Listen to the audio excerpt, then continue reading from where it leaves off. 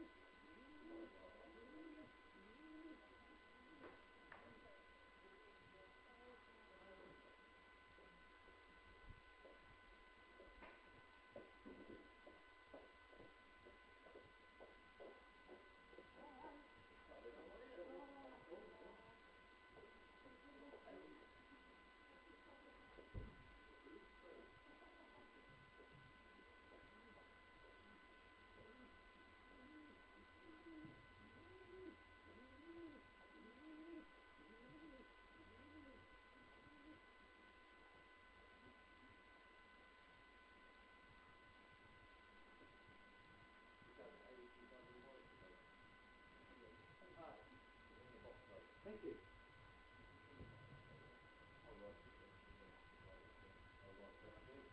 Very good. Well, now that is the ones that have been used right hand side of the box, buddy. Oh, is it you working this afternoon as well? Yeah, yeah. You're coming down to 2 o'clock. We think we're getting answers. Oh, is it?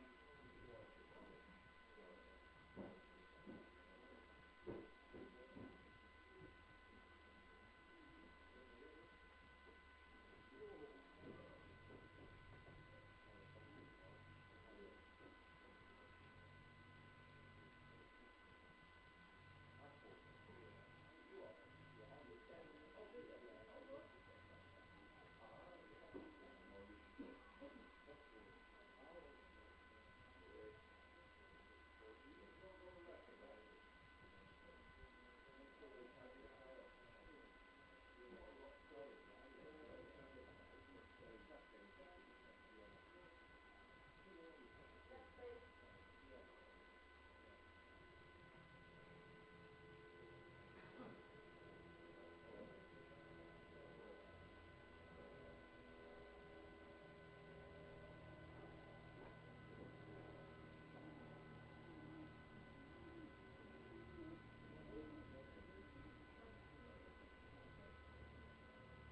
Yeah, good, thanks.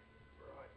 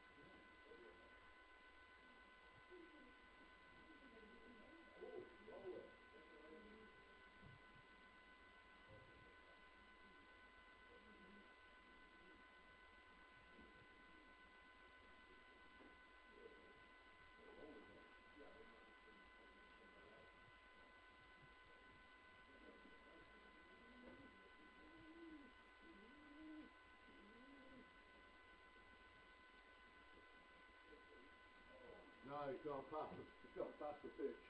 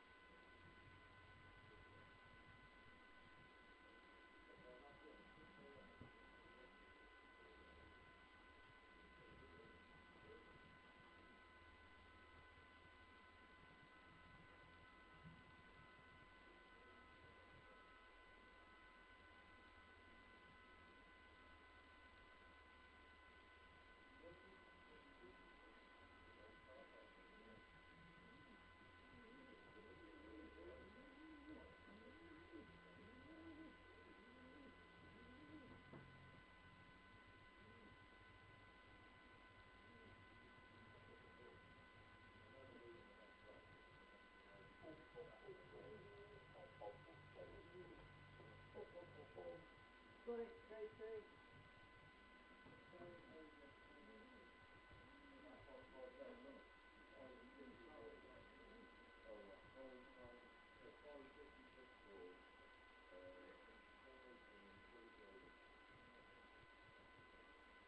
Get that, Paul.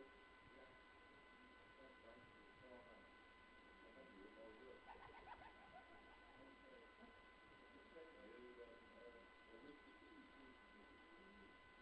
Because I haven't been up there for the name ages, that's it. It's a mess.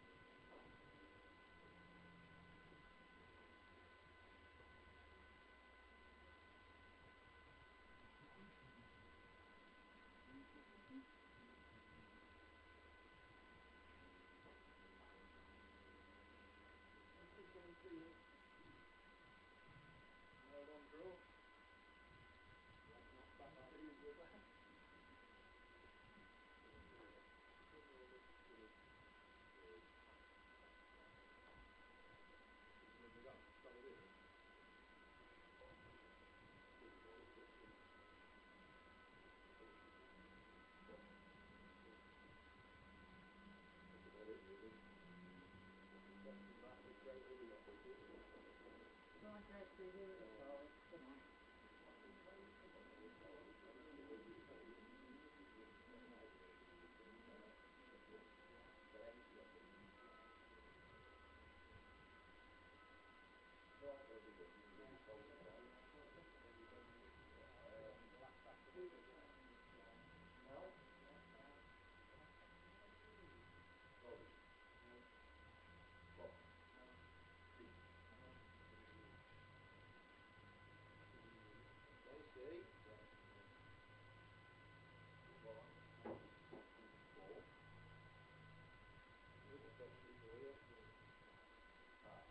What happened on this ground, so new ball will go down in the centre. What happened on this ground 64 years ago today? What's the date then? 1957. The Australians arrived. Oh no, Royal Highness was on the 10th. Oh, right. Yeah, royal visit. Yeah, royal visit. No, 1870. Did they put the flag up?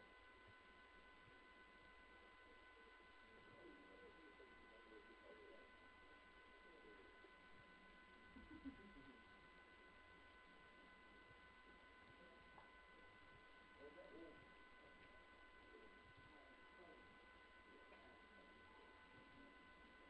I remember interviewing him.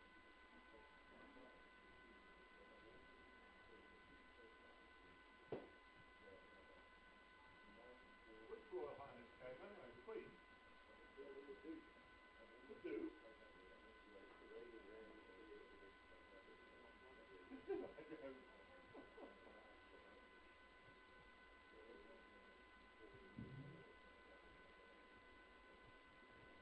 So the 417 who were here for the first day of the cricket. Was that during the championship match?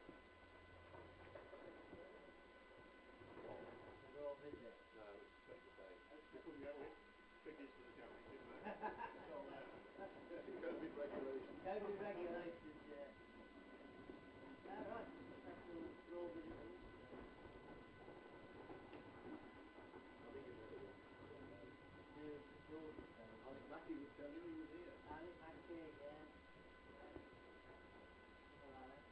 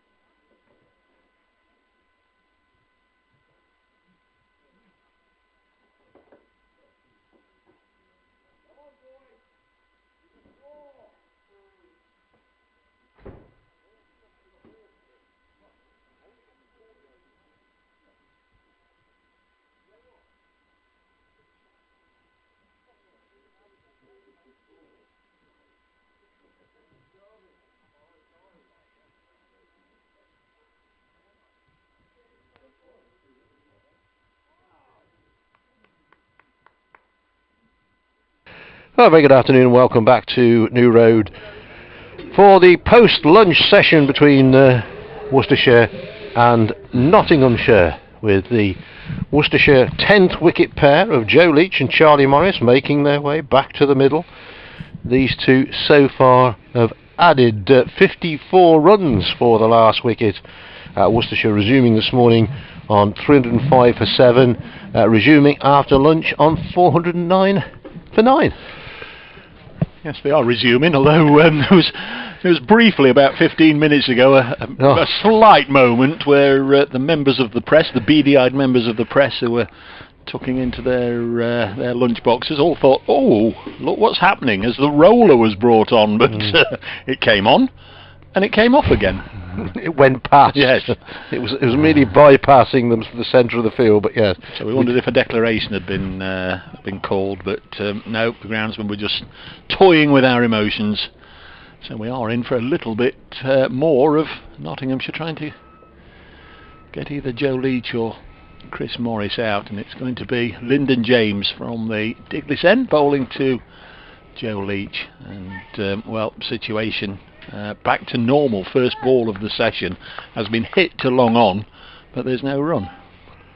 Yes, I must admit the last 30 minutes before lunch were a bit tedious, or the last 30 minutes during what was lunch were a tad tedious, but I mean, it's fine for Worcestershire. They've got up to 370 to 380 to 390 to 400, and they're still going. But this time being taken out of the game here now.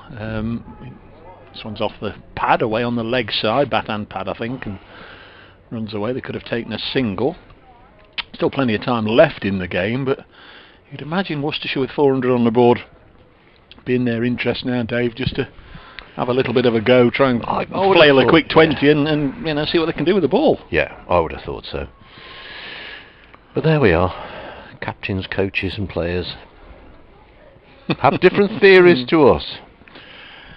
More theories than Darwin. There's Lyndon James bowling to Joe Leach, again into the pads of the Worcestershire skipper. He had an afterthought then, He did. He dropped away on the leg side. He realised that the Seabermead was going to have to run in all the way from the boundary, and he took one step as if he was going to try and pinch a couple. In fact, if it happens again, they'll run two, Dave, because he's now just said that to Charlie Morris, who's just had a look exactly where Hamid is. If this is dropped on the leg side, they will go for two. Here is Lyndon James. Don't put it on his pads. He's in and bowls, and it is dropped on the leg side. And all right, then I take that back. They might think about taking 2, but they didn't. For me, I'd have run there, taken on the fielder. Yeah. And you never know, you might get an overthrow. So now we're into the last ball of the over. There's 2 left. Yeah, sorry, if you didn't get one off this one, we're into the last ball of Yeah. the over and the field's not coming in to stop him getting a single here. So it would mean that Charlie Morris would have to face 1 ball. And off we go again. And off we go again, yeah. Here is the bowler, Lyndon James. Attempted cut shot by Joe Leach. He wasn't looking for a single then, was he? If he'd got hold of that, it would have been slapped away through the offside for runs. But in case you're just catching up with the morning, Worcestershire lost 2 wickets, but they've added over 100 runs, and very frustrating for Nottinghamshire. Last wicket partnership is in progress here between Joe Leach, the captain, who's on 64, and Charlie Morris, who's acquitted himself well. He's faced 45, 46 deliveries for his 3, but the last part of the morning session saw Joe Leach turning down a number of runs, and the afternoon session's begun in the same vein. 1 ball left here. The field has been brought in to try and save the single. Lyndon James bowls, it's hit to Fletcher at mid-on. It's got away from the diving Luke Fletcher, and they'll take a single. Don't really think a deal of blame attached there to Fletcher. It was always going to be a tough task to stop the ball, let alone prevent them from getting a single. It was a decent shot, and they do get 1. So 410 for 9. Leach up to 65. Went out this morning. Zari Joseph caught Clark bowled Chappell for 61, and Barnard caught Moores bowled Patterson White for 58. If you weren't with us, 114. Those 2 added. Worcestershire at one time were 216 for 7. Now they are 410 for 9. Hello to Chris Evan. Hi, Chris. Love listening with pictures as well. Can you, either of you, give your opinion or maybe a theory as to the Worcestershire tactics leading up to lunch? We see this type of hanging about tactic a lot in county cricket without explanation from coaches and captains. Well, the coaches and the captains will tell you that this morning Worcestershire have added the 105 runs, and I think basically what they're doing is making sure they can't lose the game in terms of getting runs and time out the game, I suppose. That's my theory anyway. It might not be everybody's. It's a very bizarre field here now. I'll tell you about it after Zach Chappell has bowled this ball, and Joe Leach has got it away. It's high in the air. He's going to go here. Mullane is underneath it. He's dropped it. The skipper has dropped it, and bizarrely they've taken a single.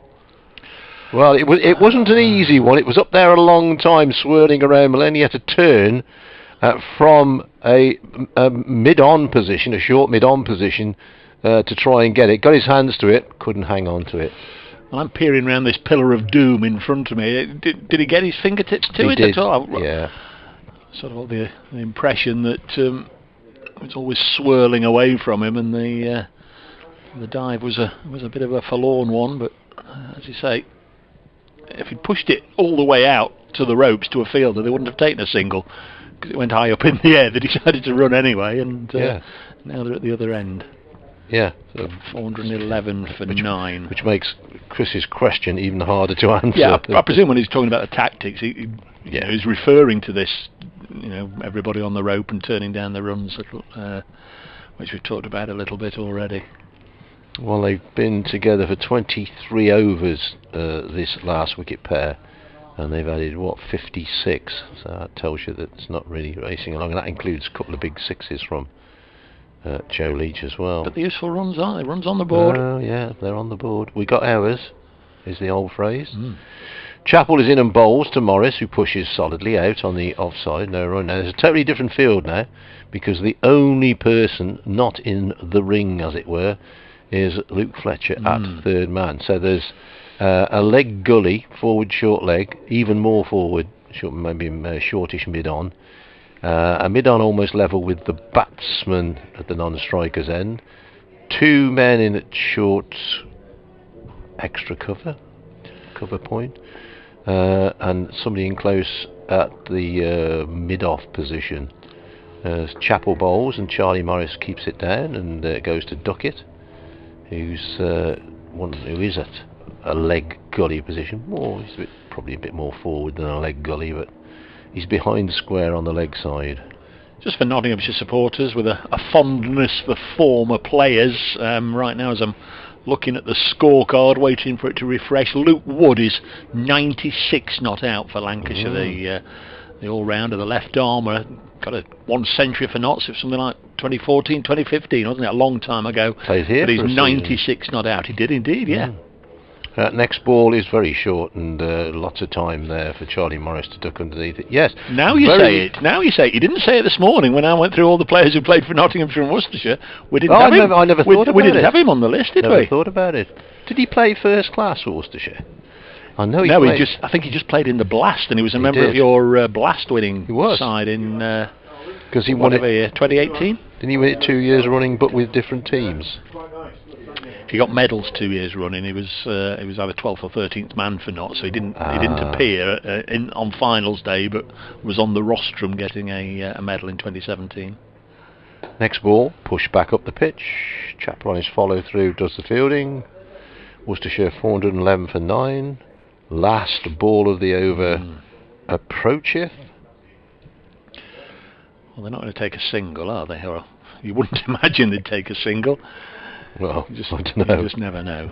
Yeah, that would personify the daftness. I can't look towards... He must have played first class. Did he? Because he's in the book. Right.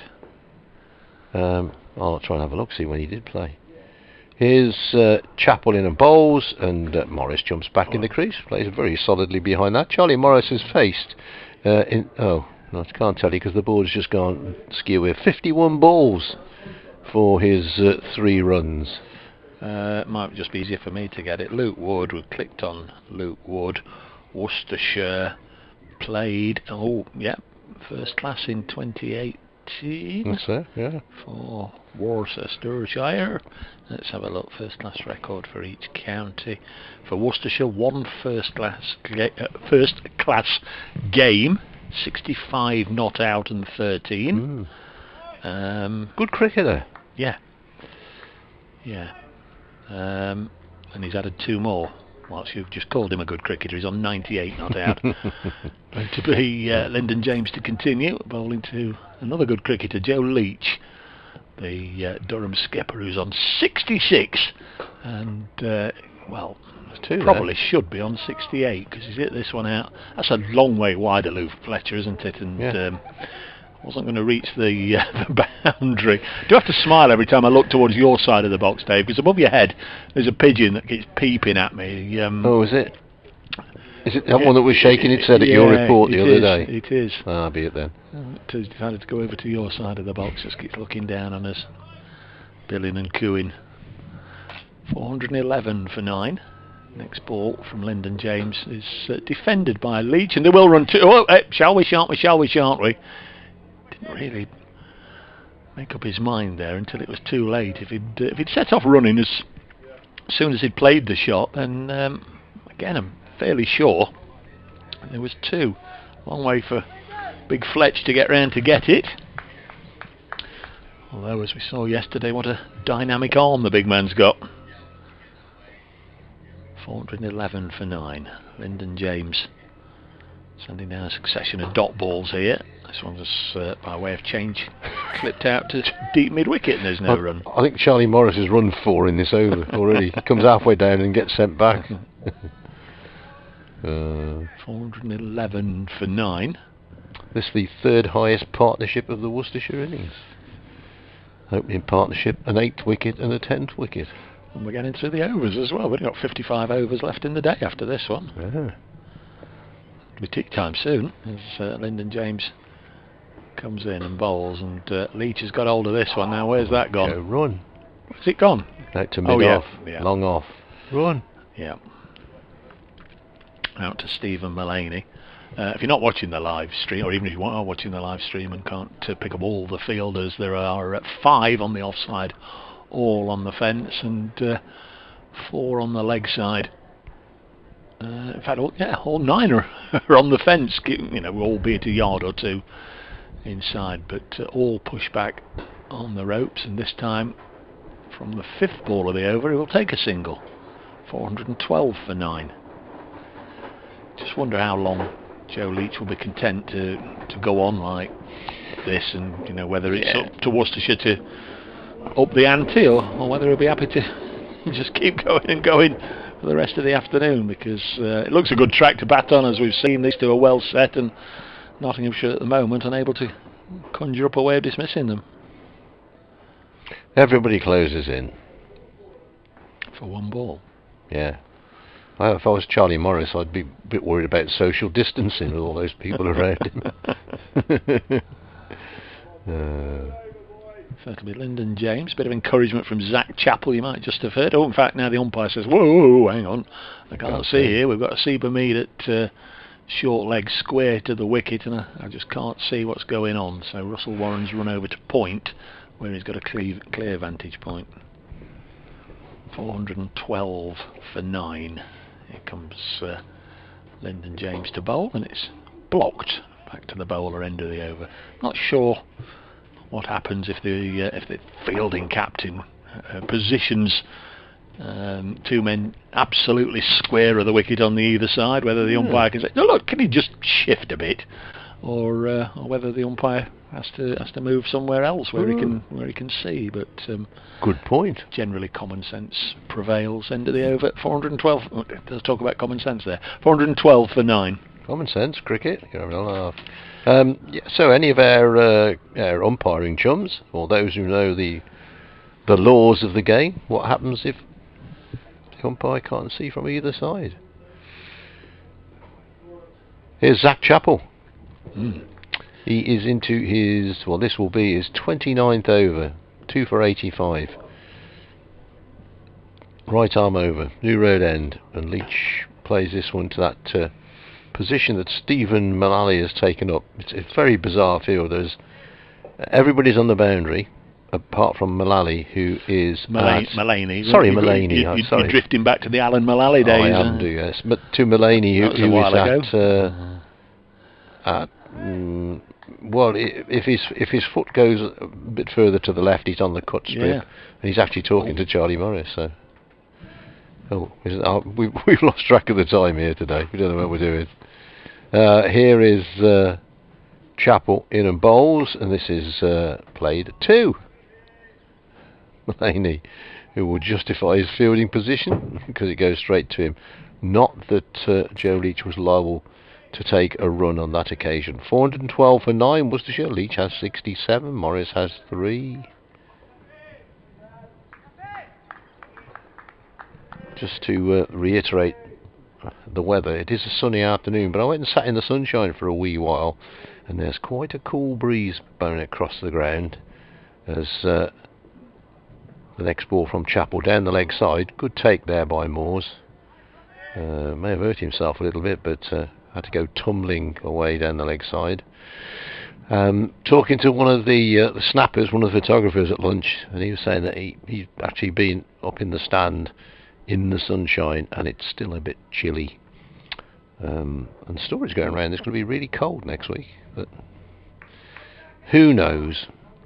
As with weather forecasts, they are just that, forecasts. Chappell, 4th ball of the over to Leach, who's hit on the pad. Appeal from wicketkeeper and nobody else.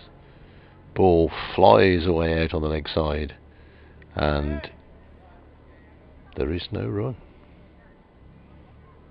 This game is, I think I used the word before lunch, it is meandering. Not really going anywhere at the moment.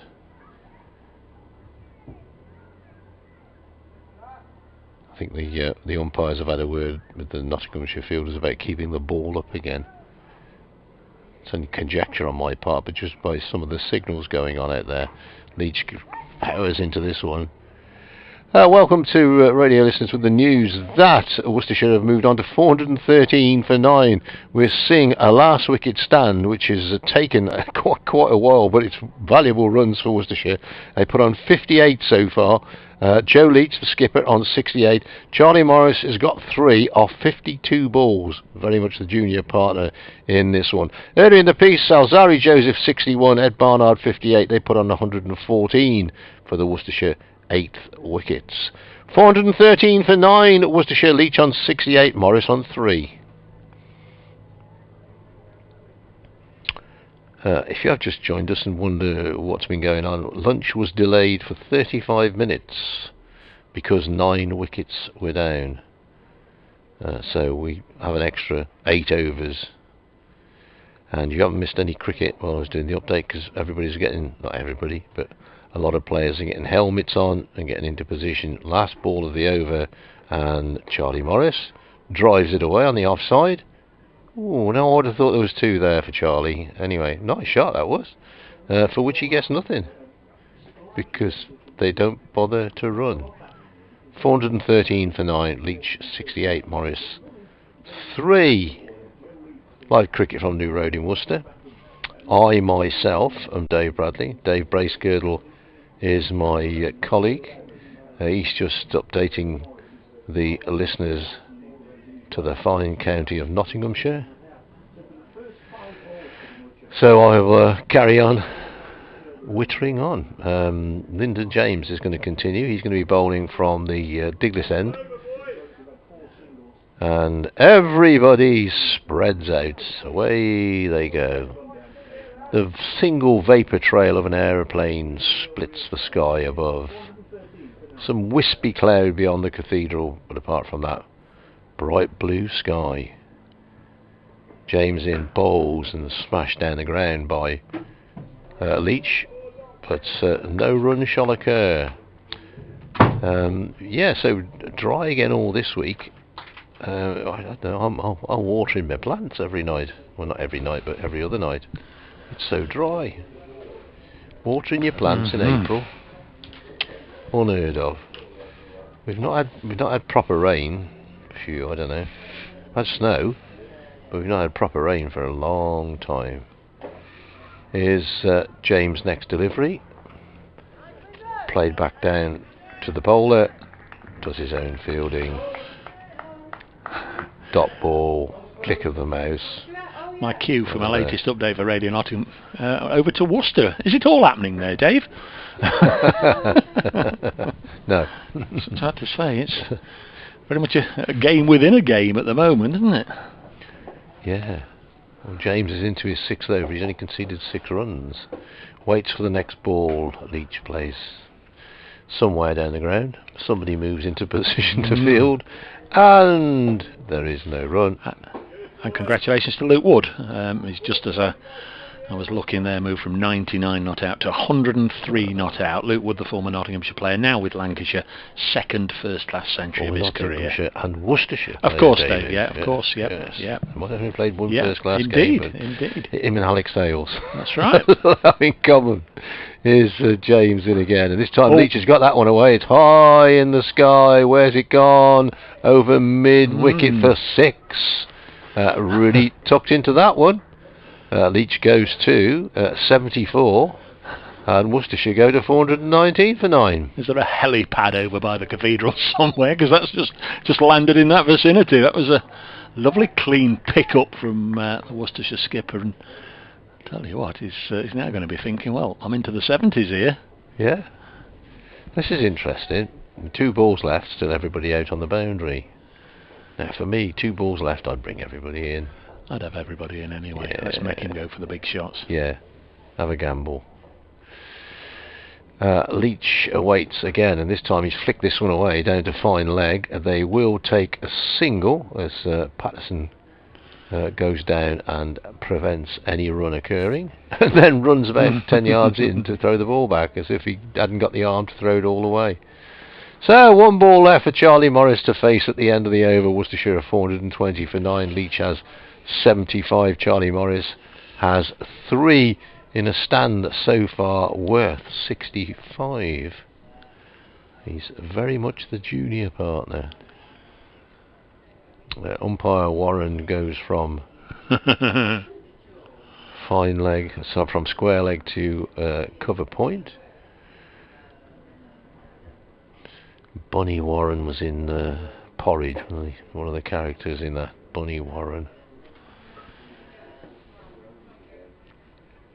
Last ball of the over. James to Leach. James to Charlie Morris, who pushes the ball away on the offside. End of the over. And the Worcestershire innings goes on. 420 for 9. 139 overs have been bowled. They have indeed. Outlaw Chris has been on, Chris Morley. Says, Dave, can't help noticing your mate on commentary. Tell him to follow drought predictors on here. They know a thing or two. Do they? That's where you should be. Drought predictors. Right. 420 for 9. Well, just tell us what they're saying, save me the time. I'm a busy man. Where are we? Chapel going to send down another one.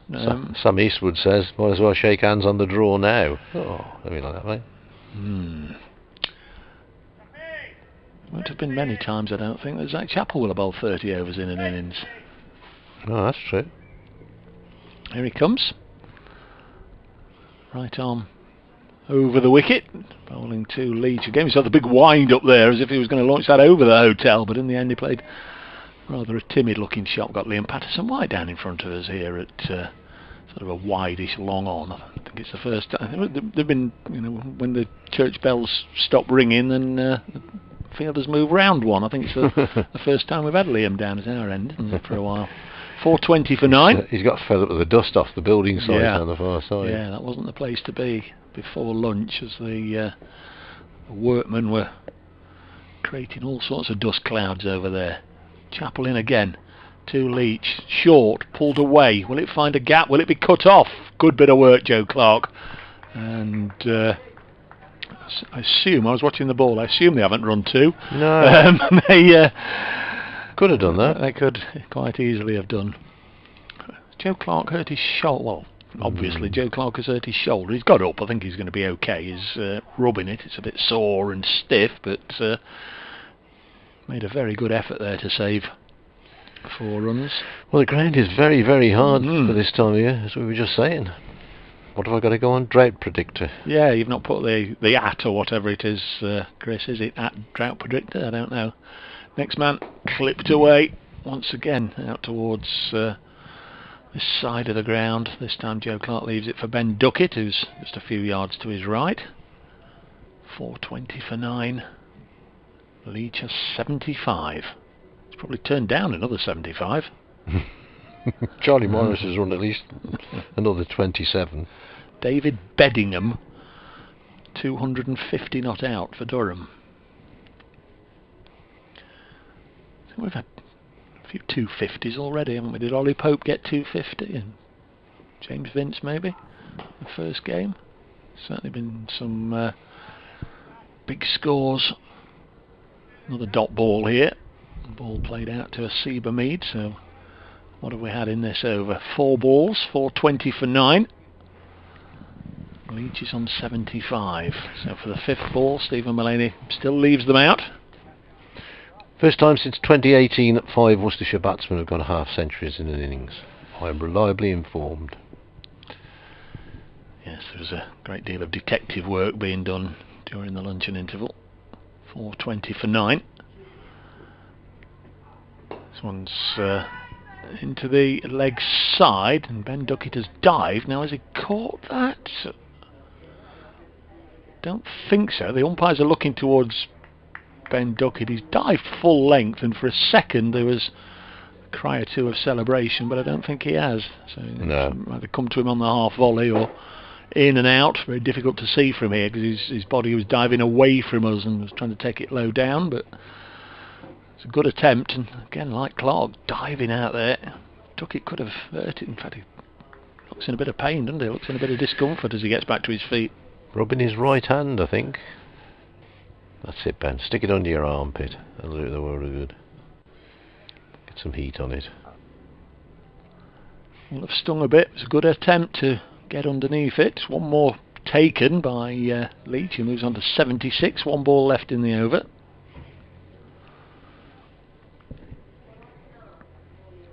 This session has become so predictable. What's going to happen?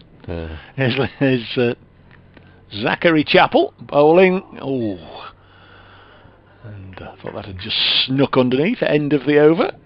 4:21 for 9. Hand sanitising time called by the umpire. On goes Joey Everson. Martin Emerson up at Durham has just tweeted. Beddingham arrived at the crease at 11 yesterday morning. Still there, 250 not out. Oh, well, good effort that, isn't it?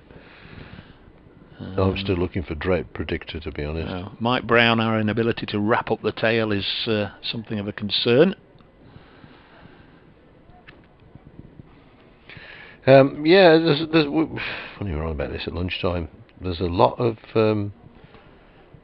lower order batsmen who are very useful these days, and it is not unusual by any stroke of imagination that the last 5 wickets get more runs than the first 5 wickets. And often they're facing bowlers that are more tired and a ball that's softer. Yeah, and they can bat. They're into the 3rd innings of the match at Hove. Yorkshire 150 all out and 21 for none. Sussex 221 all out. So that game's moving on a little bit at Hove. Don't come Sunday. No tickets available. Armsy will have a day off.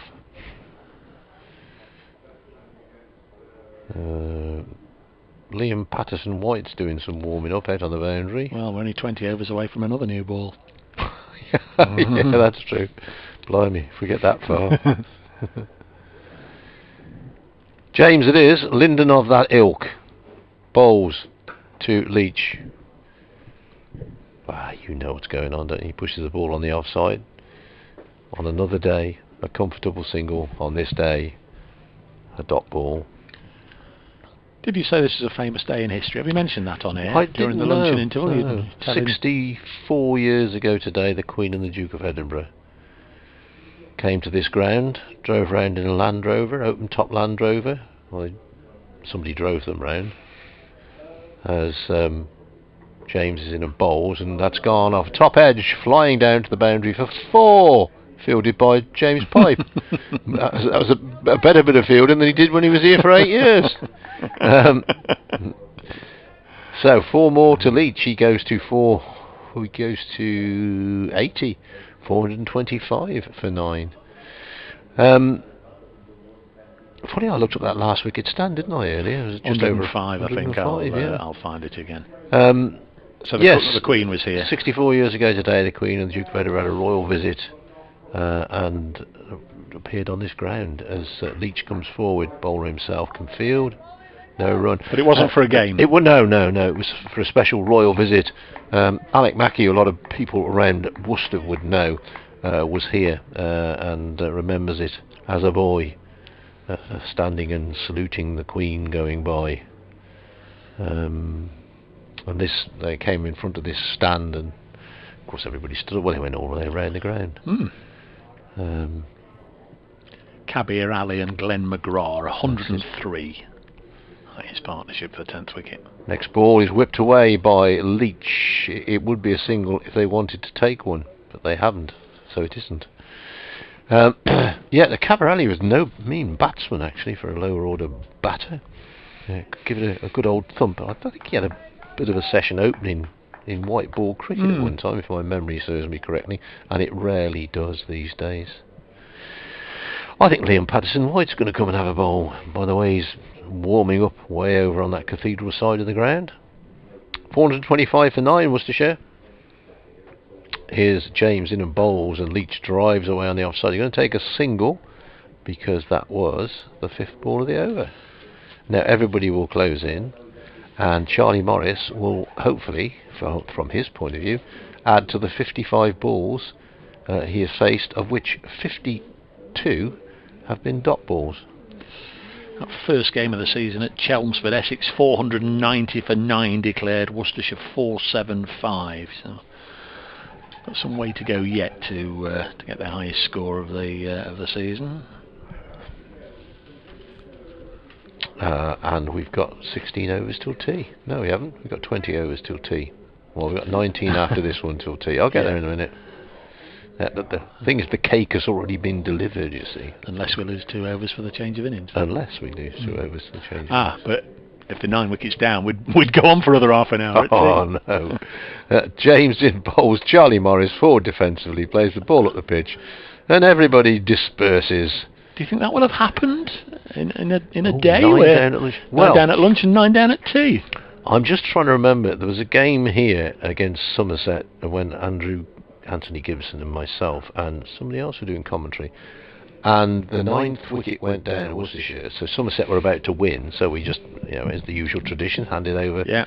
And he was still commentating 2.5 hours later. Steve McGoffin and Alex Milton. It's the Worcestershire record stand for the 10th wicket, but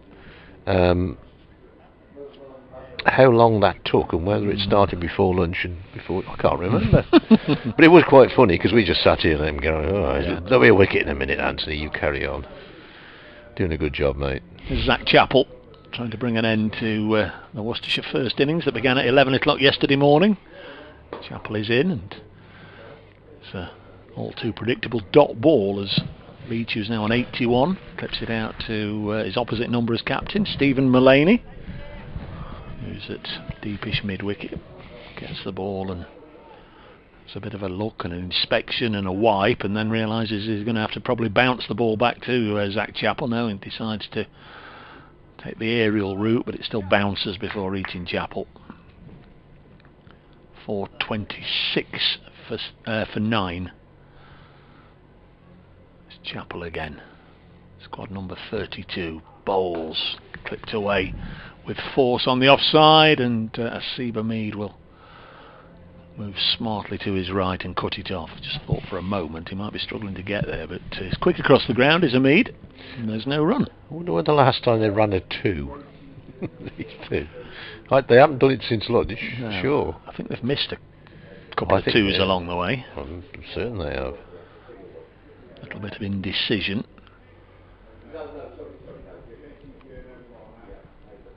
Chappell once more. Liam Patterson-White continues to loosen up. Next ball is pushed down the ground. Patterson-White will do the fielding, and it's another dot ball. 4:26 for 9. Yes, T20 cricket this is not.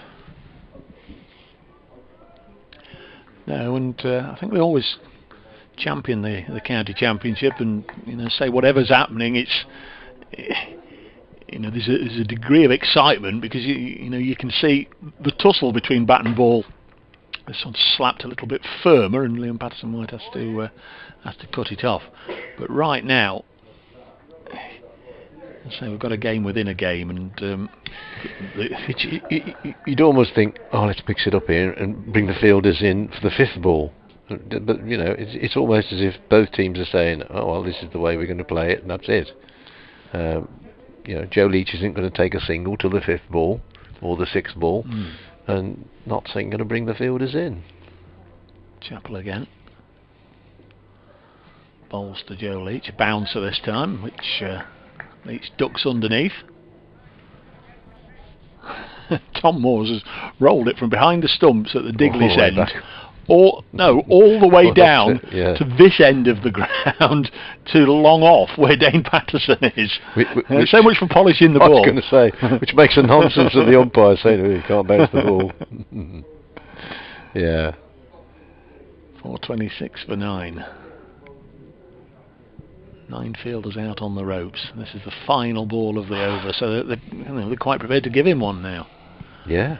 Chappell in bowls and down the leg side, taken by Tom Morse. Joe Leach says, he put his arms outstretched as if to say, surely you're not letting that go without being punished, umpire. He's not too thrilled, the Worcestershire captain.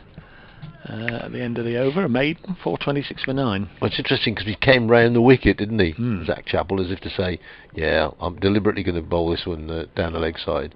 But he's quite entitled to do that. County Championship cricket, let's see how wide that was.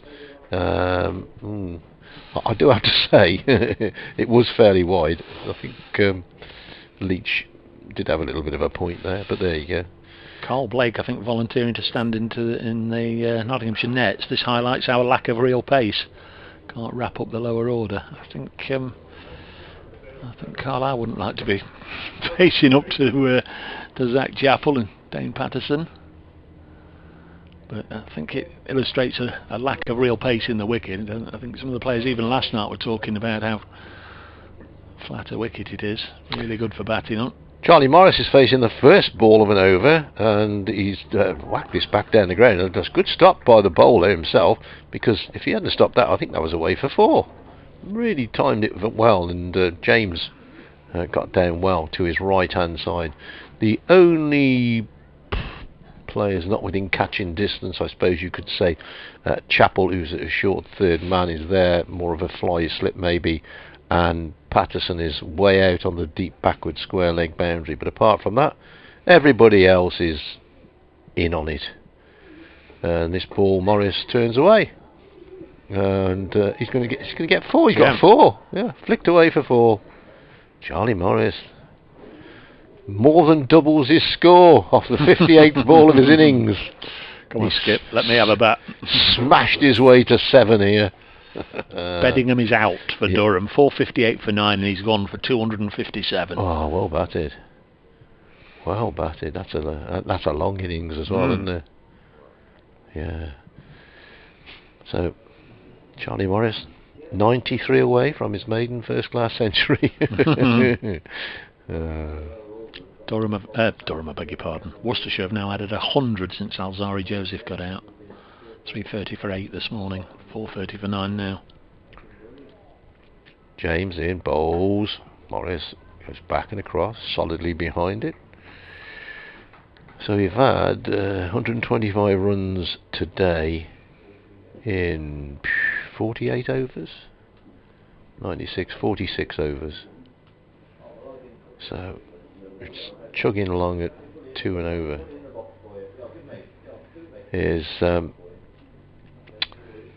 I could describe the field, but let's just say within a 20-metre circle, everybody's there. Throw a blanket on them. Apart from one down on the boundary. Joseph bowls and dug out by Morris. Once again, did I say Joseph bowls? I did, didn't I? Yeah, you're just getting ready for James bowls. Alzari having a bowl in a bit, perhaps. It's all MJs. By Richard Illingworth, it sort of came down and had a bit of a word about something a couple of balls ago. Not quite sure what it was. I don't think it's anything too untoward, but maybe somebody was almost standing on the cut bit. Don't stand on the cut bit. Way goes James. Diglis end, tall, slim, blonde-haired young man. Charlie Morris. Very solidly behind it. 430 for 9. A lone pigeon heads west across the ground, battling against the breeze now. Oh, turns and goes back the other way. There we are. Change your mind. Oh, perhaps he's heading for... is it one of our pigeons? Doing a fly past. Yeah. He's just floating on the thermals now. Thermals, not the thermals. Next ball, James to Morris. Forward defensive. Pushes the ball back up the pitch. What was it, 4 runs off the over? End of it. 430 for 9, Worcestershire. I do wonder what the thinking is, how long they're going to go on. Yeah, time for a bit of Ben Duckett or Joe Clark or Ben Slater. Turn your arm over. Yeah, maybe. Is there a golden arm anywhere out there? No, Chappell's going to have another one. Good this from Zach. Keeps running in with all the enthusiasm in the world, all the enthusiasm you'd want to see from your quick bowler. Who's gone off now? Dane Patterson has just gone off for a comfort break, and Joey Everson back on for Notts. We are 5 to 4. We've got 17 overs to go. Are we? Until 5 to 3, I beg your pardon. 17 overs. Yeah. You got me worried then. 17 overs to go until the tea break. I was about to text home and say delay tea. Call it supper. Chappell then to bowl his 32nd over, and Leach is on strike on 81. And, Well, again, he's just dropped it fairly softly on the leg side, goes a couple of paces and then decides not to. I'm not so sure there was an easy two there. They might really have had to have trusted their luck on the quality of the throw once Liam Patterson-White had got to the ball, but they hadn't gone for two anyway. Morris has gone down to give a little bit of advice to his captain. I want you to do this, Skip. It's Chappell. This will be short. No, it's pitched up and it's driven out all the way to long off. Good afternoon to Simon Bonsai, who is creating beautiful bonsai trees in his garden near Carlton Square in Nottingham. He is wondering, do we think Ed Barnard or Jake Livy are good enough to play for England? Not at the moment, I would say. His name's Simon Bonsai. Yeah. Whether he calls himself Simon Bonsai, I don't know. His handle is Simon Bonsai, and he's been in touch before as Simon Bonsai. Very good. Chappell bowls again, whipped away wristily onto the leg side. Decent looking shot, brings no runs. Joe Clark doing the fielding, and again he's got the problem of who am I going to throw it to. Joey Everson on as a sub fielder is the willing volunteer, and it remains 430 for 9. I want him to take a single off the first ball of the over or something, just to break up the pattern of the day. I think the only time they've done that was that one that Mullaney nearly got to. Yeah. 430 for 9. The next one is forced away on the offside. Might go for 4, will it? No, good bit of fielding. Lyndon James makes a really good stop out there.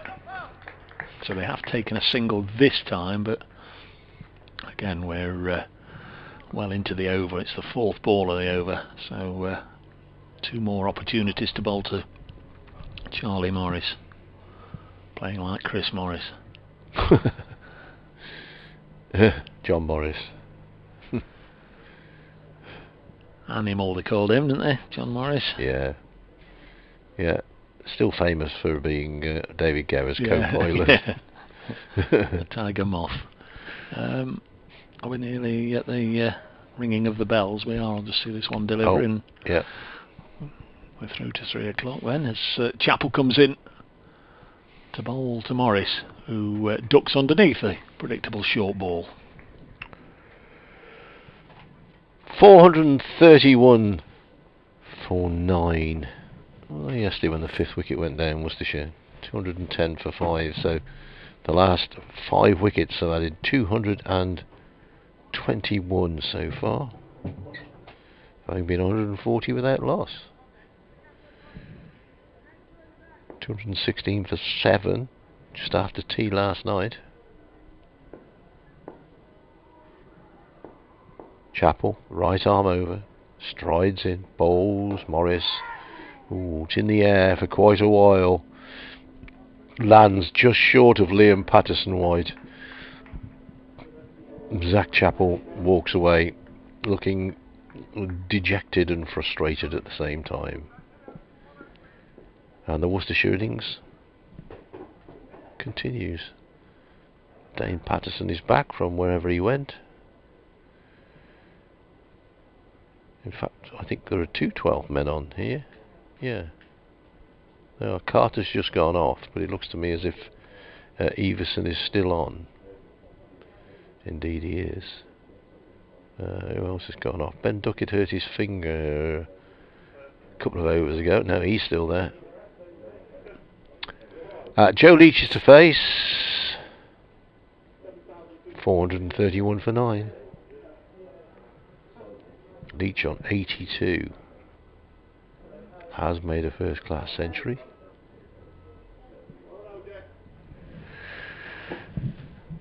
At Cheltenham, if memory serves me correctly. Let me get the book of words.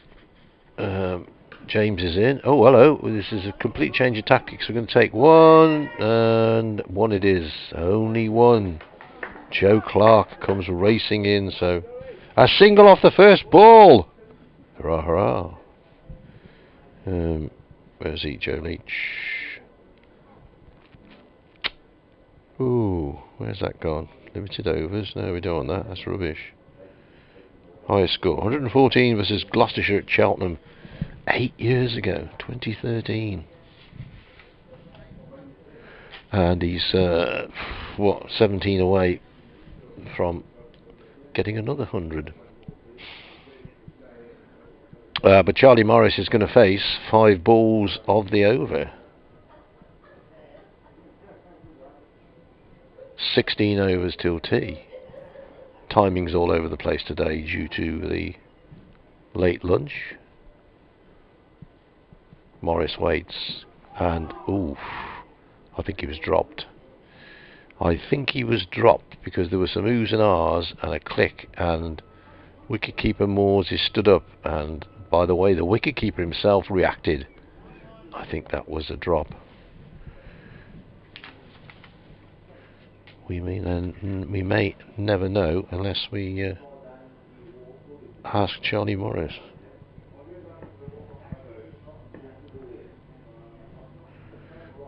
Here's James, and he comes again. Nice shot by Morris off the back foot, away through the covers. Might be, well, it's going to be 2. Could be 3 if they wanted it. Indeed, they are going for 3. Good running, and Charlie Morris races into double figures. Smashed his way into double figures.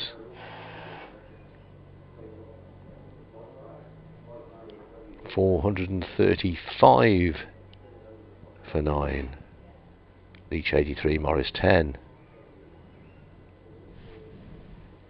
Probably due an update into a news bulletin at this juncture in time.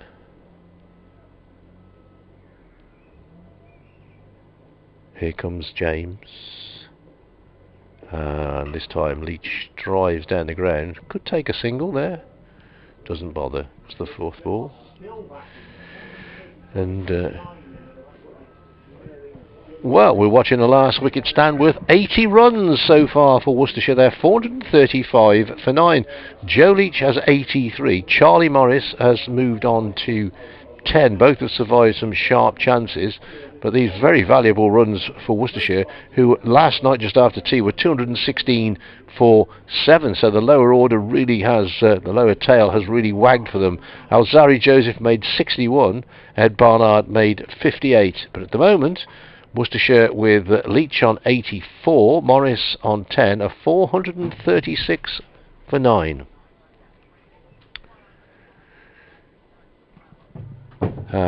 The one ball that occurred while I was yapping on was a push away on the offside for a single. So Charlie Morris has 1 ball to face. Wish I had a pound for every time I said that today.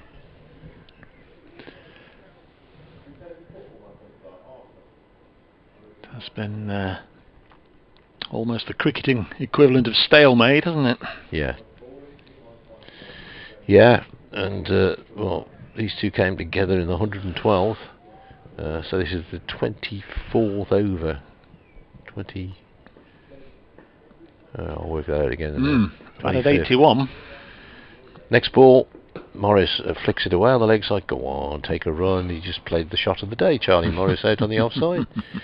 No run, 436 for 9. So these two have been together for 35 overs. Am I right? 33 overs. I'll get there in the end. If I quote a while. They've been there a while. If I quote enough figures, we'll get there. 33 overs, and they have added 81 runs. Have you done the scores from elsewhere while I've been out there? I haven't, no. Okay. I did last time you disappeared. Okay. In Group 1, Durham 475 for 9 against Derbyshire. Warwickshire 129 for 4, replying to Essex's 295. They're the other 2 games in our group. You're not missing any cricket just yet. I think Luke Fletcher's going to... no, he's not. He's whirling his arms around, but at the other end, I beg your pardon, Liam Patterson-White's going to have a ball from this end. I think Fletcher's going to come on next over. In Group 2, Hampshire bat on. They're 465 for 9. So that's 3, and including the Lancashire game. There's 4 grounds where we're similar to this, in that we're still in the first innings of the match. Next ball is caught, and a catch at slip by Stephen Mullaney. Liam Patterson-White has his 4th wicket, and Leach goes for 84, 436 all. Worcestershire, Liam Patterson-White finishing with 4 for 114. Good effort there from the spinner. It was a sharp catch at slip by Stephen Mullaney as Joe Leach pushed it. Patterson-White, he's gone, as I say, for 84. Morris 10 not out, and Nottinghamshire's little trial by torture there really has come to an end.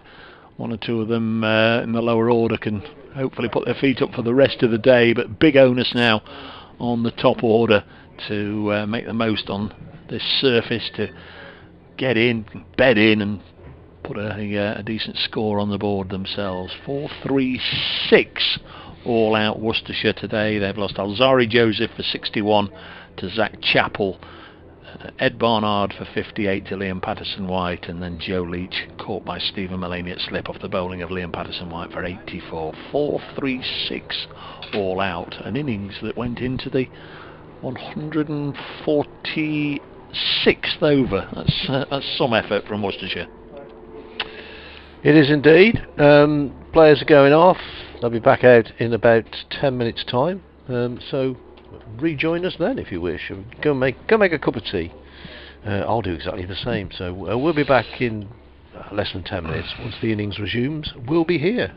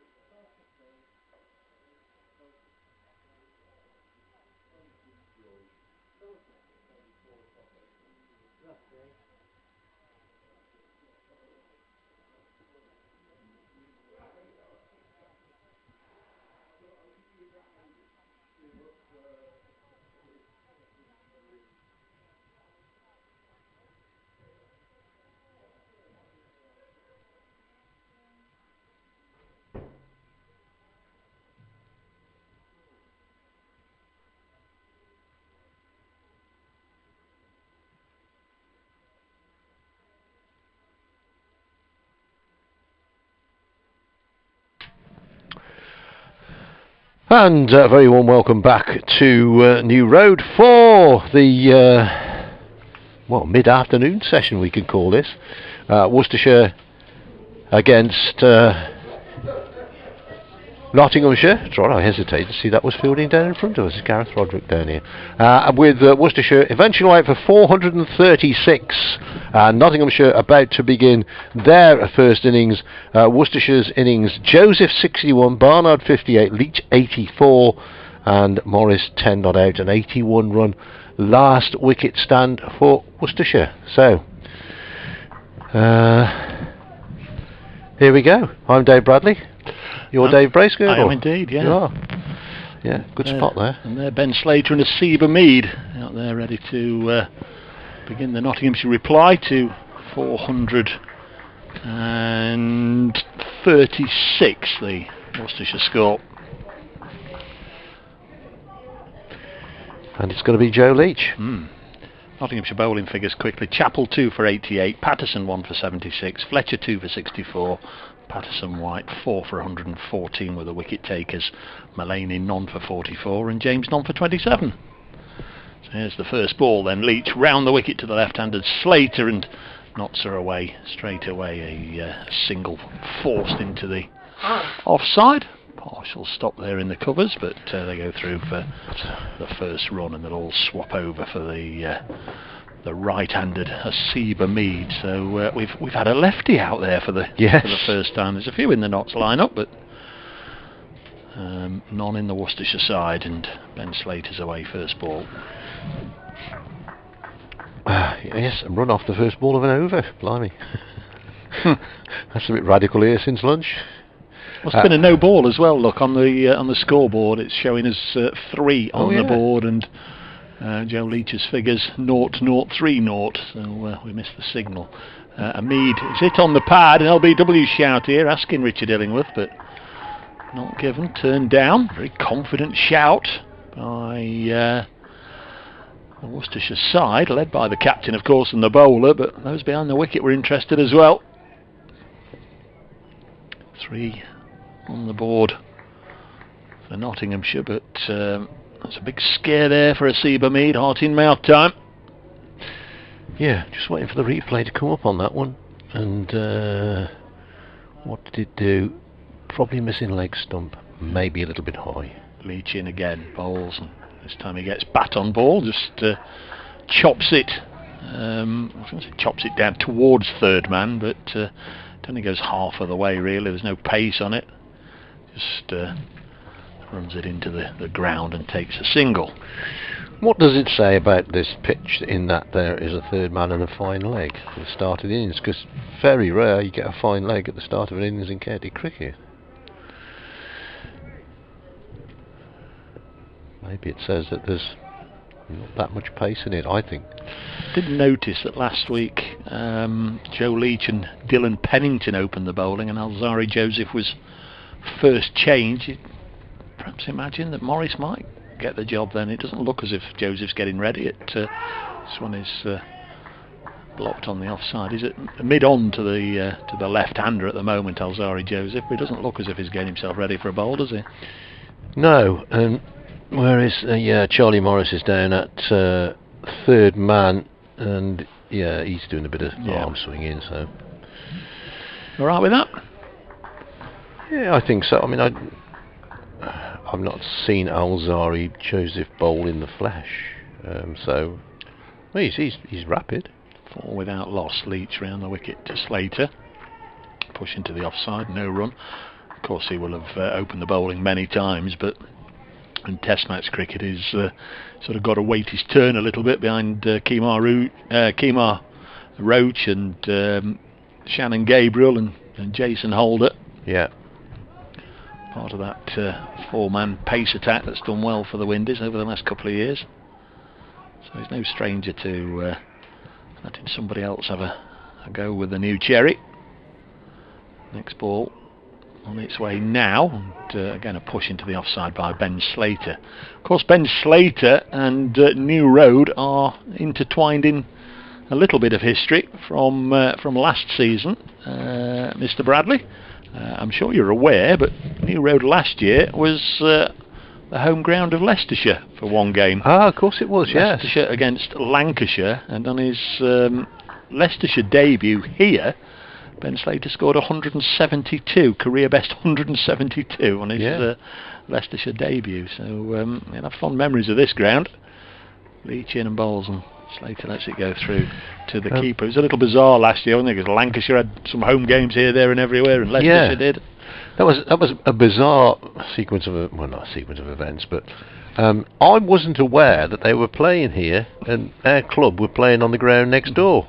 And I came down to watch, and I said, "What's going on in the road then?" They said, "It's a county championship game." Really?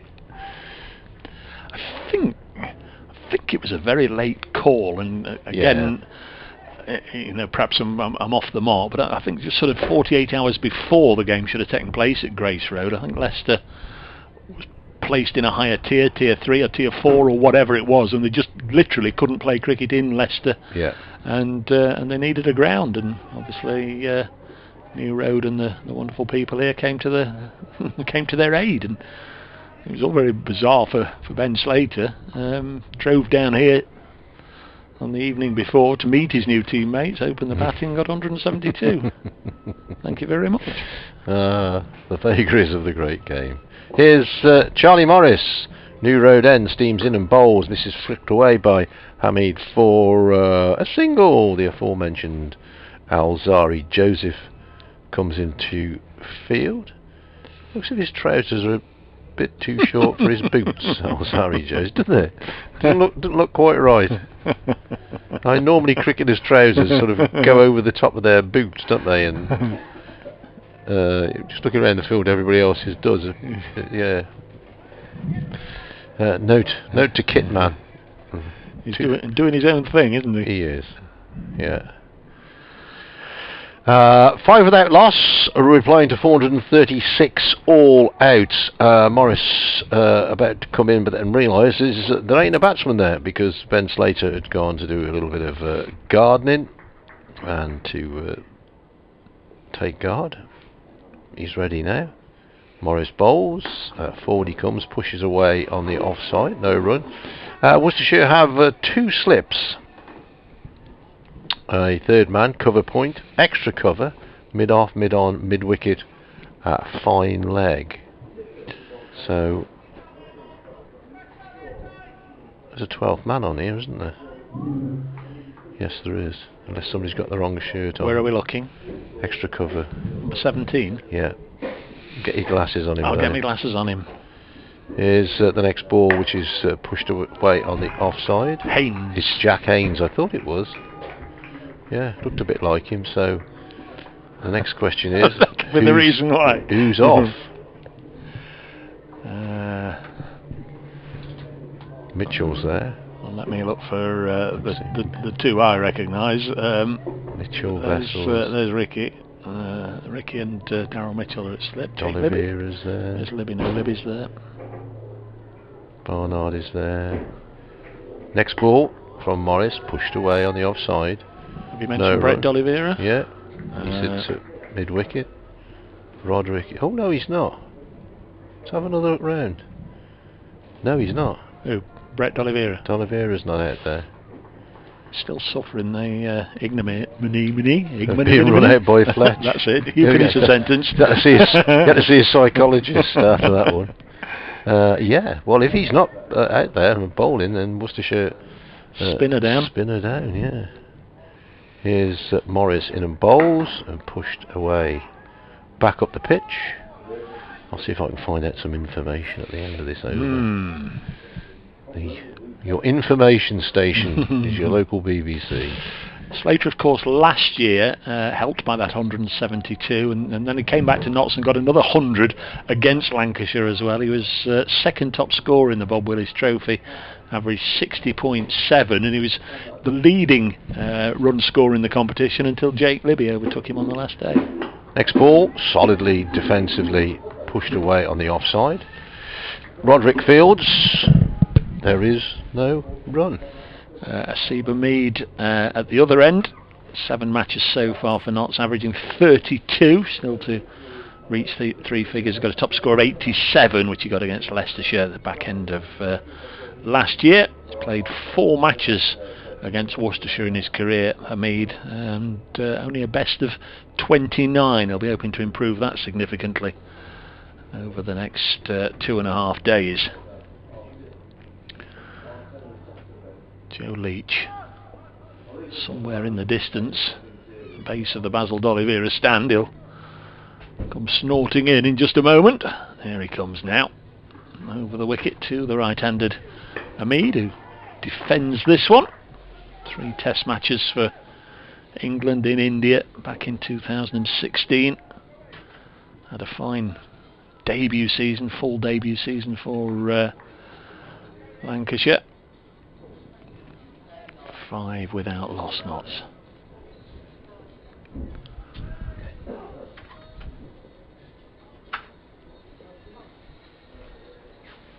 Here's Leach again to bowl to Hamid. This one's worked away nicely on the leg side. At least a couple of runs here, and that's all it'll be. I can hear music. Is it coming from my box next door? It's coming from your box. I'll just turn it down a second. That's all right, mate. In fact, I won't. I'll go and talk to them because it's nearly 3:30 anyway. Yeah, okay. That'll stop the music. Stop the music and dance. There may be trouble ahead. But while there's sunshine and music and song and romance, let's play the music and dance. Here's Joe Leach. He's in and he bowls, and Hamid is beaten by this one outside the off stump. Goes through quite low. He may have played inside the line of it. That would I may not be doing him justice there. Immaterial now, but Joe Leach also scored a first-class century against Derbyshire in 2016. Yes, that was the one I was quoting. I think Clive was his highest score. But thank you very much. Thank you for your interest. Thank you for a message from Bradders at BBC. If you want to send me a tweet, and I'll give you Maria's message in a moment. Here's Leach, comes in and bowls and pushed away on the onside. No run shall occur there as Jake Libby comes in to do the fielding. Maria says, thanks guys for your commentary. It has helped me through a pile of ironing that has been in the basket since last week. Well, there you go. As long as we're of some use to somebody, we don't really mind. David Ayres, hello David. Nice to hear from you. Now I have news. Here's the next ball, which is pushed away just on the onside by Hamid. You get a big stride in there, Hasib Hamid, just to make sure he was in the right place. There are peregrine falcons currently nesting on the tower access to the top of the cathedral tower. Access to the top of the tower, including the flagpole, is forbidden while they have taken up residence. That's brilliant. Thank you very much for that reply. Who said that? Who sent me that? Anyway, whoever it was, thank you very much. I'll have to break off as Leach is in to bowl, and that beats the outside edge of the bat. Through it goes to wicketkeeper Cox. At the end of the over, 7 without loss. Nottinghamshire Slater has won. Hamid 4 and 436 all out was the Worcestershire total. That was a reply to my tweet, so I don't know who that was from. Sorry, I'm just trying to work this one out. But the Diocese of Worcester. Hey, there we are. The Diocese of Worcester. Thank you very much. That all makes sense now, doesn't it? Well, I've just sent them a thank you. How nice of them. Here is Charlie Morris to begin the 4th over of the innings. No great alarms really for either batsman as this ball is just eased away down towards third man. Alzari Joseph has to come round. They're going to have to be quick, because they're coming back for a second. They are quick, and they do come back for a second run. And Nottinghamshire move on to 9 without loss. I make it?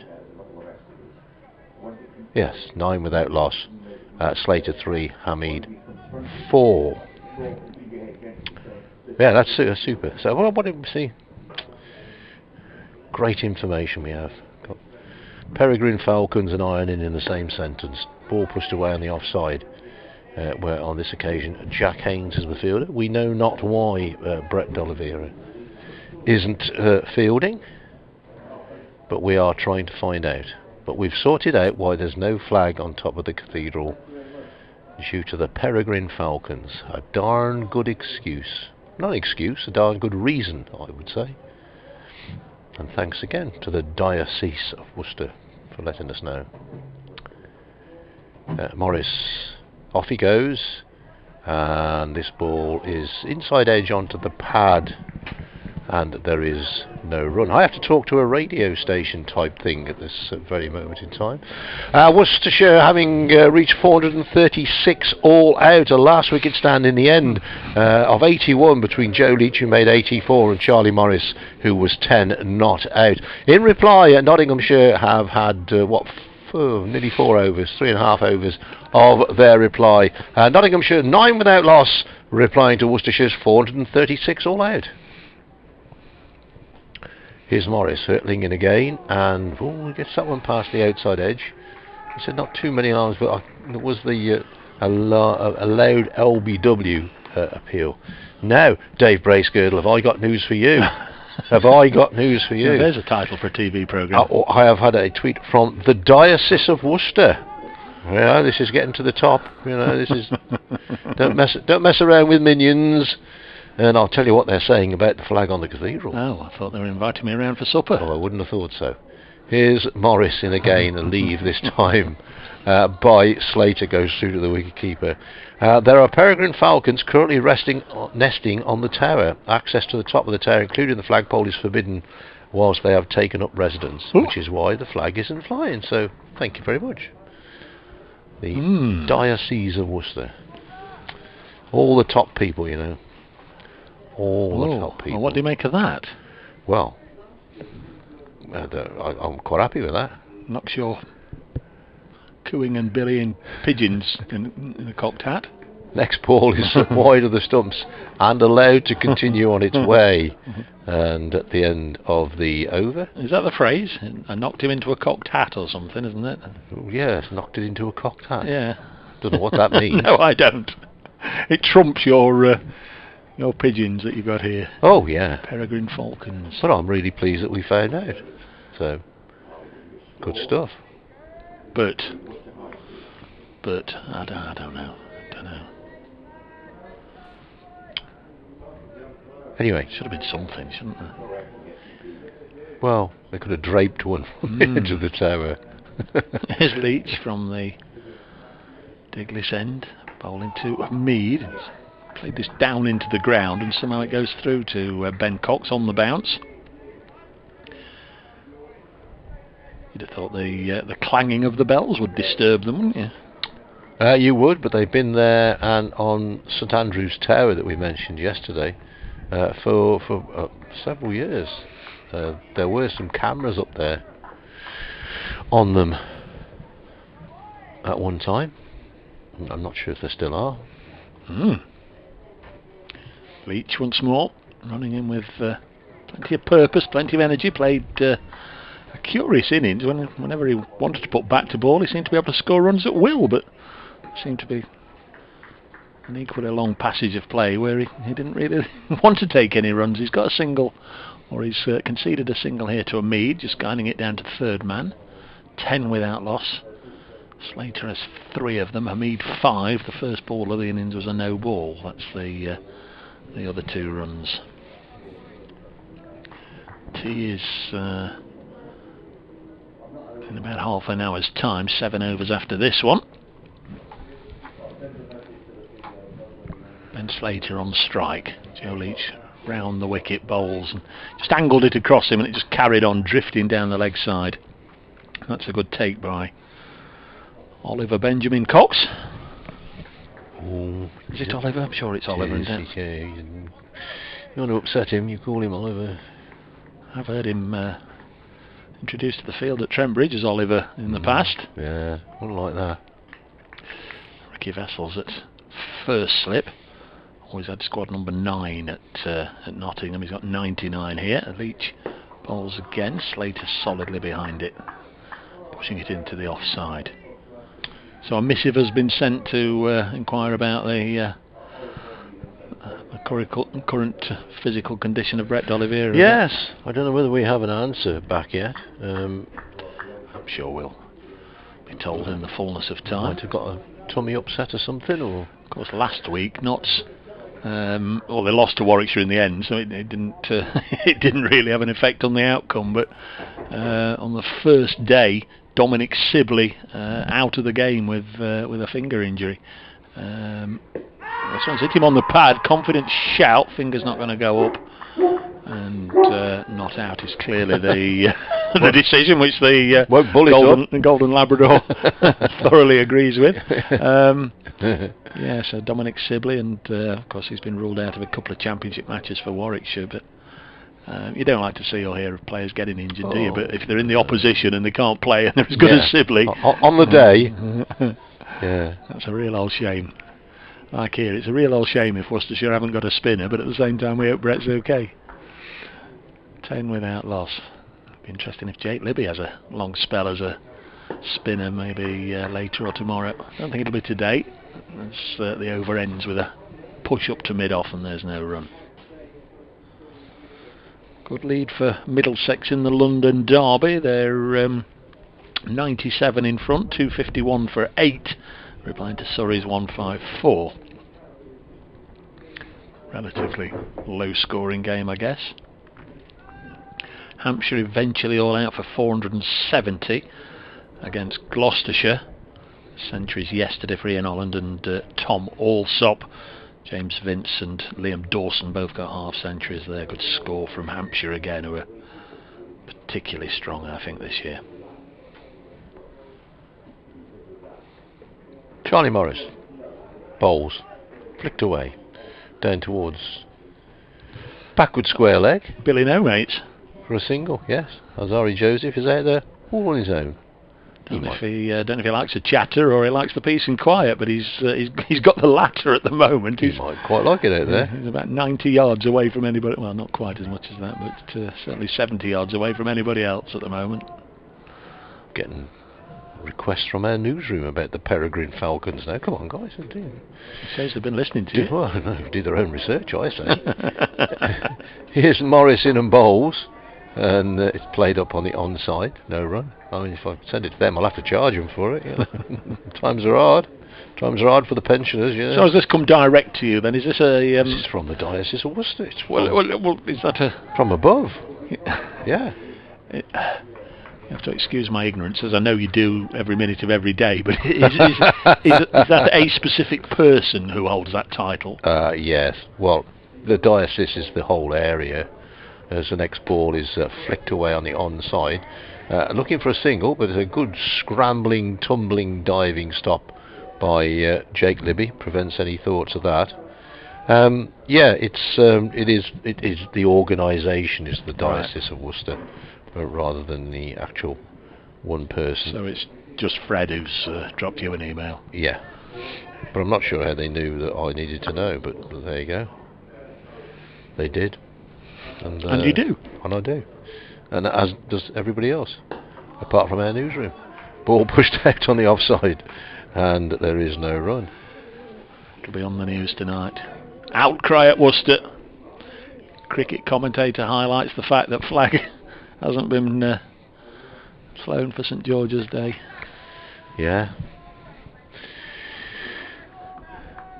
Lovely afternoon, bright sunshine, a little chilly, bit of a breeze across the ground, tops of the trees just moving along by the riverbank.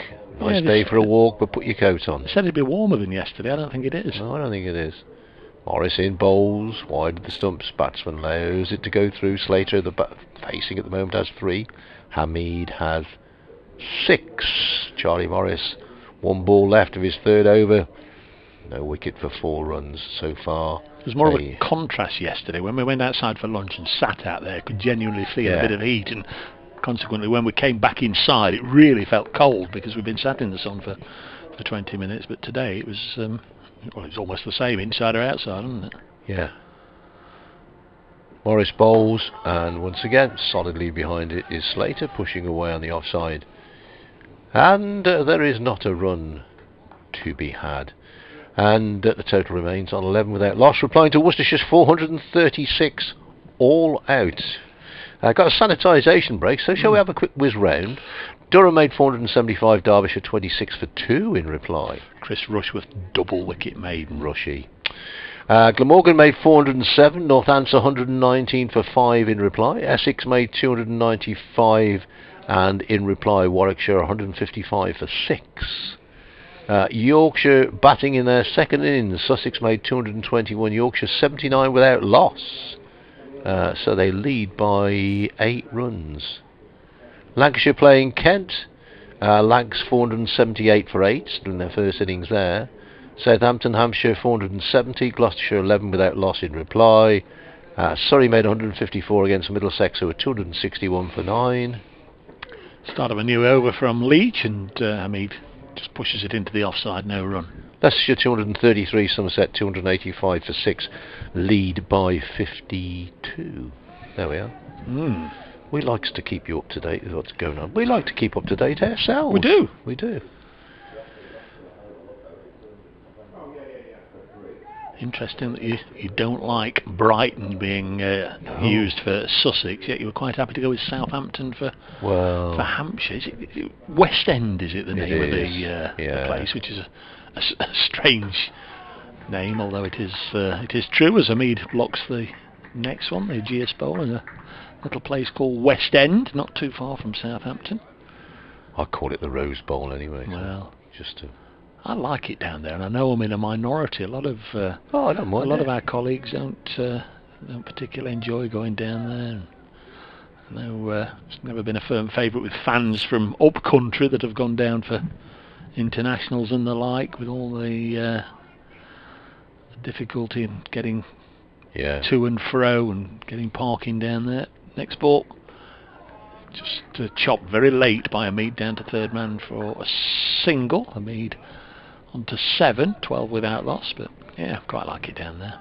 It needs a little railway station right next to it, doesn't it? So you can catch the train from out of the city of Southampton, because it's a good step outside Southampton. Yeah.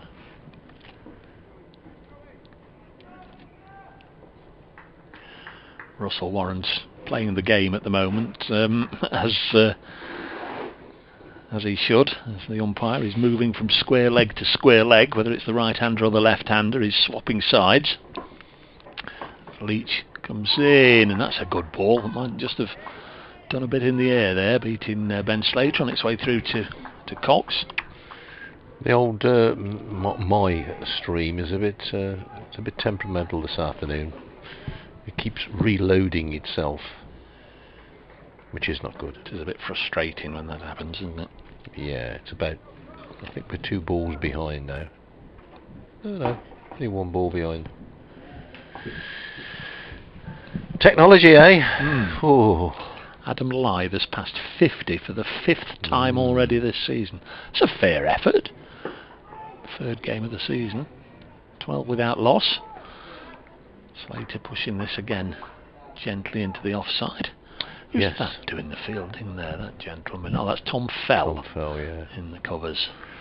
Yes, there are those who are touting his name to have another go at England opening, but not sure about that. No. Very much a different sort of player to Sibley and Burns. Zach Crawley, another one who playing in the top 3 over the last couple of seasons. Next one is just plundered up to mid-off, and then's a tidy over from Leach through 4 overs, none for 8, 12 without lost knots. Live cricket from New Road in Worcester. I'm Dave Bradley. Dave Bracegirdle is in the box today and for the whole game. So Charlie Morris until asked to step aside. Off. Alzari. Yes, Charlie Morris 3 overs for 4 runs, and Alzari short trousers Joseph is. Do excuse me. It's. It doesn't help that he's either got black socks on or he's got black tops to his cricketing. He's got black socks on. Yeah. 50 pence fine. They're those grey things, aren't they? No, they're black. Are they? They're black, his socks, yeah. Got the old binoculars on. They're the medical socks. He's got black socks on. Anyway, And he's going to bowl in his black socks. yeah, and his trousers don't come all the way down to the bottom. Right arm over. Bowls. And it's gone down the leg side. It's come off something and away for 4 off the bat, says umpire Warren. So batsman was saying nice leg glance. It's a bit of a blur, actually, wasn't it? It was a pacey old delivery. It was poorly directed. It just went on down the leg side, and Hamid clipped it away, making sure it got well out of Cox's reach. There are many varieties of fast bowler, tall, broad-shouldered, tall and slim, and Alzari Joseph definitely in the second category, tall and very slim. Races in again, bowls forward defensively, pushing on the offside is Hamid. Another one for Rushworth. Derbyshire 26 for 3, all 3 to Rushworth. Went up there last season before, and it was Rush's benefit, and Darryl Mitchell had written an article saying that was 3 things that kept him awake at night: eating raw chicken, Jaeger bombs at 2 o'clock in the morning, and facing Chris Rushworth with a new ball at Durham. Next ball down the leg side again, and this has gone away for, I think Ben Cox got a glove on that one. Indeed he did. Probably a couple of buys indeed. So he's not got his radar right as yet, Alzari Joseph. Couple down the leg side, troubling the wicketkeeper. Looks in decent rhythm, but as you say, he's not quite got the radar locked on yet. No, he is. Rushworth with a new ball on a dewy morning at Chesterley Street. Here's the next ball, which is now that beats. Now that look, by the way he played that, it looked as if it didn't bounce a lot. Yeah. Which, I mean, if it's not bouncing, then it's going to be hard work for the batsman. Very much so. I haven't got a replay on that one. I'm a ball behind on my replays at the moment. I've got the one that went way down the leg side, so I'll tell you about that one shortly after tea. which is coming in 4 overs after this one. Yeah. Remarkable. Alzari Joseph in bowls, pushed away on the onside, and there is no run. In case you're wondering why we're saying remarkable, it is because lunch was delayed for 35 minutes because Worcestershire's last wicket pair of Leach and Morris were at the wicket. So we had a further 8 overs, and then they came out and batted after lunch as well. About 2:15 did the session start? Yes, 2:15. Something like that, yeah. Just looked at a replay of that, came back at him, and I don't think it did bounce a lot. That was the previous ball before the one. Here's Joseph to finish his over off, and this is short ball, which is pushed away on the offside, and that is the end of the over. And at the end of it, Nottinghamshire, in reply to Worcestershire's 436 all out, are 18 without loss. Just the 4 from that over, the one that went down the leg side at the start of the over and was helped on its way by Asiba Mead, who's on 11. Propster says, I was going to mow my lawn this afternoon, but seeing as I had a peregrine falcon tucking into a pigeon dinner in my back garden yesterday, I'll have to stay watching the cricket. Nigel, thank you very much. Very good. Very good.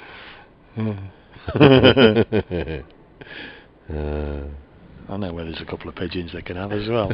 18 without losses. Leach Bowls to Slater, who forces it up to mid-off. You're only upset because he shook his head at one of your reports. Did? Yeah.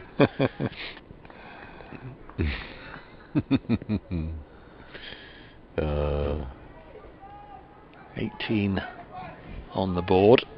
They've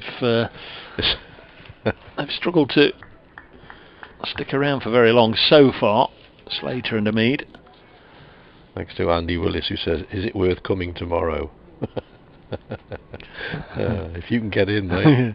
Next ball is again driven by Slater, fielded by the bowler. Slater scores against Durham 0 and 73. That's the one contribution that either of them made, really. 0 73 and then 5 and 2 against Warwickshire, and Hamid 10 0 19 and 53. The four scores for Asib Hamid. So there's not really been there hasn't been a opening partnership to talk about. 18 without loss.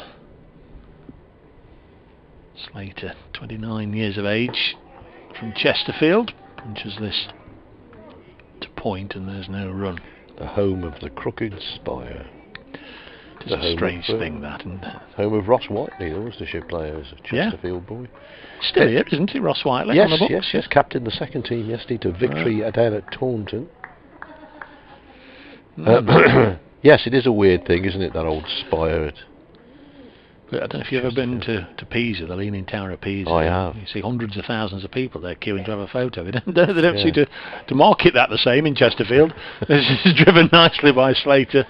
He's going to get a couple of runs out towards the long off fence. Yeah, it will just be 2 runs, 20 without loss. You'd think a clever bit of marketing there. They could attract visitors from all over the world to see that crooked spire. I think you should go to Pisa, and you could be staying in Florence or somewhere like that, couldn't you? You go to Chesterfield, and have a weekend in Matlock. Well, Matlock's all right actually, or Belper or somewhere like that. Bakewell.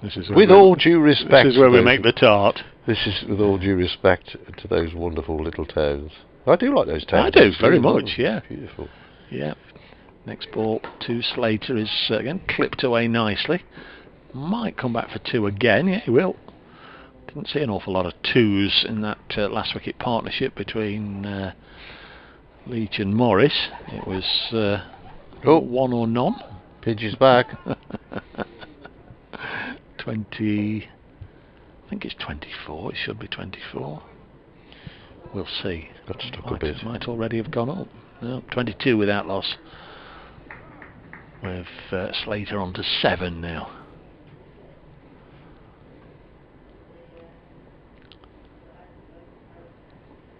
Left-hander stands with the bat raised, and comes Leach round the wicket to bowl to him, and it's clipped away on the leg side for a single.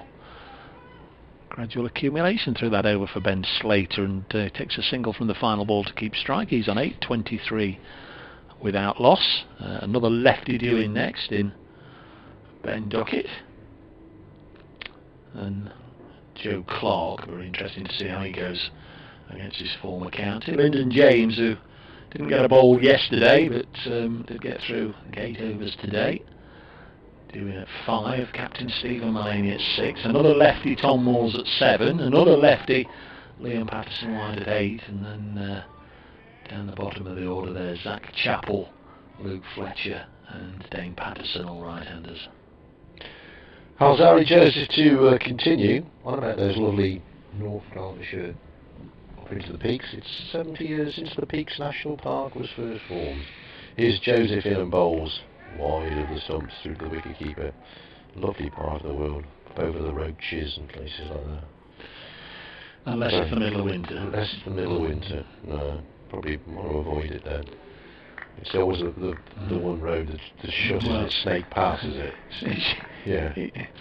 It's shut for half the year due to snow, and the other half it's just clogged up with tourists. Yes. So don't go. Well, the Cat and Fiddle, that's it, isn't it? Yeah. Here's Alzari Joseph. He's in and he bowls to Slater. Slater lets the ball go by. Good pace on it as Cox takes it in front of his chin or underneath his chin. No run, obviously. It comes from that. 23 without loss, replying to 436. It's a nice cricket grounds up around there as well. Very nice, yeah. 2 overs after this one before the tea break. Yeah. I just devoured my lunch. I ended up with indigestion here. Got cake for tea as well again, dear me. Joseph's next ball, and that's well. I'm going to give the benefit of the doubt to Slater there. I think he just dropped his wrist at the last millisecond inside the line of the ball, but working up a bit of pace here, Alzari Joseph. He doesn't come off a particularly long run, but it's a very languid run. He's very fluid. Who would you compare him to in stature? You might compare him to Michael Holding. He is not Michael Holding, but that's kind of a shape and style, I think. Bowls again, this time wide of the stumps. And his first ball was down the leg side, tickled away for 4, and he's bowled 9 since, and right on the money. Yeah. Come on, AJ, is the cry. Couple of goals, turns, or whatever they are, wheel away in front of the cathedral. Pigeon is sort of assessing the day, I think, just parked up to the left, trying to work out who's doing what where. Watching Alzari Joseph come in and bowl, and into line nice and early there, Slater, which I think probably says a little bit about the back of pace in the pitch there. We were conjecturing at lunchtime that spin might well come into this, but Worcestershire do not have Brett D'Oliveira on the field. We have yet to find out why not. But he would be the well, Jake Libby bowls a bit of spin, but he ain't a front line spinner by any means. Always not. Next ball from Joseph, wide of the stumps, through to the wicket-keeper. That is the conclusion of the over from Alzari Joseph. 2 overs till tea, and Worcestershire's 436 all out is being replied to by Nottinghamshire's 23 without loss. The sun glints off the jib of a digger on the far side. Jacob Daniel Libby has 6 first-class wickets, 1 in his student days for Cardiff University, 2 whilst on loan for Northants, 1 for Nottinghamshire at an average of 121, and 2 for Worcestershire. So, yeah, it's fair to say he's not a front-line spinner. He didn't bowl that much for Notts at all. Well, he might get a long bowl here. The batsman will have to keep the pacemen out if they want to get a glimpse of Jake Libby with ball in hand, and Nasib Hamid just happy to block this one from Leach, who's now into his 6th over. Probably keep going. Well, he will keep going because this will be the last over of this session from the far end, the Diglis end. And there'll be 1 more over from Alzari Joseph to come. 23 without loss. Lovely conditions, very pleasant for playing and watching. This one's well, dragged by Hamid onto the leg side. Not the most elegant of shots, but he's got enough pace on it for it to go all over the or over the ropes on the deep mid-wicket boundary. Must have been quite a bit of power exerted there, because it went along the ground, across the ground all the way. And it was an ugly shot, wasn't it, really? But it looked as if he was trying to play straight, didn't he, there? He's got a boundary. He's on to 15, 27 without loss. The cathedral bells tell us it's 4 o'clock. So just see this delivery and then go and speak to BBC Radio Nottingham in the 4 o'clock news summary and give them the score. As Leach comes in, and a similar clip away on the leg side, but this time it's square of the wicket, so it'll just be 2. A bit of fielding from Joseph. 29 without loss. Hamid has 17 and Slater has 8. Live cricket from New Road in Worcester. Good to have you with us. We're on many a BBC platform, BBC Sports app, BBC Sports website, the BBC Sport pages of the radio stations taking part, as it were. BBC Radio Nottingham, BBC Hereford and Worcester. Good to have you with us. Here's Joe Leach. And this ball forward defensively comes Hasib Hamid and gets right down on top of it. Top hand was about a foot from the ground when he finished playing the shot. Just a little bit hazy away in the distance. We do at this time of year get a view of the buildings down on the Diglis Basin, down on the river. But once those trees have fully leafed, if that's the phrase, and we shall see very little of them. Leach bustles in again, and this time played back down the pitch. Libby comes across from mid onto field. End of the over. Joe Leach has bowled 6 overs, no wicket for 19. In fact, sorry, there's one ball to come. The slips and the wicketkeeper miscounted because they were on their way. So I'm not the only one who has miscounted, kids. So I'll have one more before tea, which one assumes Alzari Joseph will bowl. So this is the last ball of Joe Leach's 6 over, and to this ball Hamid is very solidly in behind it. End of the over, and Nottinghamshire are 29 without loss, replying to Worcestershire's 436 all out. 12th man coming on with a cap for Joe Leach, and then he collects the sweater of Alzari Joseph, and he is indeed going to bowl the final over before the intermission, which comes about, it's going to be about, what, 25 minutes later than normal. Due at 3:40, but it's usually around about 4 o'clock. Here's Joseph, long striding, comes in and bowls and whipped away off the pads by Slater onto the leg side, and no run occurs on that occasion. The beep beep beep of the digger in the background, you can probably hear, coming across the ground. Some work going on at the cathedral. There's a big blanket type covering, plastic covering, just about to the right of the cathedral as we look across the ground. I've got to do an update. And 29 without loss here at Nottinghamshire, and that's in reply to Worcestershire's 436 all out. Joe Leach, the Worcestershire skipper, 84 from him in the last wicket stand with Charlie Morris. Charlie Morris was 10 not out as they added 81 for that final wicket. Ed Barnard made 58, Alzari Joseph 61. Worcestershire last night were 216 for 7, but they closed on 436 all out. Liam Patterson-White took 4 for 14 for Nottinghamshire. In reply, in the last over before tea, Nottinghamshire 29 without loss. Here's Joseph in and bowls, pushed away on the offside. Gareth Roderick, a sun-hatted Roderick, comes into field. Worcestershire with 4 sun hats on the field. Absolutely outrageous. Roderick, the 12th man, who is Jack Haynes. Slip, who is Vessels, and the wicketkeeper, who is Ben Cox. Here's in fact, Alzari Joseph was about to bowl, and an insect of some sort disturbed Ben Slater. He had to move away, so he was into his delivery stride there. So umpire Russell Warren does the okey dokey, that signal that describes that was a no ball. That's a very strange noise. I'm not sure what that was. But that was a dead ball rather than a no ball. 29 without loss. Joseph in, and he bowls this one. Tapped away down to third man. Morris, the fielder there.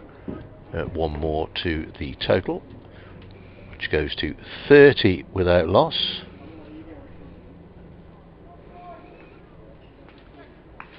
And we've got 2 balls. 2 balls before we have the Victoria sandwich. Is that what it is today? I don't know. There's a whole variety of cake piled up underneath the bench out there, which is very good. Thank you very much, whoever provides it. completely ruining my diet. I did have one piece yesterday. I'm going to maybe have two today. Here's Joseph in again, and this is played back down the pitch by Hamid. Bowler on his follow through does the fielding. Slater 9, Hamid 17, and we are just approaching the end of the 12th over of the innings. Not easy out there for these two, but no great alarms for them so far. Here's Joseph in bowls, flicked away off the pads. Could be, if they come back for two, they'll have to be quick because Jack Haynes has got round there quickly. And that, ladies and gentlemen, boys and girls, will be the tea interval. So tea here with Nottinghamshire on 31 without loss. That's in reply to 436 all out. We'll be back in about 20 minutes. See you then.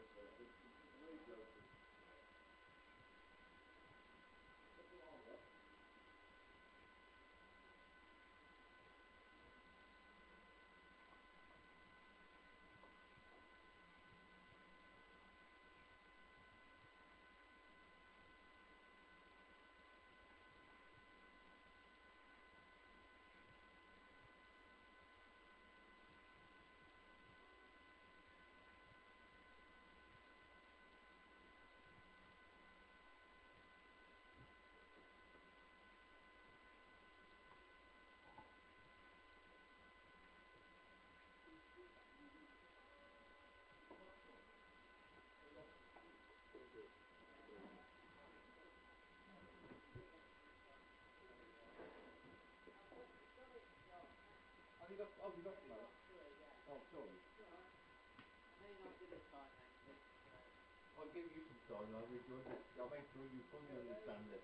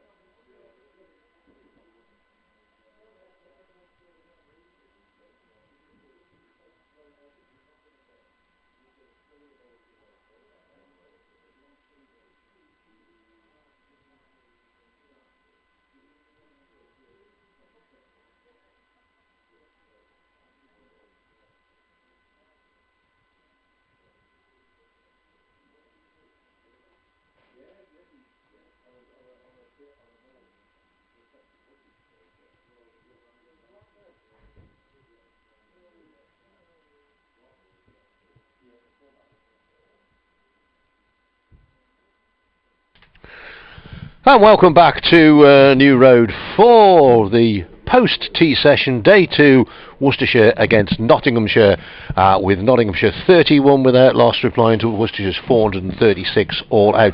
Your commentary team here at New Road is myself, Dave Bradley, and my very good friend Mr. Dave Bracegirdle. Good afternoon. Did you have some cake?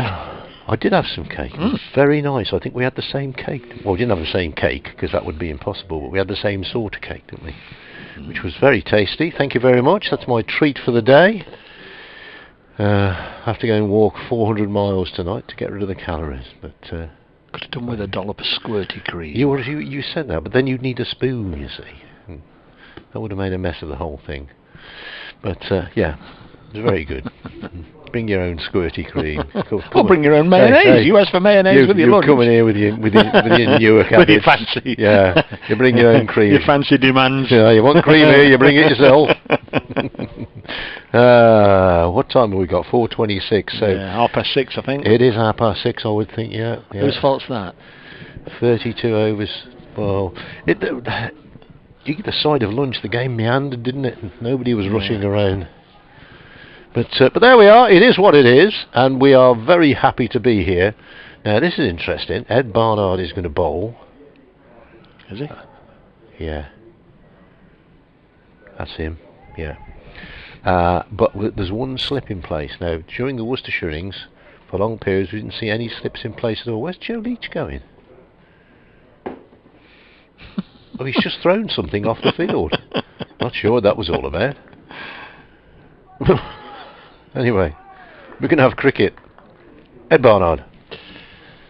From the Diglis end, bowling to Hasiba Mead, who gets solidly behind it and defends. There's a lot of ground stuff out there, obviously, as there always is at every ground during the interval, and I don't know, maybe they left a broom handle or some such, but Joe Leach certainly ran to the boundary and threw something away. It's like trigger, isn't it? Yeah, I've had this broom for 25 years. I had 40 handles and 23 new brushes. Yeah.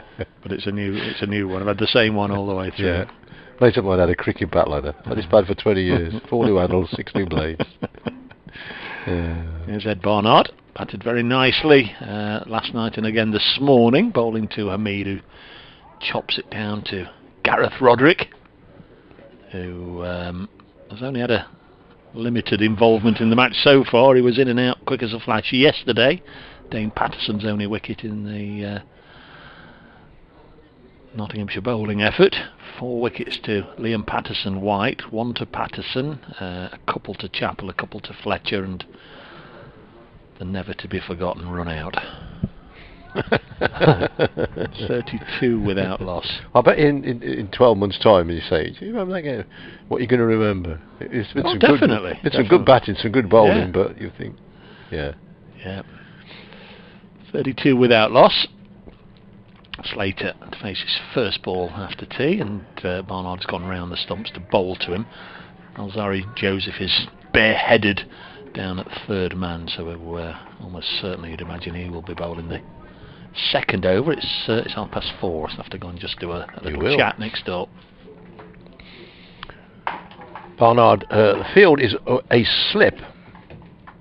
On the leg side is a deep fine leg, mid wicket, a mid on. On the offside, a mid off, extra cover, cover point, and a man down at third man as that one beats batsman Slater. Looks as if he came back inside him.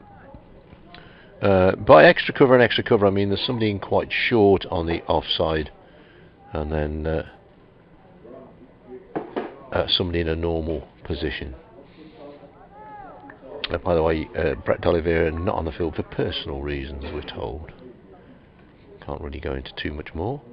Here's Barnard in and bowls, pushed away on the offside. Darryl Mitchell comes in, enthusiastically as ever, to do the fielding. There shall be no run. Just a bit of, I'm not going to call it cloud, but it's just a bit hazy away in the distance.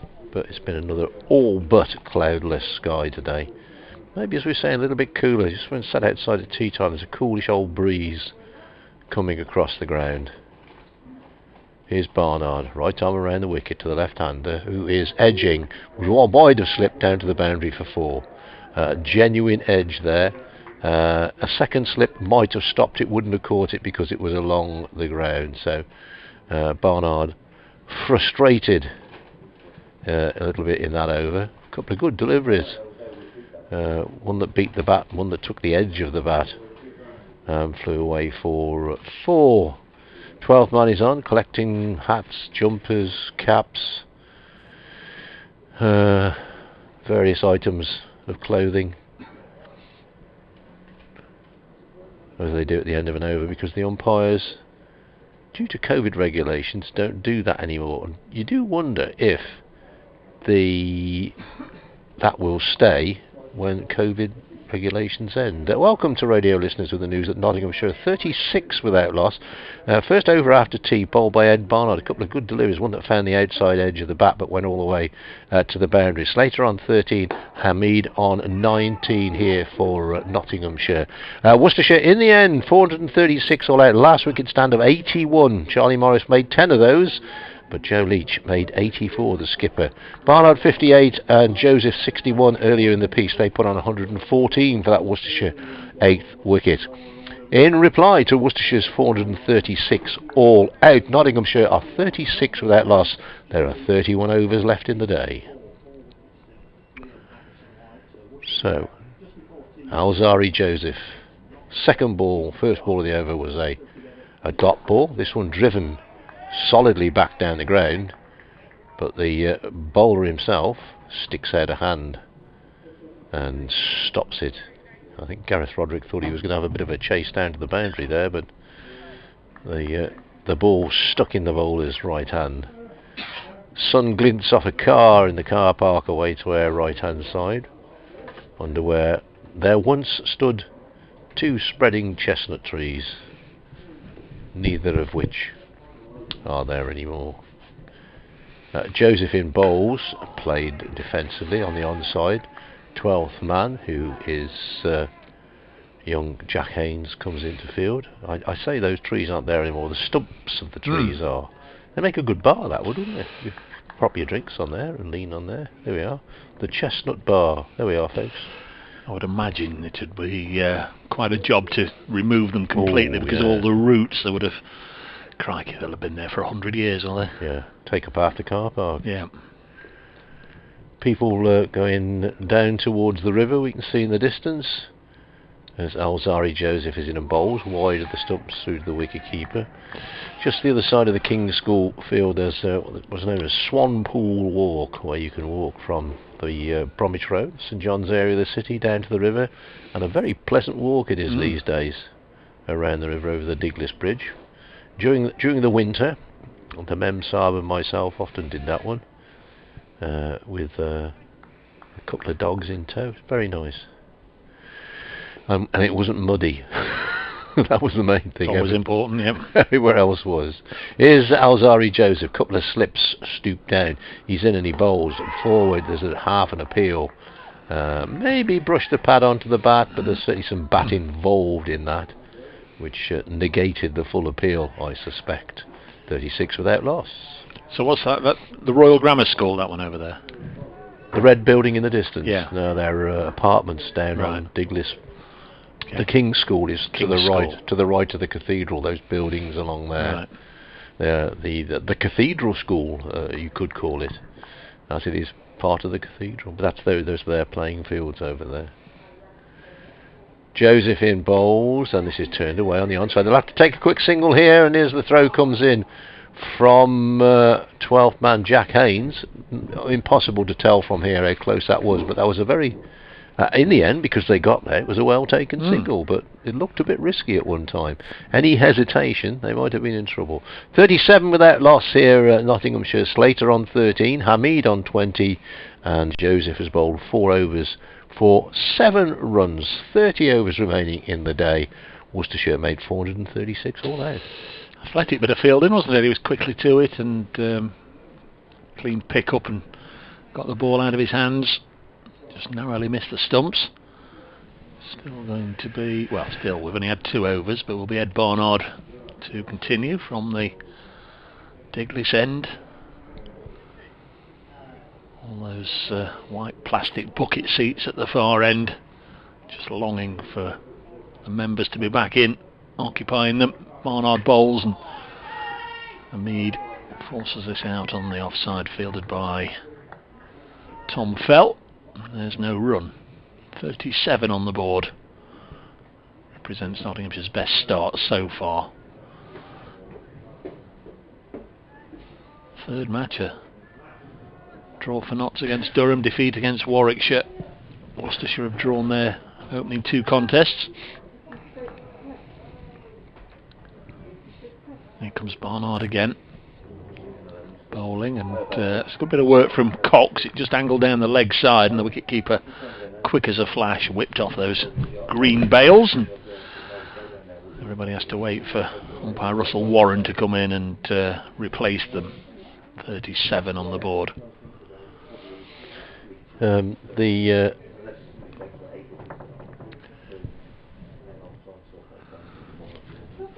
Barnard. Right. In bowls. Oh, I think this has been nicked, and it's going to be 4 runs to Seba Mead. Let's have a look. Yeah, Richard Illingworth signals that it is 4, so it was nicked. Keeper standing up, and not exactly sure where it went through, which gap it went through between keeper and first slip, or under Ben Cox. I think it was between slip and slip. A little puff of dust came up. It looked as if it was to the right of Vessels at slip. Looks as if there's quite a gap there between Ricky Vessels and Darryl Mitchell. Next ball is blocked by Hamid. Yes, found the edge a couple of times here, Barnard.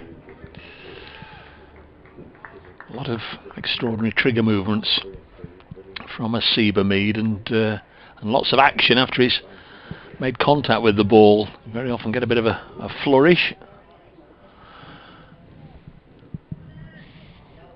Barnard turns, right arm, medium pacer, in again and bowls, and this is nicked again, but along the ground. Mitchell partially stopped it. It's way down to Roderick, and they take a single.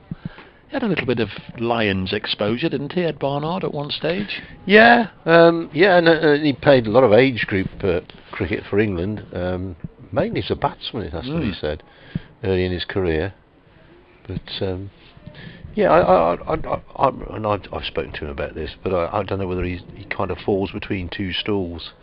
Is he a bowler that bats? Is he a batsman that bowls? Is he an all-rounder who should be batting at 6? 42 without loss. He's now got the left-hander in his sights again, Slater, who gets behind it and ends the over with a defensive block. 42 on the board, 13 to Slater. Hamid is herring on ahead. He's on 25 and he faced 42 deliveries. Barnard through 2 overs, none for 10. Richard Lingmouth's having a look at where the bowl is following through there. Not happy with that. Yes, Ed Barnard's father was a good cricketer and actually played in the Shropshire team that beat Yorkshire in the old NatWest Trophy. Okay. And Kevin Sharp, of course, is the Worcestershire head of cricket development, is played in that team, which I don't think Mother Ed reminds you of it too often, but I do. It's always good to keep a good man down. Here's Joseph. Races in and bowls, and a little bit hurried this time, Hamid, but gets right into position and plays the ball solidly down into the ground, backward of point. Won't get a run. Ed Barnard is there. Durham certainly missed a trick last week in not defeating Essex. Essex going on to win, remember, on the last day, and they've now been strengthened by Peter Siddle as well. They've got 2 good overseas players there in Peter Siddle and Simon Harmer, and they've each taken 3 wickets now. Warwickshire 194 for 8 at Edgbaston. Yeah. Been strong, haven't they, over the last 3 or 4 years, Essex? Oh, they're a good side, aren't they? Harmer on the last day is... what a good signing he was. You know, he's like a red-hot favourite. What's happening here with Richard Illingworth? He's, I think there's something. This is something to do with a helmet or maybe a broken bail. Is it? Let's have a look at the binocular. Oh, there's a bottle of water. He's actually got a bottle. Somebody's dropped a bottle on the outfield, or.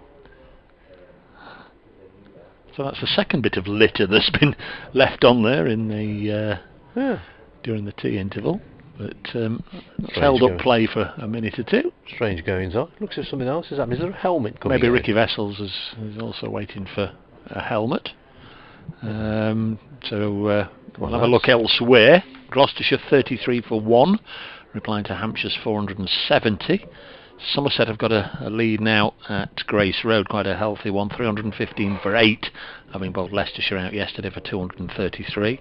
They're into the 3rd innings of the match at Lords, where Surrey are 20 for 1 second time round, still trailing Middlesex by 94. Lancashire now all out for 525, century today for Luke Wood. Northants 150 for 5 at home to Glamorgan, who made 407. And Yorkshire 105 for 2 in their second innings down at Hove, leading Sussex by 34. And we're ready to have some cricket.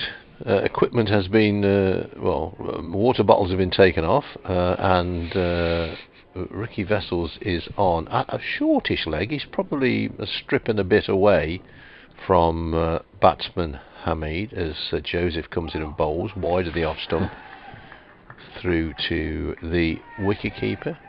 There was I don't know if you spotted it, a little bit of a flourish from Hamid after the ball had gone past. It's almost like he's playing with a sparkler on bonfire night occasionally, waving his wand about. Not as idiosyncratic as Stephen Smith. Labuschagne is a bit. He's a bit like that. His bat goes all over the place when the ball's gone past. Here's Joseph in bowls, and that one I think must have kept low because it went through to the wicket-keeper. There was some hands on heads in the slips.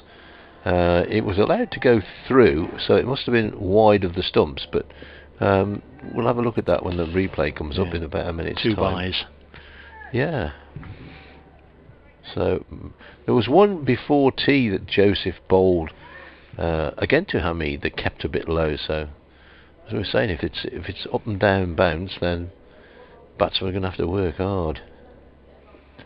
If it's sideways movement, they're going to have to work hard. But here's Joseph's next delivery. Hamid forward, very solidly in behind this one. That's not going anywhere, but trickling back up the pitch. 44 without loss, Nottinghamshire, replying to Worcestershire's 436 all out. As I mentioned, no partnerships worthy of the name really for the first wicket yet this season for Nottinghamshire, but the away game last year against Leicestershire, this pair did put 200 on, 87 for Hamid, 86 for Slater, so they have got a decent understanding. Away goes Joseph, and played just backward of square. Might be a bit of bat rolling down onto pad there, by the way that the ball went away at no great pace. Just looking at that delivery that the two byes came from, I did keep low, although it was outside the off stump. But if you can get them straight, Joseph, then the batsman might struggle a bit. Last ball of the 16th over. 44 without loss is the next ball, which is flicked away for might be a couple. Charlie Morris has got a bit of area to cover. They've come back for the two. Good running between the two batsmen. And at the end of the over, Nottinghamshire 46 without loss. Hamid has gone on to 27. Slater has 13. They've faced 48 and 49 balls respectively, so getting a good share of the strike. 16 overs gone. 28 remain in the day. Wasn't aware yesterday, I didn't follow the Leicestershire Somerset game too closely, but Leicestershire's captain Colin Ackerman has been replaced under the concussion protocol after being struck yesterday. Oh right. And yeah, Somerset just wishing him all the very best, Somerset County Cricket Club, so presumably he's worn one whilst batting. Yeah. Here's Ed Barnard continuing his attack round the wicket to Slater, and former Derbyshire man clips it away on the leg side. The subfielder Jack Haynes quickly to it, preventing a run. Just one slip now, Darryl Mitchell. It often looks slightly strange, doesn't it, when the keeper's standing up? It sort of exaggerates the distance. You think surely he's too far back at slip, but obviously he's in exactly the right place, or where he would be if the keeper was stood back, but it does exaggerate the distance between them. Next one is forced into the offside by Slater, no run. It is good to see that concussion injuries are taken far more seriously than they were a few years ago. I remember people getting hit on the head and just shaking their head or having a drink of water and carrying on, and clearly in this day and age, in most, well, in all sports, I think, certainly in professional sports, it's not treated lightly. Ben Slater on strike, and he's forced this through the offside for 4. It's a nice looking shot. Ball just coming on to him, and he freed his arms, punched it away square of the wicket on the offside for a boundary, and that's the 50 up for Nottinghamshire. Brought up in the, is that the 17th over, Dave? I think so. Yes. Halfway through it. Nice looking shot. Slater is on 17. Hamid has 27.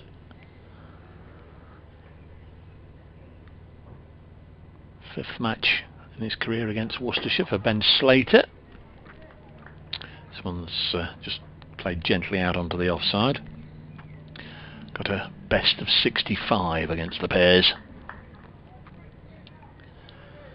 Over 5,000 first-class runs now in his career, averaging 32.3. Only 7 centuries for Ben Slater.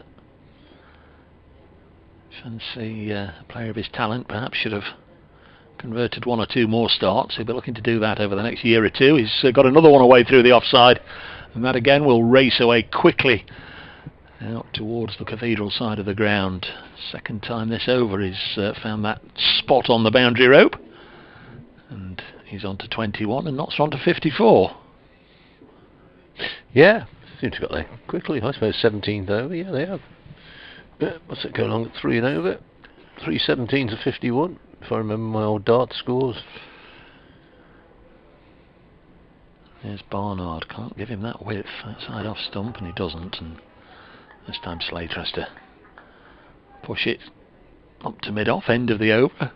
reasonably successful one for Nottinghamshire. Barnard 3 overs, none for 18. Bit of a chat there between the captain and the bowler. Presumably it'll be keep going, mate, don't worry about it. 54 without loss. Certainly Alzari Joseph is going to continue. 5 overs, 1 maiden, none for 9. His first ball he bowled went down the leg side, and Asiba Mead tickled it away and got a boundary. So since then, all but 5 overs, none for 5. So really not giving the batsman anything to go at.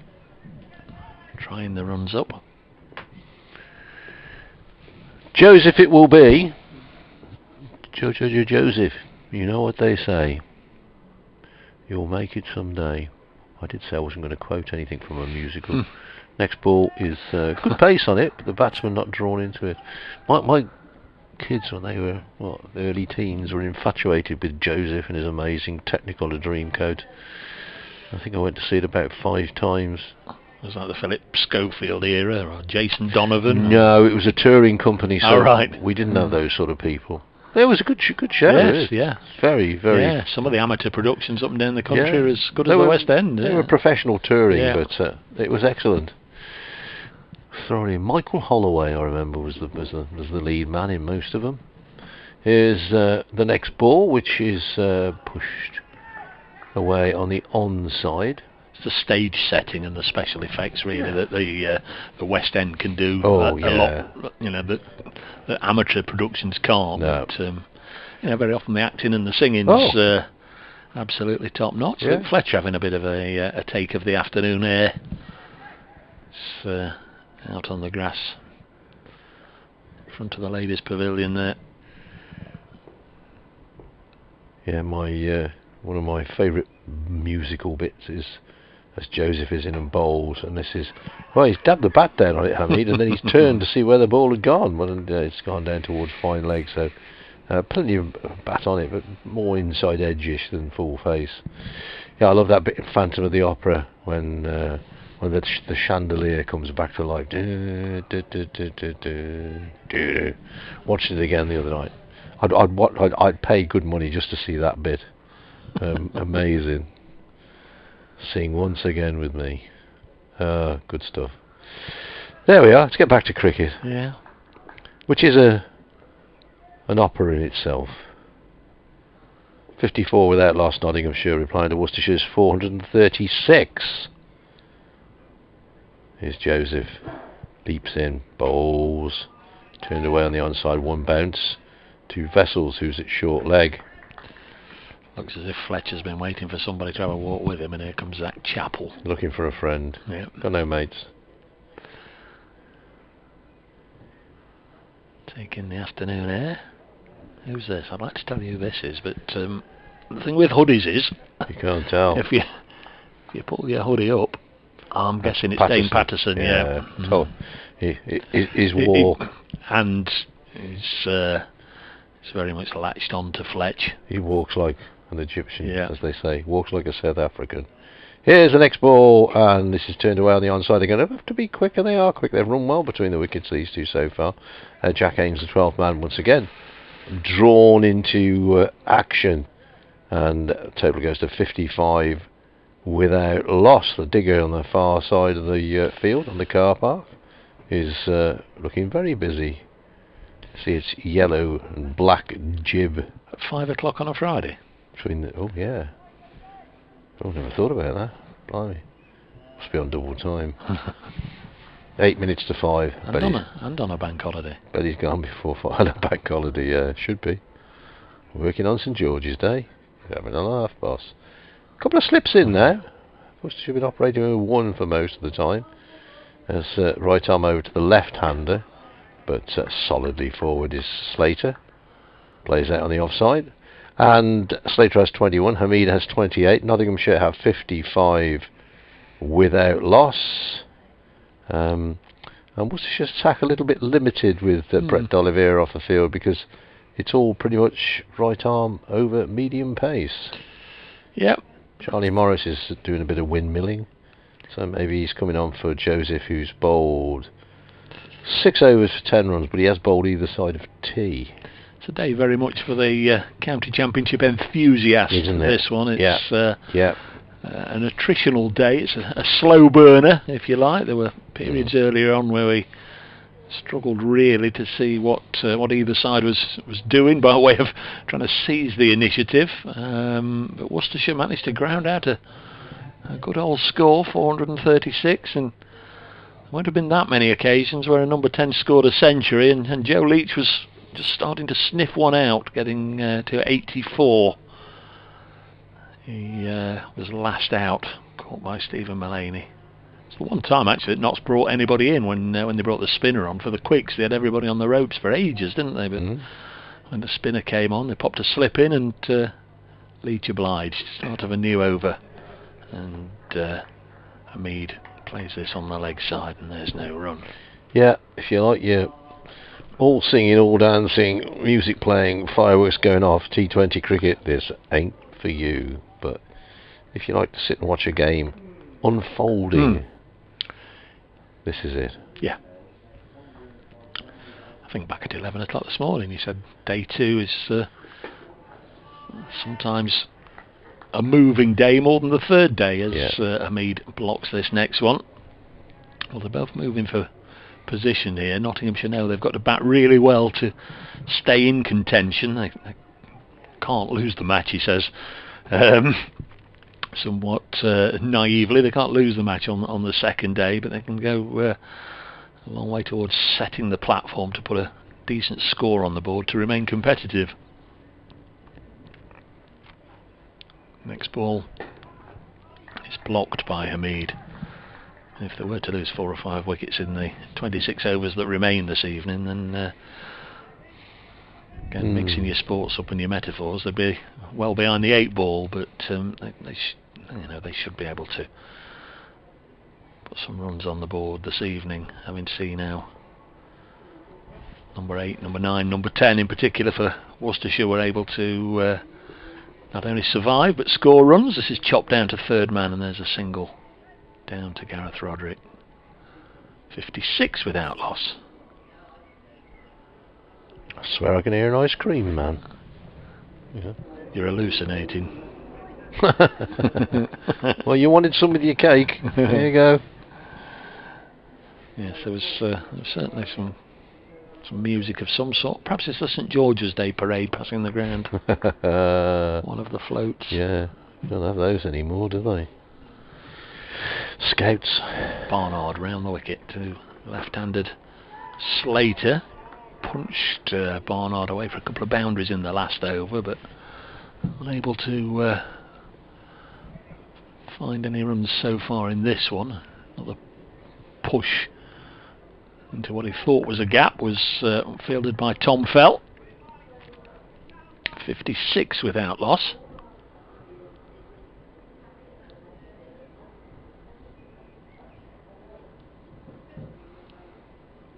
Was Barnard again chopped into the offside, and there's no run, so tidy enough still there from Ed Barnard.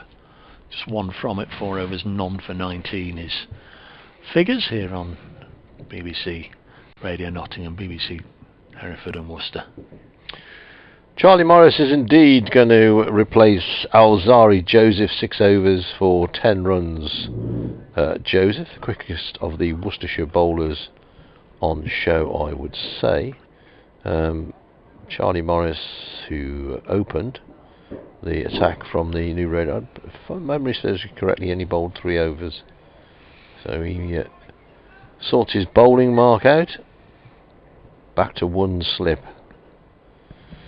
and fine leg, sweeper out on the square leg boundary, mid wicket, mid on, mid off, extra cover, backward point, third man. Thought he was quite impressive. The opening 3 overs, none for 4. Yeah. You can understand them wanting to have a little bit of a look at Alzari Joseph, and now Morris is still fresh, obviously. Away he goes, and this first ball is played away on the side. Daryl Mitchell comes around from wide-ish, mid-wicket-ish position. He's mid-wicket, so that's he needn't worry about it, folks. He's mid-wicket. I know it was keeping people awake in parts of downtown Fernal Heath. He's actually got a cloth there, Mitchell. I can't believe that the ball's getting damp. Perhaps his hands are a bit sweaty. Here's the next ball from Morris, dabbed out into the offside. Ed Barnard comes around to field. Oh, maybe it was his sleeve. Yeah, I think he was using his sleeve to polish the ball. Looked as if he got a cloth in his hand, but no, I don't think you're allowed to do that. You can have it to dry the ball, but you can't take a cloth out there to polish the ball. Says he with his vast knowledge of the laws of cricket. Yeah, he's got the long sleeve shirt on, a Yeah. bit like Liam Patterson-White. He uses the sleeve also to buff it up a little bit. Next ball is worked away by Hamid. You'll pick up one, they'll come back for two. It's Gareth Roderick fielding way out on the boundary on the leg side. His throw back to the wicket-keeper. Oh. There you go. Lands just in front of Two. Ben Cogs. If that's not 3. 5, we're in trouble.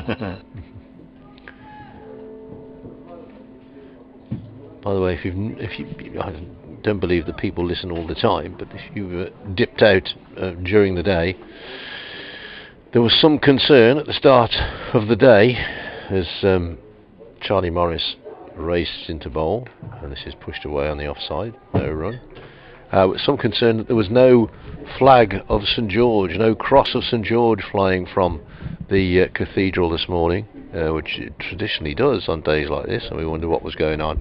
And very kindly the Diocese of Worcester sent a tweet to say it was because of tweets. It's because the peregrine falcons are nesting on the top of the cathedral, and basically the top of the cathedral is out of bounds. So a very sensible explanation. Morris in bowls. Hamid forward, pushes away on the offside, looks pretty comfortable here. Hamid, Worcestershire's medium pacers, trying to make the breakthrough. 1 or 2 alarms early on, but this ball is now into its 20th over, so it will have lost a little bit of its shine. 24 overs remain after the one being bowled. In fact, there's one more ball of this over, so one would imagine that 16 overs an hour, probably 6:30 finish here tonight. Here's Morris, next ball, which Hamid comes forward and gets a lot of top hand into it. It is a feature of his batting. If he's coming forward, he's coming forward. Huge stride and a big top hand. Oh, Bullet the dog is joining in. The cacophony of sound. Bullet the dog could be the crowd, I reckon, here. Send him round the ground, he could bark from various places. So it's going to be Ed Barnard to continue. Charlie Morris has bowled 4 overs for 6 runs. Ed Barnard has bowled 4 overs for 19 runs, although he has looked the most likely Worcestershire bowler. He's found the edge a couple of times and got a couple past the outside edge as well. Ben Slater takes guard again, looks up and sees Barnard coming in, and Slater, well in behind this one, pushes away on the offside. There's a bit of a sad lack of bird activity around New Road for this game, as Percy the Pigeon has been well documented, but apart from him, there's we sometimes get a couple of swans flying down the river, or something swooping above, but not a lot for this one. Here's Barnard in and bowls, and this is pushed away on the offside. No run. They're probably all literally feathering their nests, I suppose, at this time of year. Busy time for the garden birds. I think I said the other day, with evening air, little garden during lockdown, 1 or 2 appearing that we didn't normally see. Not in vast numbers. We didn't see a flock of albatross coming over into the garden, but 1 or 2 more that we didn't normally see. Barnard bowls, driven away through the offside. Sweeper out there on the boundary is Libby. His throw back to the wicket-keeper. Comes in 1 bounce. And 1 more to the total. An ambulance Wales away, trying to negotiate the Friday evening traffic out of Worcester. Good luck with that. Post-lockdown, it's as busy as it was before, in my experience, trying to get around the city and the county. I'm sure it's the same everywhere else. A bit of a hold up here. What's this all about? I see Hamid seems to... there's a minuscule fielding change going on, so Hamid, quite rightly, says to the bowler, hang on a minute. And Barnard is in and bowls, and trying to play the cut shot, doesn't really time it, Hamid, and it just bobbles away into the offside. Jack Haynes, who is an extra cover, 12th man, is the fielder. Slater has 22, Hamid has 31. Nottinghamshire are 59 without loss. 2 balls remain of the 21st over of the innings. Barnard, right arm over to the right-handed Hamid, and oh well, what did that one do? The batsman took his bottom hand away. Ben Cox leapt up in the air, so maybe that one did something a little bit unusual. 59 without loss here in Nottinghamshire, replying to Worcestershire's 436 all out. No great alarms for the 2 batsmen, but every now and then they've been hurried into their shots and a couple of edges. But Slater has 22, Hamid has 31. Worcestershire 4 medium pace bowlers yet to make the breakthrough. Worcestershire 436 all out. Joe Leach, the skipper, made 84. Charlie Morris contributed 10 to a last wicket stand of 81. Worcestershire 436 all out. In reply, Nottinghamshire are 59 without loss. We have 23 overs remaining in the day. The Remains of the Day. Good film. Emma Thompson and... Nanny McPhee? No, Remains of the Day. Emma Thompson and... Oh, what's his name? She was Nanny McPhee, wasn't she? Emma Thompson? No. Oh, dear me. Welshman. Hopkins. Anthony Hopkins. Oh, she was Nanny McPhee, yeah. She was many things. We were watching something on television the other night, and I kept saying to my wife, who's that lad? Who's that bloke? Who's that bloke there? And he was the boy in Love Actually, Sam, from about 20 years ago. And he's grown up, remarkably. He's no longer a 7-year-old. Back to the cricket. I think we saw Love Actually when it came out at the cinema, about the last time I went to the cinema, I think. Oh, really? I've not seen it since. No, what was that last time? It's more than 15 shillings to go now. Yeah. Yeah. So that Laurel and Hardy one with Steve Coogan. That was quite good. I enjoyed that. I quite enjoyed that. Yeah, 59 without loss as Morris comes in to Slater. Lets it go through to the keeper. Yes, it was quite tragic, wasn't it? Really. Yeah, 'cause it was set sort of after their glory years, wasn't it? Yeah.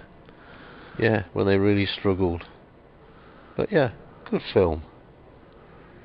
There's a grey van behind the D'Oliveira stand. Any movement on this ground with no crowd is spotted immediately. By you, Eagle Eyes. Peregrine Falcon Eyes. Morris in again, bowling to Slater. Pushed into the offside, no run. Really, really bursts in Charlie Morris, doesn't he? There's no sort of ambling in and all the action is from the shoulder. He's absolutely going full throttle from the moment he sort of sets off. Yeah. Got a lot of, I think a lot of people in cricket got respect for Charlie because he had problems with his action and didn't completely remodel it, but remodelled it and took a long time to get back and worked hard to get back. He comes in again, bowling to Slater. He'll get something for this, chopping it out as far as Gareth Roderick, who picks it up and drops it and then picks it up again and fires it into the gloves of Ben Cox. 60. The clock has stopped turning. 60 without lost knots. Slater 23, Hamid 31.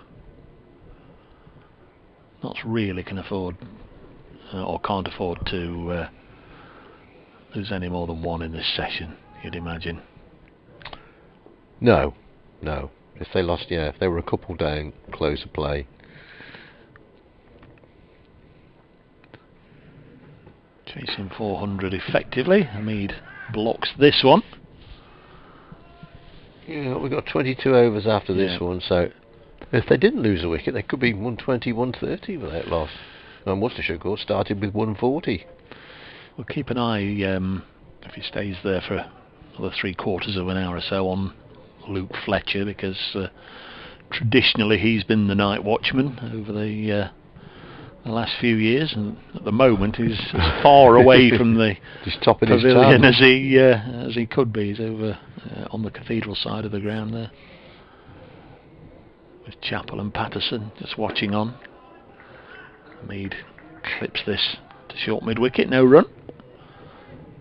Just 3 wickets have gone down today. Alzari Joseph for 61. He just offered up quite a soft, tame little catch really to Joe Clark. Had been brought in that annoying little position in almost in front of the non-striking batsman, very close to the cut strip, and it's almost as an inconvenience, isn't it, to the other batsman who's then got to run round him. But Alzari Joseph just chipped one up to Joe Clark.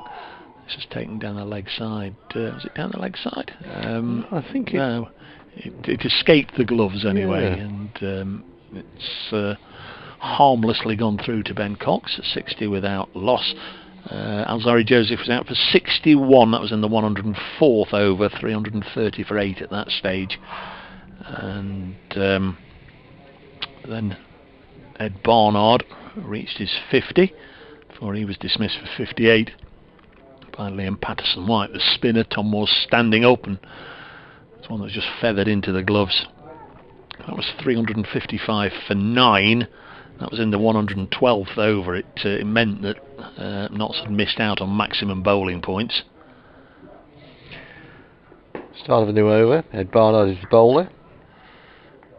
Sorry, were you doing this one, Dave? I don't know. Worcestershire had reached a 4th batting point. They got to 350 in the in the 109th over or whatever it was to get their 4th batting point, but Notts missed out on maximum bowling points, getting that 9th wicket in the 112th over. But if they thought they were near to ending the innings, they were made to wait and wait and wait and wait and wait a bit longer as Barnard bowls again and Slater pushes it up to mid-off, and there's no run. They sort of battered for an hour from midday until 1 o'clock. We should have gone off for lunch at 1 o'clock, but of course with 9 wickets down we had another half an hour, and they battered through that. That last half an hour was a little bit like pulling teeth out, as Notts had at times, and for most of the time that Leach was on strike, 9 on the boundary. Next ball is forced away to backward point. There's no run, and Joe Leach, predictably, even though he was getting good support from Charlie Morris, was turning down a lot of runs, so it really was a case of stalemate or so. And then they came out after lunch and there was a little bit more of it, until eventually Liam Patterson-White just found the outside edge that brought Stephen Mullaney up into slip, or the captain had put himself in there, and Joe Leach obliged, out for 84, batting at number 10, 4-3-6 all out. Next ball is worked onto the leg side, fielded by the sub-fielder Jack Haynes. Charlie Morris 10 not out, 4-3-6 the Worcestershire score. Notts had 12 overs to bat until tea. They reached that safely, 31 without loss, and they've carried on in the same vein.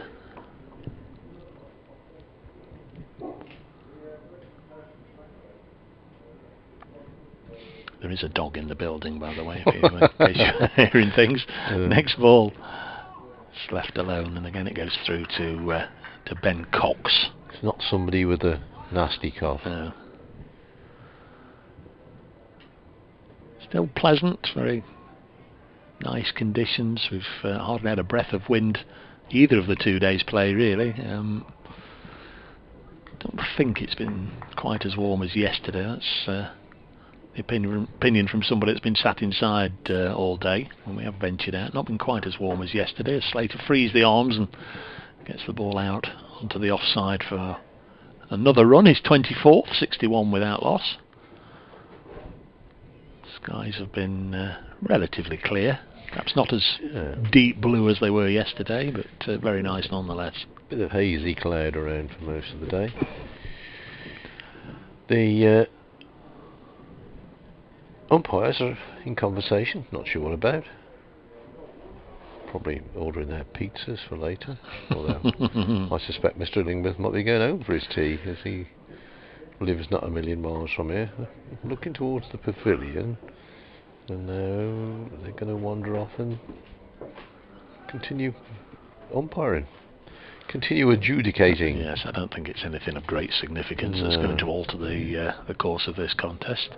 Nottinghamshire Director of Cricket is taking the afternoon air as well. Mick Newell, saw him this morning, not seen him since, but presumably he's been in the pavilion area somewhere watching on. Did one of the without loss. cricket evenings here one night, the winter cricket evenings for the Cricket Society, which will be back on next winter. Always an enjoyable evening as Charlie Morris bowls. Some oohs and ahs. Whatever you do, don't start talking about next winter already. Seems like we've been in winter for 3 years. Yeah.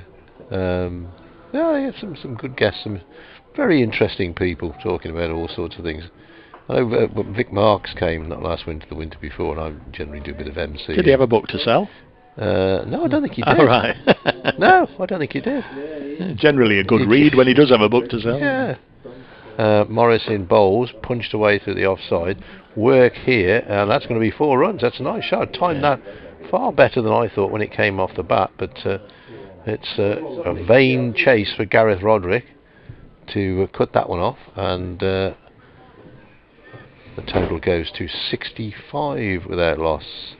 No, it was quite funny because he said, I'm not really a stand-up and speaker, you know. He said, I'll speak for a few minutes and then we'll have a Q&A. Mm-hmm. Nearly an hour later, he was still going. Very good, though, very good. They're all pretty good, I think. Jeff Miller still remains my favourite after-dinner cricket speaker. A very funny man, considering he became chairman of the England selectors. Has a very broad outlook on the game. Charlie Morris is in wide of the stumps, taken by Ben Cox. Cox, who's standing up to the stumps. We saw a lot of Tom Moore standing up to the stumps as well.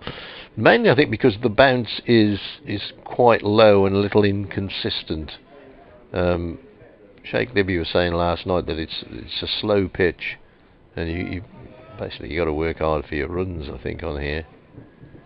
But Worcestershire not really troubling the Nottinghamshire batsman at the moment. Here's Morris in and bowls, and that's well wide of the stumps, and there's a drive at it by Slater. Doesn't get anything on it. 65 without loss, Nottinghamshire. Andrew Parker says the barking dog is confusing my dog Morgan. She keeps looking for the barking dog. Sorry about that, Andrew. Has to start whistling or something. Come by, lad. Come on. A member of the written press brigade has brought his Labrador with him. Lovely dog. If you're a doggy person. If you're not a doggy person, well.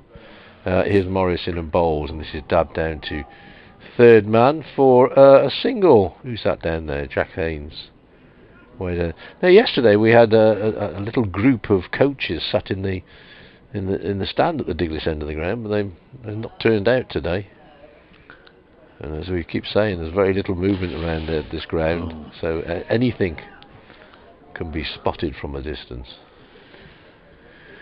I still can't find my binoculars. Oh, you want? Sorry, Dave. No, I'm fine. No, I haven't not a need of them at the moment, but I just don't know where they are. I've got a communique I'll have to have a read of. Oh, okay. Next ball is turned on the onside. Of course, as soon as I say, I can't find my somethings, Mrs. B says, well, there you go, you've left them at the cricket, haven't you? Or you've left them somewhere. Well, no, I haven't. 24 overs gone, which means we have a break for hand sanitation. Around the country, Essex all out for 295 in reply. Warwickshire are now... Hang on, I'll get it. 213 for 8. Yorkshire in their second innings, 134 for 4. Lead Sussex by 63 runs at Hove. Glamorgan all out for 407. Northampton in reply, 189 for 5 at Wantage Road. Derbyshire are 83 for 3, replying to Durham's 475 all out. Kent are 21 for 2, replying to Lancashire's 525 all out.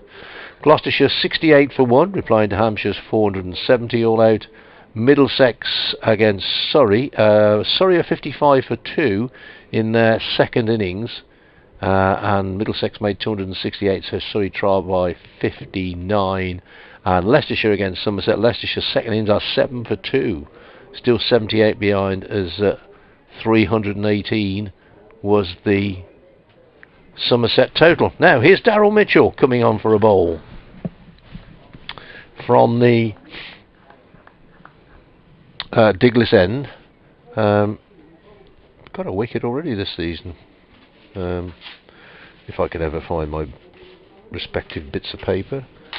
He got 2 for 34 in the Derbyshire second innings.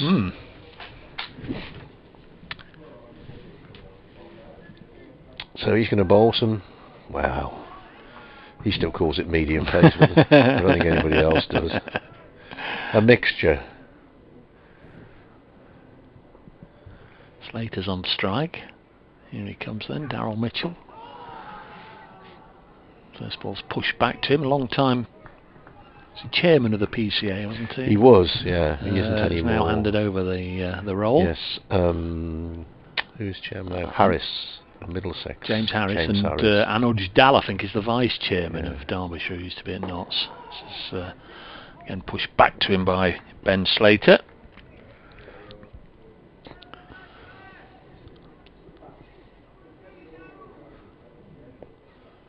.66 without loss. Mitchell round the wicket bowls. Again, it's just worked up to mid-on.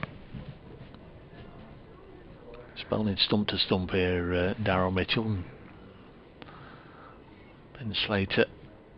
He's got to be careful, doesn't take any risk, hit across the line or anything. And again, he's just happy to play in the V, works it up to mid-on. There's no run. 66 without loss. Slater's been closing in on Hamid, who was outscoring him by quite some distance in the early stage of the innings. Slater's only 2 behind now as he works this one onto the offside, fielded by Fell. 29 to Slater, 31 to Hamid.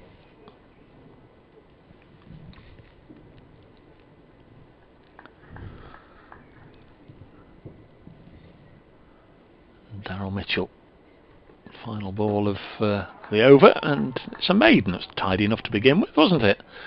Not in line. Can't really tell if he's doing a great deal with it, but he's just trying to put it up there and ask questions of Ben Slater, try and induce the batsman into making a mistake, and the watchful Slater wasn't falling into the trap in that particular over. 66 without loss. Yeah, got a couple up on the screen. I think he's got any prodigious swing or anything out of it at the moment, and giving it a bit of air. Almost bowling at spinner's pace, really. Who's this? Charlie Morris. He's going to continue. He's going to be bowling from the New Road end. If you want to get in touch with us, by the way, Twitter's the best way, and you can get us with Charlie Morris comes in and bowls, and that bounces into the ground up to Ed Barnard at cover point. At Brace Cricket or at Bradders at BBC. I've got a communique, it's a longer one, from Viv. I'm a keen Joseph fan, but my husband is an even more dedicated Notts fan. He tells me you've seen Joseph 5 times. No, it wasn't me, Viv. It was Bradders. I've seen it 23 times. Oh my! She says. Mind, I do There's have more. There's more. Oh, okay. Is that Morris is in and bowls? I'm quite happy with you 23 times, but I have another life. Oh, right. I went to Newark Palace first time on my 40th birthday. 31 years later, I'm still missing seeing it every time it comes to Nottingham. Although I did see Jason Donovan and Philip Schofield in London. Richard Swearen, who I believe originated from the Malvern area, That's now right. deceased, was the most outstanding. I saw him at the Malvern Theatre doing a charity event. I remember he was playing Joseph in Nottingham. That's right. Good knowledge. Morris is in, plays out to Mitchell at a shortish mid-wicket area. No run, 66 without loss. He was about to be interviewed on Radio Nottingham. I emailed Radio Nottingham and they used my comments to introduce him. I've also spent many hours walking about Worcester waiting for the cricket to finish. My husband is very impressed with the streaming service and the commentary. Oh, blimey. Thanks, Biff. Who's that addressed to? It can't be yours. Oh, good. Thank you, Viv. Next ball is played out on the onside. No run. Yes, Richard Swearing, a boy of Malvern Town. Played Joseph. Michael Holloway, I remember playing him. Lee Wilkes, hello, Lee. What's the digger doing? Just seems to be going backwards and forwards. Lee, that's what diggers do. Yeah, he's looking for Bob the Builder. Yeah, I think he's gone home. It's gone 5 o'clock, isn't it? Oh, yeah. 5 o'clock on a Friday. I think the digger is parked up till Monday morning. I will have a wander around there and find out exactly what is going on the old car park. Good Australian name, isn't it? Digger. Digger. Next ball is played back up the pitch, and there is no run as Charlie Morris does the fielding. So we've had, since the last run, about 12, 13 balls, I think. So I think Worcestershire trying to do what Nottinghamshire did yesterday, belatedly, after Worcestershire put on 140. They really tightened it up, Luke Fletcher in particular. And I think that's possibly what Worcestershire are trying to do here. Also maybe looking, well, it's 26th over. Is there a bit of reverse swing? Probably not. Morris is in and bowls, and once again, this is played to Mitchell, who takes a crowd catch, throws the ball up in the air. He has got a towel in the back of his trousers, I think he has. Yes, yeah. It's not his long sleeve shirt. No. So, can't imagine there's any dew on the ball. End of the over, 66 without loss, Nottinghamshire. Slater 29, Hamid 31. Worcestershire made 436 all out, of which skipper Joe Leach made 84. Last wicket stand of 81, of which Charlie Morris contributed a flashing 10. 18 overs remain in the day. Here is Mitchell into bowl to Slater. Yet to concede a run, Darryl Mitchell. 7 balls sent down now, 7 defensive blocks by and large from Ben Slater. He was on 29. Simon Rice says that was indeed a great evening. I'll break off as Mitchell gets soon over quickly. He comes and bowls, and Slater happy to defend another one. With Vic Marks at the Cricket Society at Worcester, he did have a book. He signed one for me. Well, there we go. But nice man. Got to do it, haven't you? You've got to do it. Yeah. Nice souvenir of the evening. They'll very often put a nice message in them for you. Yeah. Next ball is defending. I was just looking at a couple of books over there. Had them signed, as I mentioned, that one of Jack Russell. I got at Horsham, where he'd put some nice words in that and signed it. It just reminds you of where you met him and when. It's just dropped on the leg side. Got a nice one recently as well from our good friend John Gwynn, who Gwynny. cricket. Has he written a book? He has indeed. Yeah, I didn't know that. It's he says the first of a trilogy. It's defended here. This is all about his footballing days. So it's his days as a football fan, growing up, big Manchester City fan. Yeah. His life story surrounding the football side of things, and obviously going to games and the amusing incidents that he's had at games for Soccer Saturday or the radio, or doing speakers evenings or whatever. And he says it's part of a trilogy. He's going to do one with the darts and one with the cricket, which we look forward to. But he's not been in all that good health, the old boy, lately, and we wish him well. Yeah. If you wonder who we're talking about, John Gwynn, who's brilliant on the darts. Yeah. Brilliant on the darts. Well, it was Gwynny and Sid Waddell for many years, wasn't it? Yeah. And Dave Lanning. I mean, they were the ones that sort of really got the old darts commentary going back in the day. He used to do cricket at Old Trafford and football. Well, he's now the PA announcer. I was just going to say, he'd just got the job back. I think everybody's waiting for the score to come up. 180. That's him. Yeah, I like John. Yeah, I didn't know he got a book out. I'll have a look out. Yeah.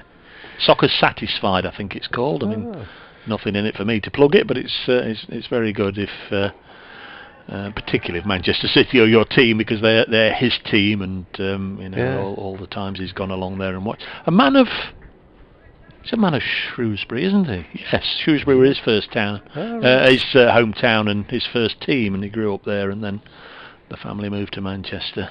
Dot ball, first ball of the over, and I reckon that's at least 19 balls on the trot that have not been scored off. I think it may be more than that, but it is at least that.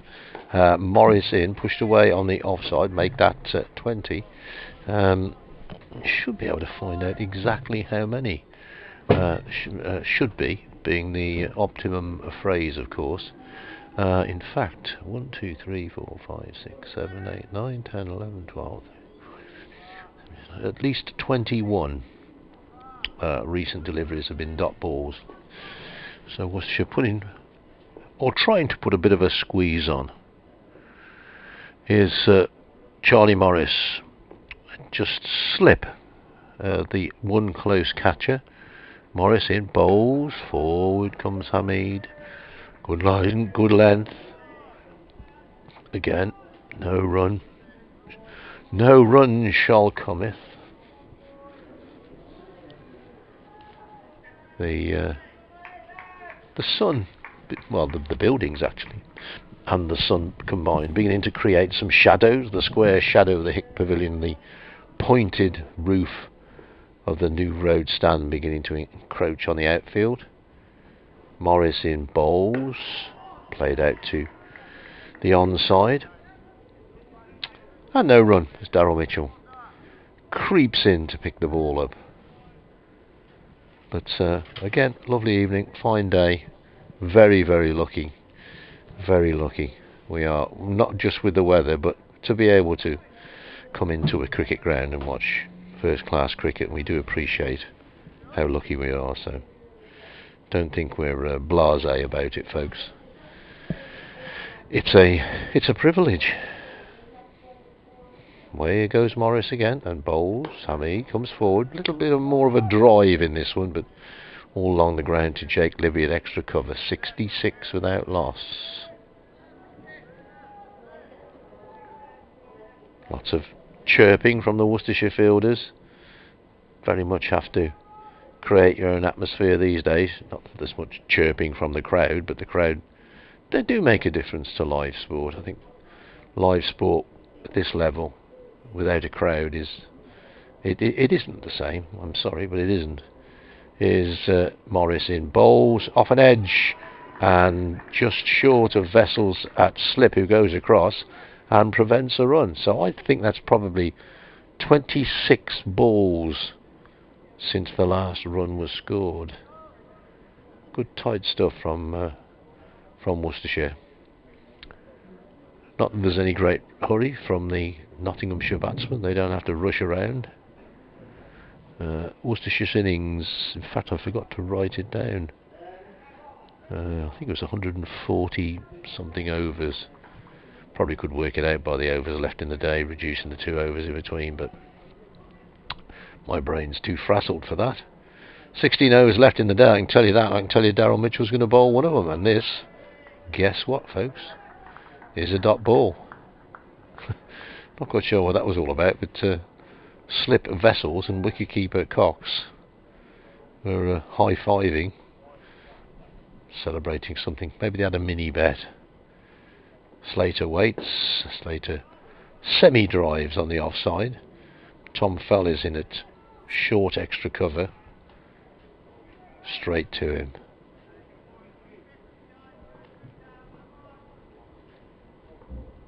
Mitchell, right arm round to the left-hander. Once again pushed out on the offside. In fact, I think Mitchell, he has only bowled to Slater. He has indeed. And Botha and Alan Richardson, opposing team coaches, walking around the outfield in animated conversation. Next ball pushed away on the offside, and there is no run. Good tight tense cricket this. No side given, as you would not expect. 66 without loss, replying to 436 all out. Mitchell in again, bowls, and there's runs here, or a run. Pushed out to extra cover boundary. A single, one more to the total, which goes to 67 without loss.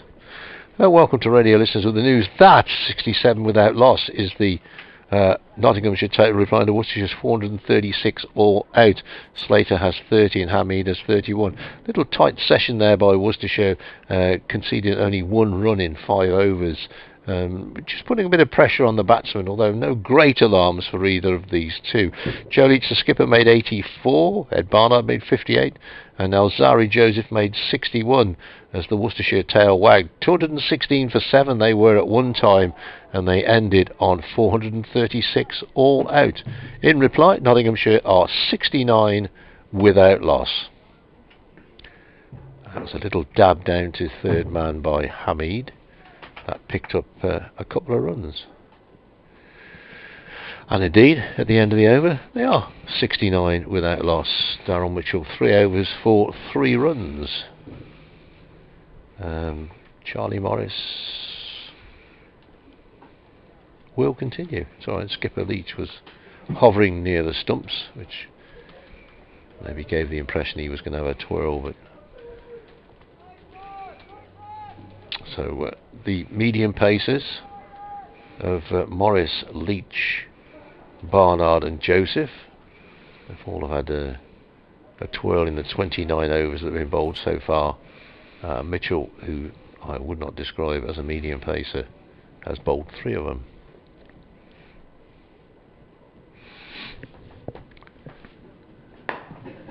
Morris in, bowls, and that's flat batted down to third man, where Jack Haynes is the fielder down there, away in the distance. For those of you who were with us earlier, the pitch, the wicket, well, it is the pitch, it's not the wicket, my umpiring friends go mad at me if I say it's the wicket, is very much on the cathedral side of the ground, not as far over as it could be. In fact, the game against Essex next week is 2 strips further over, which gives a very short boundary on the cathedral side of the ground and a very long walk from the pavilion, especially if you get a duck. Morris in again, and this is played back up the pitch. No run, 70 without loss, Nottinghamshire. Nice to hear from Carly. More dog messages. All right. The barking dog is confusing Dad and Thomas the cat too. We've managed to stream the match for the first time. Good to hear from you, Carly, and best wishes to you and to David. Not going along nicely here. 70 without loss. Thomas the cat. Thomas the cat. Yeah. Tomcat. Very good. Yeah. Is and this is whipped. I totally lost flight. I thought he whipped it over mid-wicket somewhere, but it went straight to mid-arm where Leach is the fielder. It's usually the default setting for him. He whips it away towards mid-wicket. It's particularly strong there. Very good friend of mine has a cat called Kathmandu. Very good. Very good. Good play on words. Charlie Morris and skipper Leach having a conversation.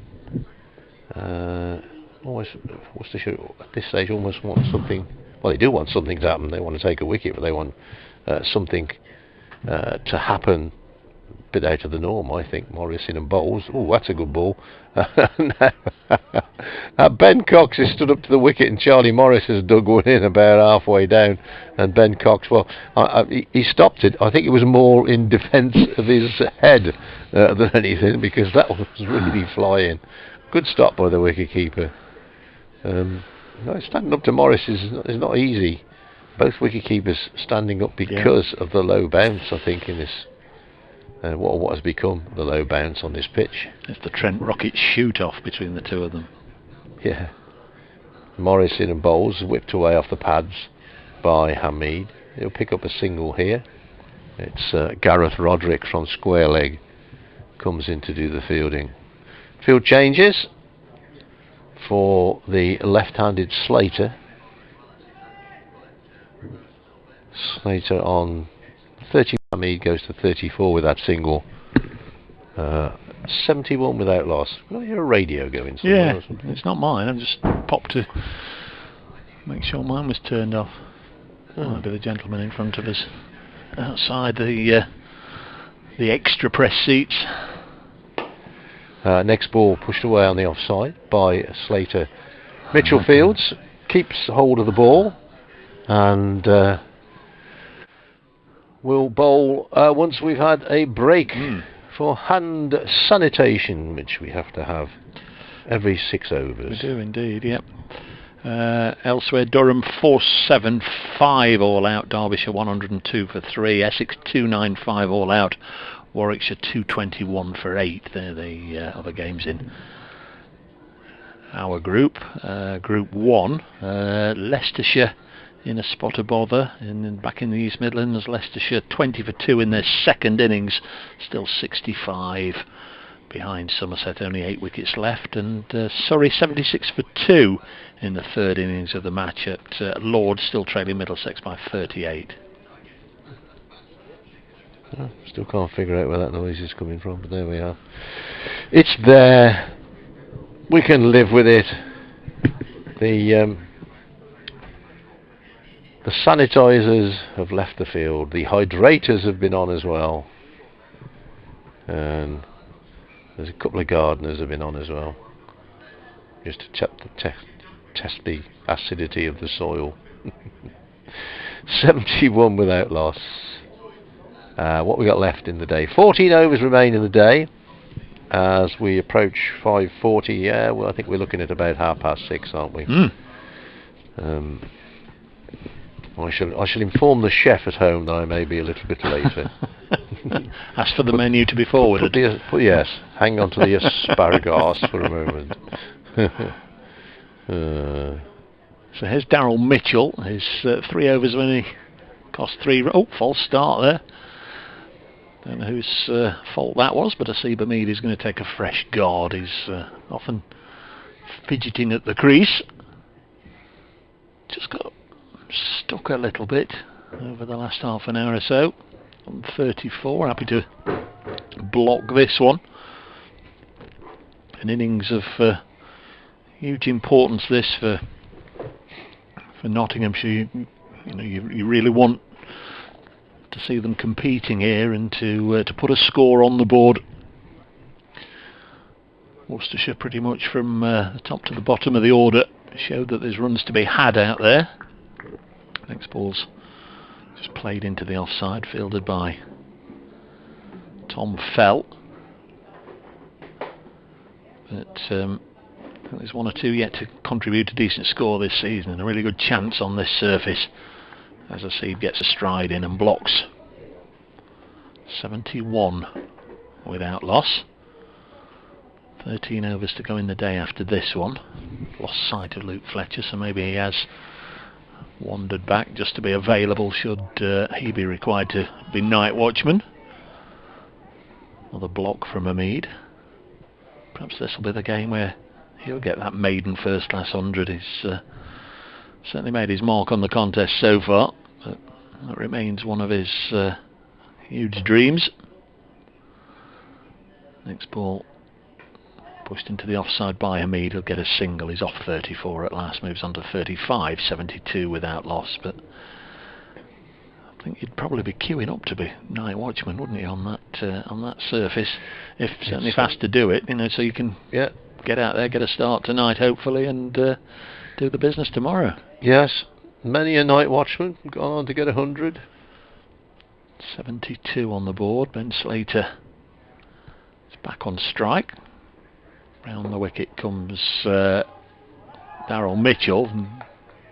Ben Slater played it nicely away through extra cover, thought he was going to get runs, set off skipping down the other end, and quickly had to put the handbrake on and go into reverse, get back where he came from, because it was a good stop out there by Fell. 72 for none, Slater 31, Hamid 35, Daryl Mitchell through 4 overs, none for 4. Just watching Alzari Joseph. He stuck his hands out of his pockets now, but he was walking across the outfield there as if he was walking his dog in the park on a Sunday morning. Anyway, Joe Leach is going to have a bowl. Replacing Charlie Morris. 9 overs, 2 maidens, no wicket for 14. Well bowled, Charlie. Bowled very tightly. Not conceded. Not bowled too many run-gathering balls. which is fairly obvious by the figures. So we're going to have the captain Leach to bowl after Daryl Mitchell has officially polished the ball. It's Jack Haynes at mid-on. We've got that straight mid-wicket. Batsman might have to run round him from the non-striker's end. In fact, we get two. Daryl Mitchell going in there as well. I think that's the wicket-keeper standing up. I think that's a sign of the times that there's not much pace in the pitch. 72 without loss. Here's Leach in bowls. Oh, that's whacked away. Through mid-wicket for a single. A bit short, and Hamid pulling it in front of square. As Ed Barnard is the sweeper on the leg side boundary. One more to the total, which moves on to 73. 73. So I was just checking both boards. They should be both in sync because they come off the same computer. So it'd be a very strange day if they weren't. One of them goes off occasionally, but change to the field because there's the left-hander facing. And Leach has taken both those close fielders out that were on the side, but hasn't put them in on the offside. He's bowling around the wicket, angling the ball in to Slater, who lets it go by outside the off stump. Cox standing up, takes it cleanly. Without any exaggeration, we probably mentioned Jake Libby's name 1,000 times yesterday. I can't recall mentioning him today. He's No, I think over there on the fence in front of the cathedral. I'm not entirely sure he's fielded it at all yet. I think he's had a couple. I did mention him earlier. But whether he get a bowl before close of play tonight, remains to be seen. If they do think it's going to turn a bit.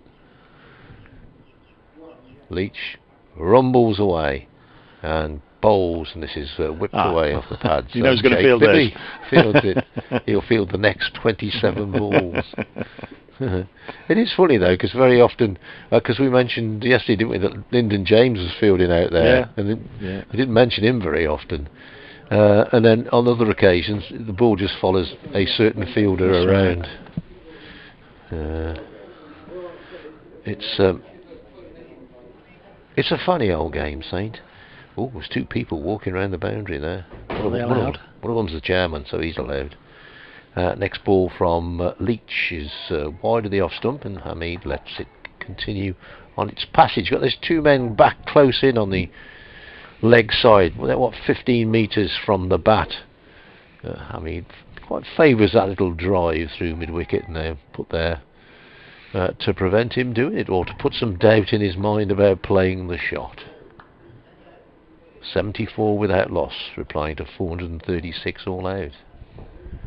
As Leach sets off again. This ball, Hamid opens the face of the bat, trying to run it down to third man. Doesn't get that much bat on it, or gets enough bat on it, but with no great power in the shot, and in the end wicket-keeper Cox is able to run away from the stumps to pick it up. No run occurs. Leach in his 7th over. No wicket for 21 so far.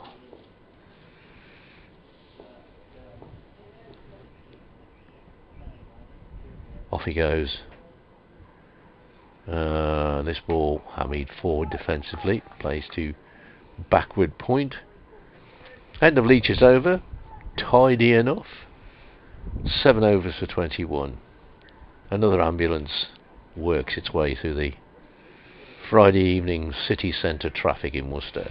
We've got 12 overs remaining in the day. That's nice enough from a Seba Mead in that over, and indeed throughout this innings. He's still only 24, you know. He was sort of thrust into the limelight at a very young age, that 2016 season when he was only 19 or so. 4 centuries, and went away on the winter tour, got 3 test matches for England, and I'm predicting a lot of great things. 82 on his test debut as Mitchell bowls. This is, I think, off the pad. It's run away down the leg side. Yeah, it's going to be a leg by. 75 without loss, and then completely lost his form since 2016. He's only had 1 century, which it's crazy, really. The way he burst onto the scene and the way he just sort of fell away. But signs are good that he can come again for Notts. Enjoys working under Peter Moores. I think he's another one that a century would lift an awful lot of the monkeys off his back, get him going again. Vice captain for Notts. Next ball is pushed back to the bowler Daryl Mitchell. He'll be pencilled into skipper the Nottinghamshire side in the Royal London One Day Cup, with Stephen Mullaney away playing in the 100 competition at the same time. 75 on the board. Thrusts the pad a long way down here to a strangle shout. Yeah, there was a puff of dust there, though. It came up from the surface as the ball pitched, so that would give the bowler some encouragement, I would have thought. Well, we saw the ground staff sweeping the 2 ends during the tea interval, and huge clouds of dust, weren't they? Billowing up. 75 without loss as he blocks another delivery. Career average of around about 31 for Masiba Mead, and around about 32.5 since he in these games for Nottinghamshire. So just edging it upwards a little bit, but there's certainly plenty more to come. This latest delivery is just chopped to Ricky Vessels at, well, call it what you like, short third man, deepish gully, end of the over anyway. 75 without loss to end Daryl Mitchell's 5th over. 5 overs, 3 maidens, none for 4. Looks innocuous enough, Daryl Mitchell, but anybody who's watched any cricket over a length of time will know he's got a great reputation as a partnership breaker. Doesn't generally give too many runs away, and will just keep nagging away, and will get his reward at the end of the day, undoubtedly. Yeah, got some decent white ball figures. Mitchell was very useful in those middle overs white ball cricket, get the power play out the way, and he comes on and calms it all down very often. 11 overs remaining in the day. Here's Joe Leach to bowl one of them. Around the wicket, bowls and forward. That comes Slater, the aforementioned. Mitchell does the fielding. No slip. A third man, backward point, sweeper on the boundary. Extra cover, mid-off, mid-on, mid-wicket, fine leg. Deep square leg, I was going to say. There must be somebody out there somewhere. He's blending into the background a bit out there, Jake Liberty. 75 without loss, replying to 436 all out. Leach in, bowls, forward, pushed away on the offside. Mitchell fields. This really is county cricket. This is tough stuff. You got to earn your runs, and you certainly got to earn your wickets.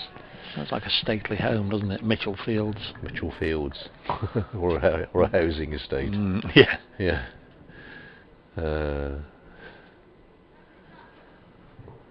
You could have a few good roads in there, couldn't you? Got Stephen Road, the housing estate. Next ball is dabbed away on the offside. Barnard Fields, and there is no run. Brian Close. Very good. I was trying to think of some of the avenue, but I don't think I've ever. Jim Parks, not far away. Yeah, you got the Parks. Yeah, yeah, that'd be good.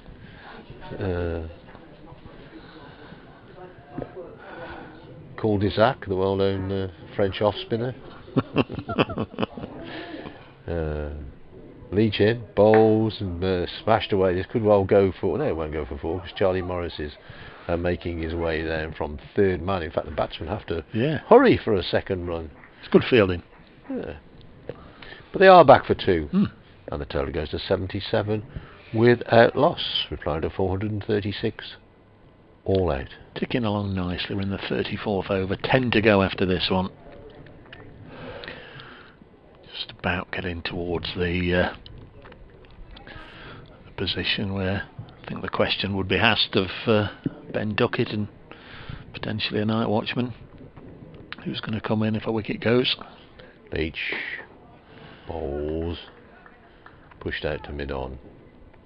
Alzari Joseph. Still got bright sunshine and very good visibility. I mean, there's no reason at all why you'd protect a batsman in these conditions, other than the fact it is the end of the day and you just want to get through to the new day. But there's no reason right now why somebody shouldn't get out there and start their innings. Well, I haven't seen much bird movement today. A little Willy Wagtail just came and sat on the outfield and flew away. Leach bowls. Ooh, that's a decent one for Ben Cox to take. That was pretty short, and he has to jump and put his hands above his head to take that one. I presume there was some sort of signal. It was a bit of a naughty ball if it was, and the keeper standing up and send down a bouncer. Yeah, well, I think Charlie Morris bowled one earlier that the wicketkeeper wasn't sure that was coming down, but yeah. He'll have known then, won't he? He'll have known. Final ball of the over. Yeah. 77 without loss. Slater 34. Hamid has 36. Leach 8 overs, no wicket for 23. Mitchell 5 overs, no wicket for 4 runs. Yeah, runs have dried up, haven't they? By and large, since the tea interval. Mitchell certainly has given nothing away. 5 overs, none for 4, and he comes in to try again, bowling to Hamid, and now there will be a single, but nothing more than that, as played out to Gareth Roderick, who loses his white floppy sun hat, doing the fielding. Retains his sunglasses, the all-important sunglasses. Oh yeah. Now the left-handed Slater is on strike. Oh, Brathwaite was batting in his sunglasses the other day. for glass. Oh, Craig Brathwaite, the opener. This is pushed back to Daryl Mitchell. 78 without loss. Another one that we've had at Notts, albeit briefly. There's a few that have played overseas players, a few that have played for a fair amount of counties now. Next ball worked away by Slater, just a quick manipulation of the wrists, clipped it away to leg. Roderick again doing the field and keeps his sun hat on this time as he executes his skills. One more to Ben Slater, 35 to the Chesterfield churner, 79 without loss.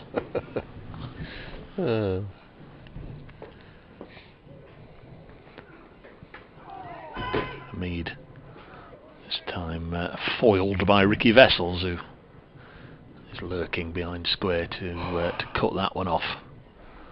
He made 13 yesterday, Ricky Vessels. He was bowled by an absolute peach from Liam Patterson-White in the final over before. Best ball of the day. Before tea. I think Notts will have been very pleased to see the back of their former teammate. Or for many of them, a former teammate. Not all. This one's left alone by Hamid. Cox whips off the bails and then picks them up and pops them back on himself. I thought you said that was illegal. Penalty runs, umpire. It certainly was last season, so maybe they've relented a bit this time round.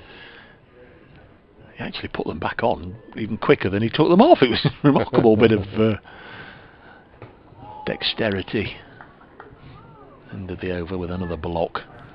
Good for the over 8, Daryl Mitchell. Not that there was anything wrong with it anyway, but he absolutely races through his overs, doesn't he?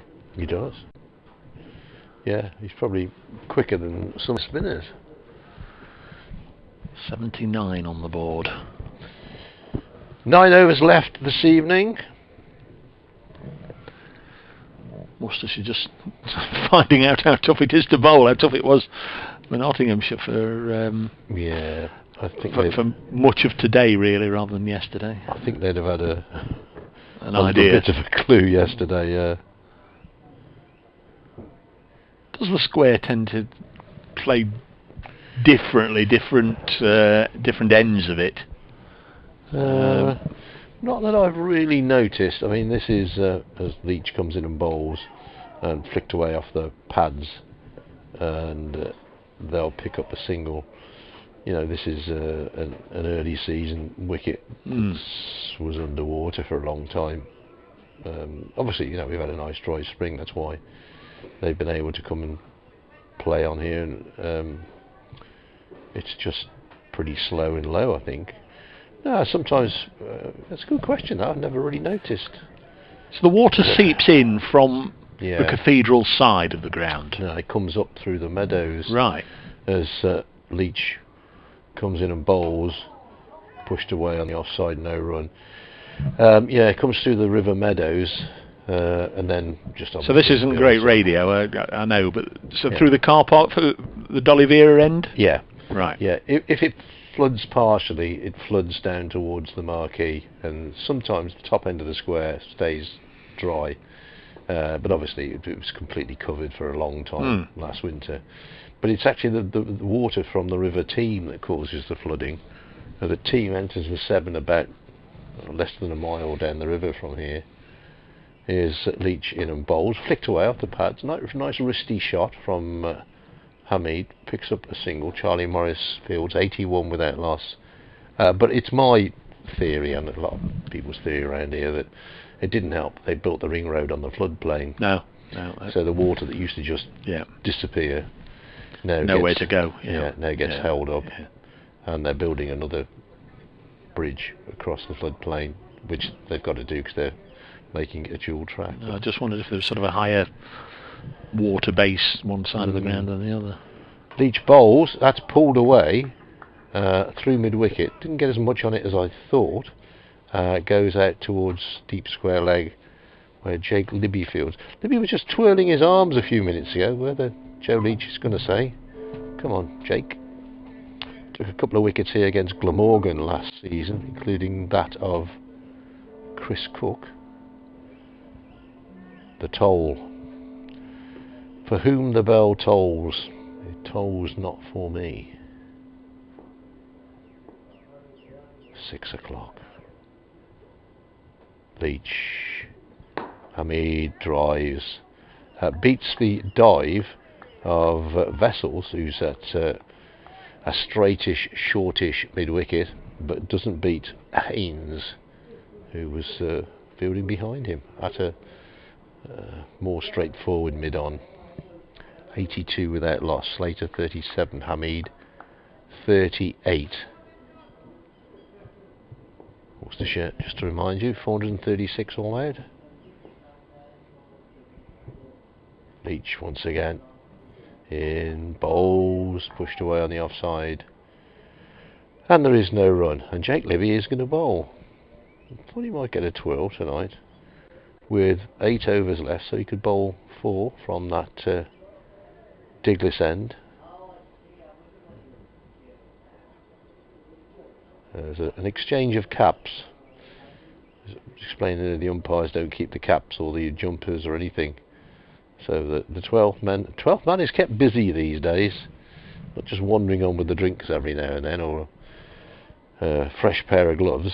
They're at the end of every over. So there's usually a 12th and a 13th man. There was a time many years ago when sometimes counties didn't have a 12th man. And I well remember a game here between Worcestershire and Nottinghamshire years ago when Worcestershire had an injury and Carlton Forbes of Nottinghamshire fielded for Worcestershire. I think he must have been the Nottinghamshire 12th man at the time.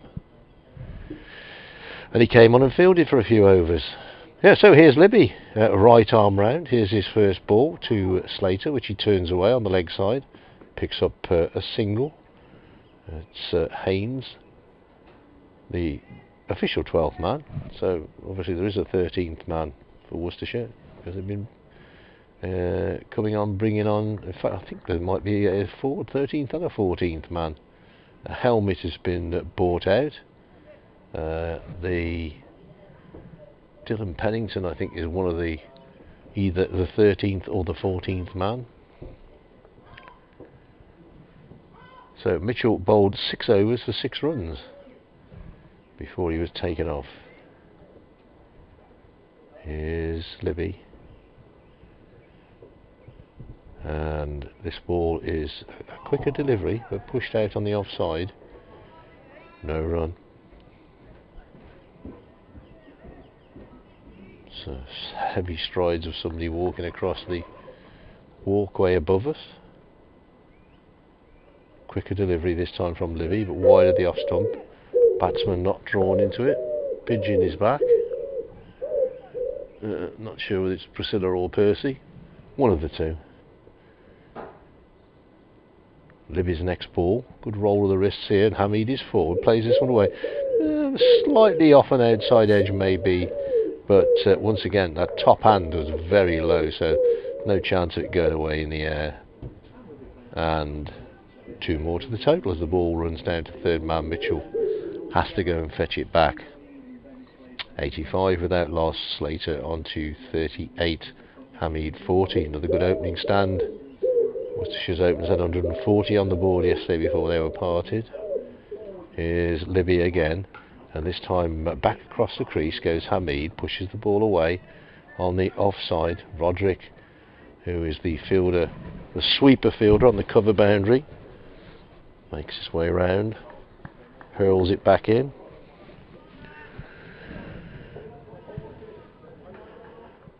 .86 without loss.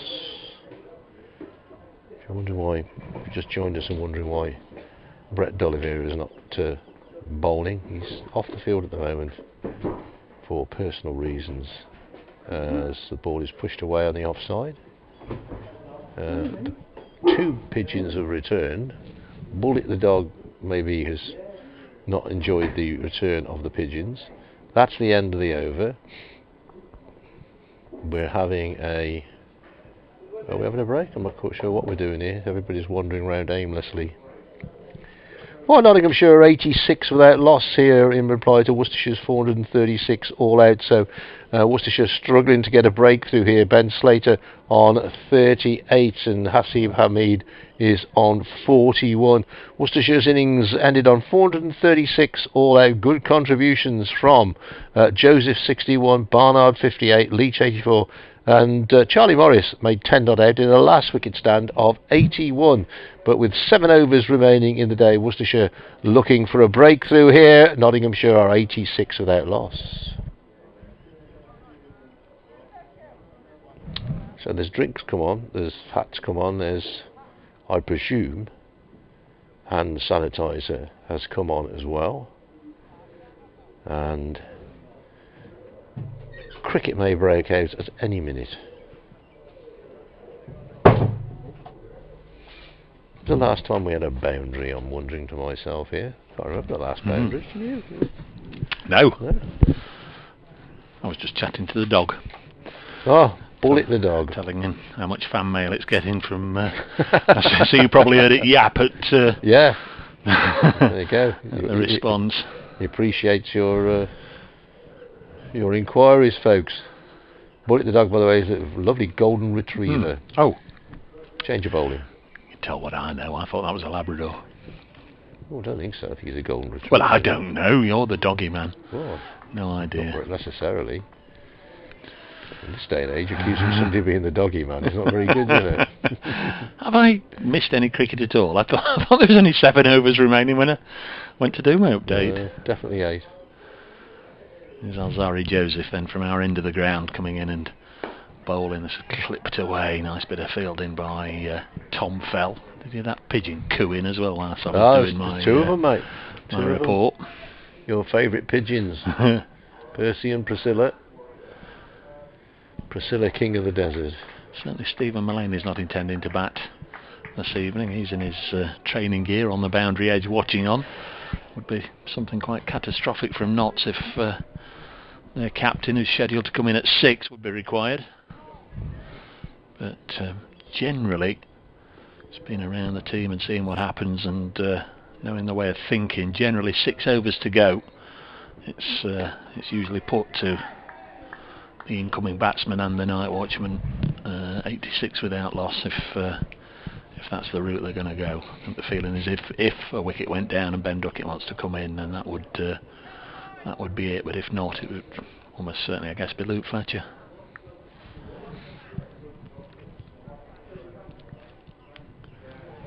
What's he want here? Alzari Joseph, he wants something changed. Oh, the wicketkeeper came a step Brought the forward. keeper up. I'm not as fast as you think I am. Yeah, about 1 step forward, Yeah. Ben Cox. Here he comes, black socks very visible. In and Hamid clips it on the leg side, fielded by Vessels, a man born in Antigua bowling to Seba Mead, England international, and Ricky Vessels, born in Queensland, doing the fielding. That is, we were talking about dual internationals, of course. Kepler Vessels played for Australia and South Africa. Extremely fine broadcaster as well. Great career. Bit of a boxer as well, Kepler Vessels.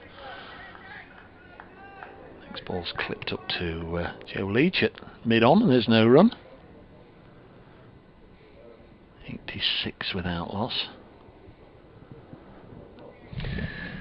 Wasn't C.B. Fry, was he a boxer? And he'd been the Olympic middleweight. It was title. everything, wasn't it? He'd play in a cup final and win the boat race and Won do a the bit of world boxing. Long jump record. Yeah. Won the world professional darts. But seriously, he was was. the ultimate all-round sportsman, wasn't he? C.B. Fry. Nice bit of fielding.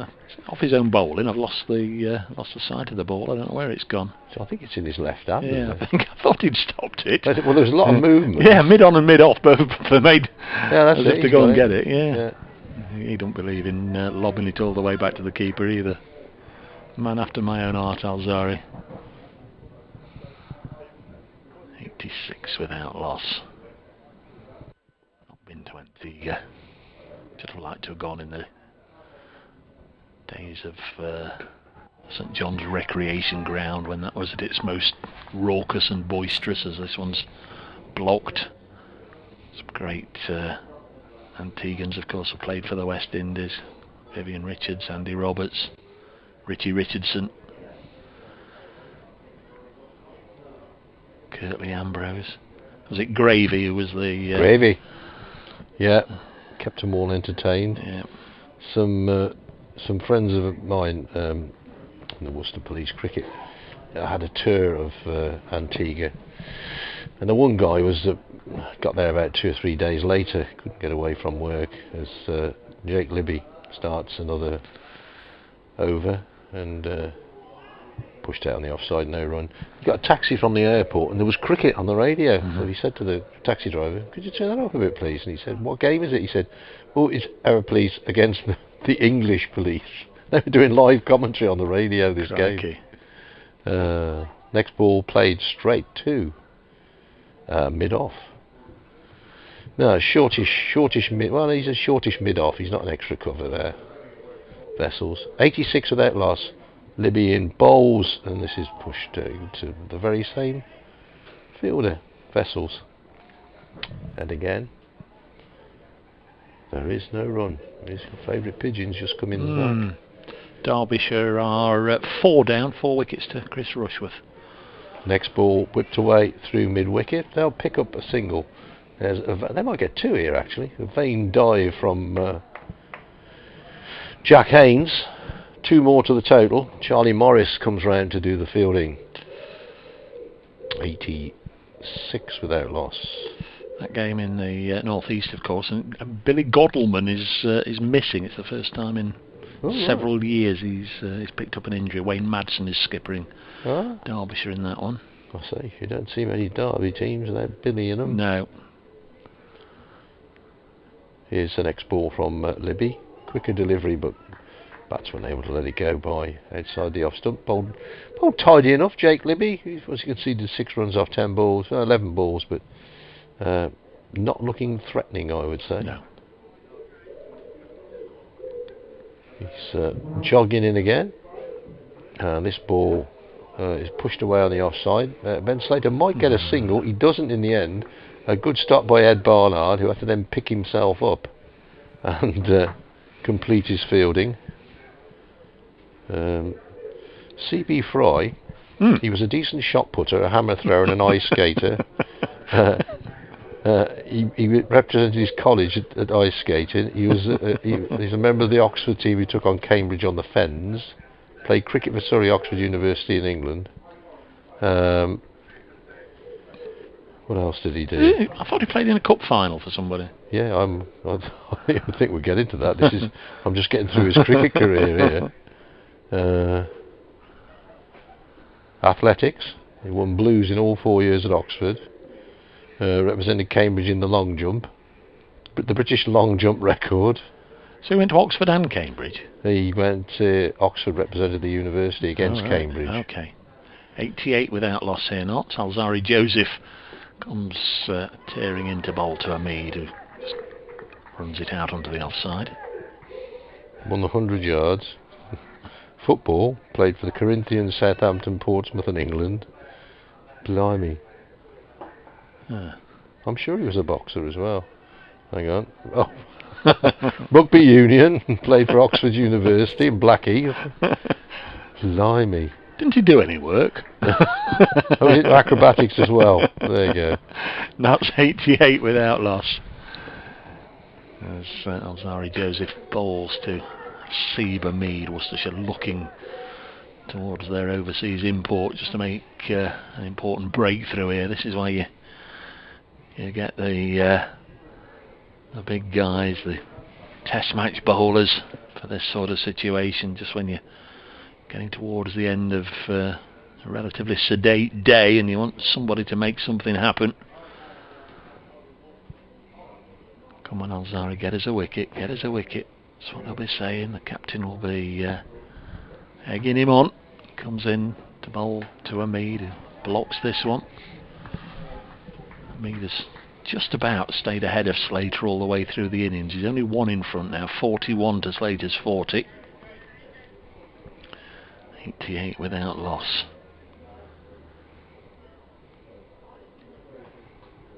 Might be a candidate for Sports Personality of the Year if he was still around. CB Fry, by the sound of all that.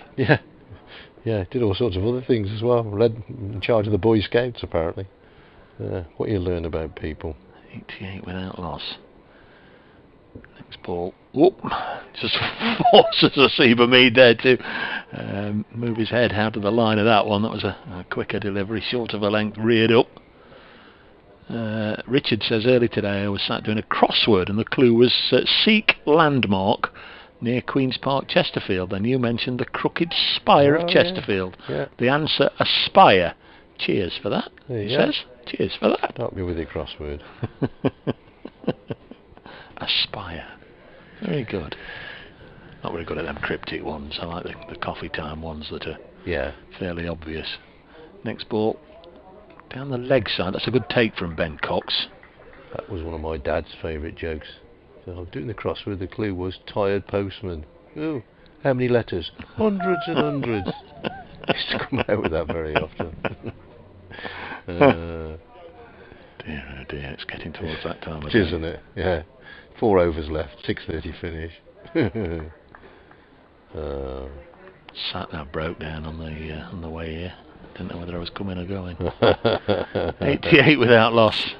Alzari Joseph to bowl to the right-handed Sebe Hamid, who chops it down to third man. He'll get a single. 89 on the board. Got 4 overs after this one. I wonder if Notts can reach 3 figures. Thanks to Tim. Johnny Douglas from Exeter. JWHT. Johnny won't hit today. Johnny Douglas. won't hit today, yeah. Olympic boxing gold medalist. He was indeed. That's who I was getting a bit mixed up with. JWHT. They were the old amateur sportsmen, weren't they? As in Chariots of Fire, Liddell and all these guys. Amazing people. Jake Livitt's going to continue here. 89 without loss. 4 wickets remaining. It's a bit of a waste, all those middle initials, isn't it, really? Yeah. Well, didn't Chaminda Vass have the longest name in cricket at one time? Yeah. Libby is in, bowling over the wicket to the right hander, pushed away on the offside. Jack Haynes sorts his feet out and stoops. You've got a middle initial? I have. I've got an A. An A. David Arthur, after me father. Yeah. Who was Arthur John. Well, I'm David Roberts, that's DR, and over the years the number of letters I've had addressed to Dear Doctor. I hope we showed lots of patience with those. Here's the next ball pushed away on the offside. There was one year I got 3 copies of the Lancet being sent to me. Always very useful, you know. Yeah. Lighting your fire. Here's Libby's next ball, and pushed away on the offside. I always remember my mum used to say, "You were named Arthur after your dad. It was Arthur John, but he was called Jack." Okay, thanks, Mum. I don't know if you've ever been big in Argentina before, but you are now. Howard's listening to us in Buenos Aires. Hello, Howard. Next ball is pushed away on the offside. Hi to the two Daves, thanks for the fab commentary. It's making a perfect image on YouTube. All the best, Howard in Buenos Aires. Good man. Good to have you along, Howard. 90 without loss here. Next ball from Libby. Rolls his wrists on this one. You see that from this distance, but pushed away on the offside. I don't think they're as far behind us as you'd believe. You'd think, there'll be a 7 or 8 hour time difference or whatever. I don't think there is. I think Howard perhaps will tell me if I'm wrong. I think it's only something like about 3 hours. It's a bit like South Africa, isn't it? You always think that's going to be miles behind. Libby bowls, pushed out on the underside. No run. Well, we know what the time is here. It's 18 minutes past 6. We've sneaked into overtime, but not as bad as it could have been. We've only got 3 overs to go. On a day that saw an opening session of 2.5 hours as Worcestershire's last wicket pair of Joe Leach and Charlie Morris batted on and on and on. In fact, I haven't looked at a card. If we pull up the scorecard of the day, which I'm doing right now, it will say how long Charlie Morris batted. 141 minutes. That last wicket partnership then, Dave. 2 hours 20 minutes. Yeah. That's a good effort, isn't it? It is. Yeah. Well, we're saying there ain't many rabbits now, are there? Most people can bat. Yep. There's Alzari Joseph into Hamid. Runs here, 4 of them. There is that boundary where you're just saying, can't remember when the last one was. Well, we've got one now, and Notts are into the. Well, they're already into the 90s. They're on 90, but now they're 94 without loss. And Hamid is on to 47. Got a half century in the second innings against Warwickshire. In fact, he was unbeaten on 50 overnight and went in the first couple of overs the next morning last weekend. So if he is unbeaten overnight, he'll be looking to kick on tomorrow, I'm sure. Alzari Joseph bowling to the Bolton Bradman and clips it up to mid-on, and there's no run. I must give fair warning that I am here tomorrow, and tomorrow afternoon I may be updating rugby scores from Six Ways. Oh, crikey. Mainly scores of Sale Sharks. I suspect it's one of those, it's better to travel in hope days. Is this a relegation 6-pointer? Well, there's no relegation this year, so no, it could well be. It might be a bit one-sided, but you never know. Ooh. Joseph is in, Hamid defends. Howard's been back in touch. Okay. Thanks, mate. It's 2:20 p.m. here, so that's 4 hours. But we're in a curfew from 8 p.m. until 6 a.m. until April the 30th. Right. That's tough, mate. Different parts of the world are I bet he's wishing all experiencing it, and but he's wishing that cricket was at a different time so he could watch it later into the evening. yeah. Lovely to hear from you, though, Howard. We'll be back doing it again all over the weekend. Stay in touch, Howard. Good to hear from you. You'd say it's going to be a 4-dayer, wouldn't you, this? Oh, yeah. 94 without loss. Next ball left alone with a flourish by Asiba Mead, who can just about see the end of the day now. We've got, 14 deliveries left, or a maximum of 14 legal deliveries. 94 without loss. Do like things to be nice and even if they can, so 6 more runs would just be nice. End the day on an even 100. Ground looks a picture on the live stream. Many thanks to everybody that's taken trouble to comment on it through the course of the first 2 days here, as this one's clipped away. We've disappeared. No, I think we're still on. Somebody's dialing in on our line. Whoever's dialing in on our line, go away. That's bizarre. It was. If you lost us for a moment or two. Yeah. We're here. We're here. I think we are. Well, Dave's having just about Dave's here. having a clear out, but we're all right. We're here. We're here. We're here because we're here because we're here because we're here. 95 without loss. Slater has 40, so there's one ball left in this over, and then Hamid potentially will have the opportunity, if he's on strike, to reach a half century. Bit of a chat here between captain and bowler. They've formulated a plan. Now we're about to find out what it is. Joseph's going round the wicket to the left-handed Slater. Crosses stumps and then has to vigorously pull his head back out of the line, and that was a quick one from Alzari Joseph. End of the over. 95 without loss here at New Road, where the sun has shone, the sky has been blue, and we've just about eased our way through a day of cricket on St George's Day, and also the birthday and indeed the birth-death of William Shakespeare that we were talking about this morning. 95 without loss. Some of Bradder's best work this morning. All the people in history that have born and died on the same day. Yeah. If you were here, you'll know. Yeah. Some famous people and some people we'd never heard of. It's one thing for certain. Jake Libby won't have shared the bowling duties with somebody like Alzari Joseph before very often. Yeah, something to tell your grandkids about.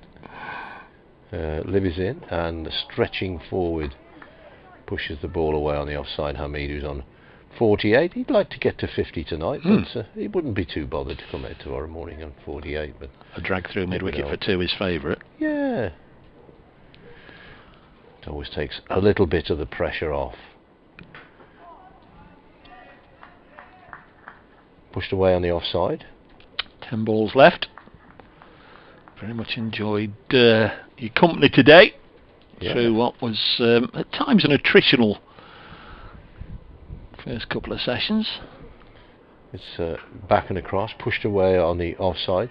Yeah, it's not been the most... well, yesterday was a good topsy-turvy day. Today probably not as good in terms of entertainment, but still... Worcestershire have got a score on the board, Dave. They shouldn't... You know, there's no way should they lose. I mean, put 436 on the board.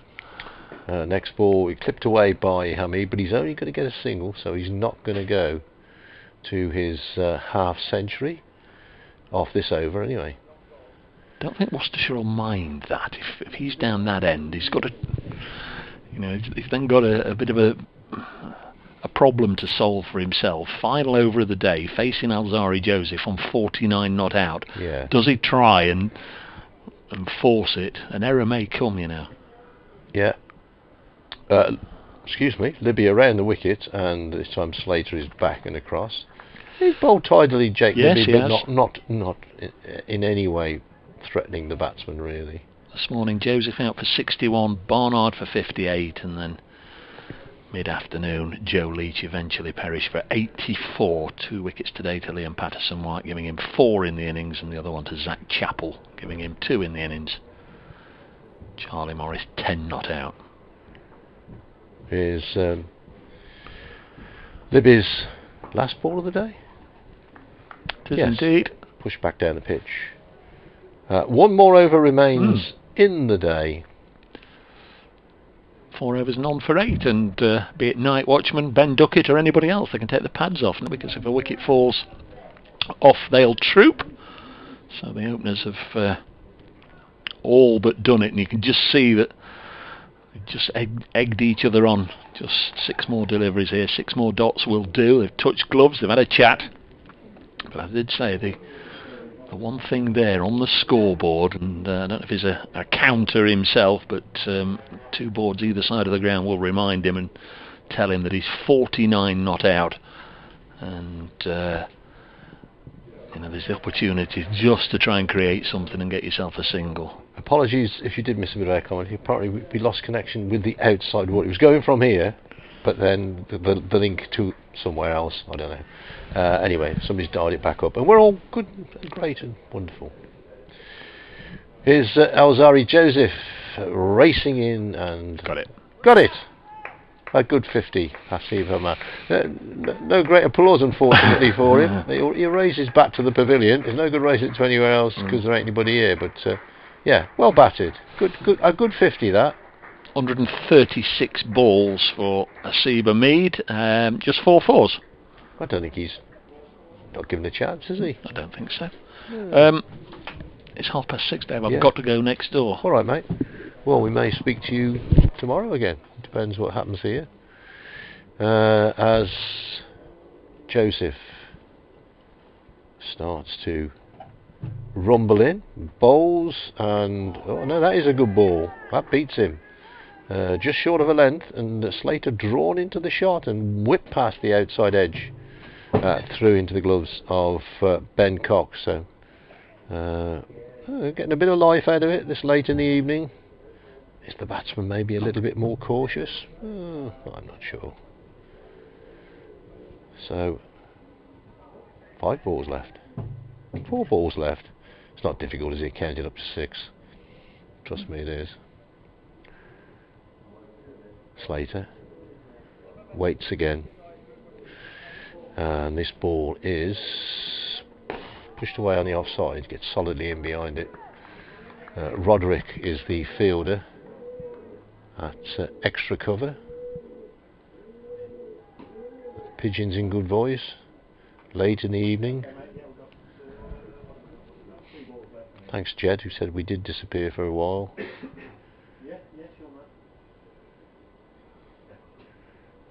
The old interweb's a bit slow, but here we go with Joseph in again and bowling, pushed away on the offside, no run. Who's this? This is James Skinning. Really enjoyed the cricket today, watching via YouTube. Found the trials and tribulations at the flag gate in yesterday's discussion of the tiny deer are either going to feature in your quiz. My mum Sally from Drake's Button has been swatting up. I might do that, James, actually. I'm a bit short of a newsy question. Yeah.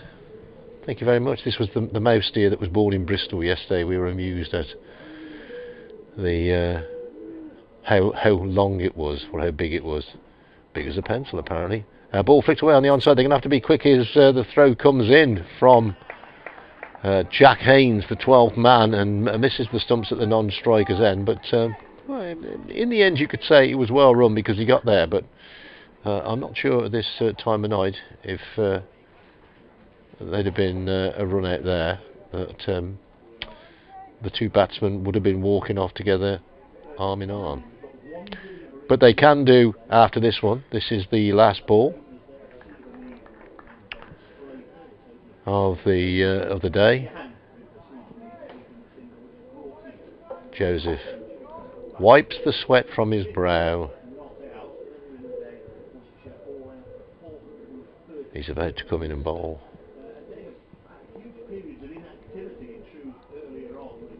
Right arm over to the right-handed Hamid, who is working the ball down to fine leg, picks up a single, so Nottingham will close on 99 without loss, replying to Worcestershire's 436 all out. That's about it from New Road for this evening. Those of you listening on the feed, and those of you listening on the internet are about to lose us, as indeed is everybody else. It's just I've got to do a bit of an update into another programme very shortly. So thank you for being with us. We'll be back tomorrow morning at 5 to 11.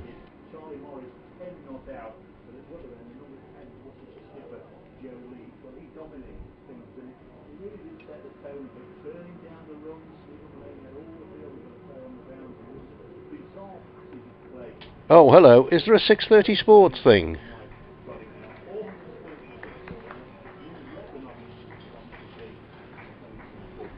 Right, okay. Can you ask them to come to me ASAP, old boy?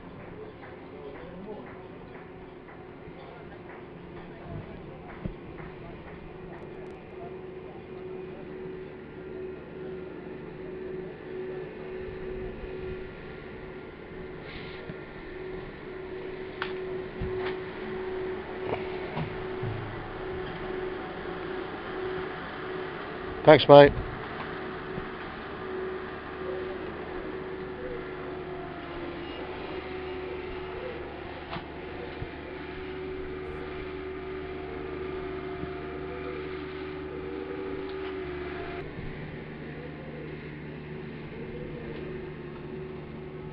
Good old boy. Thanks, matey.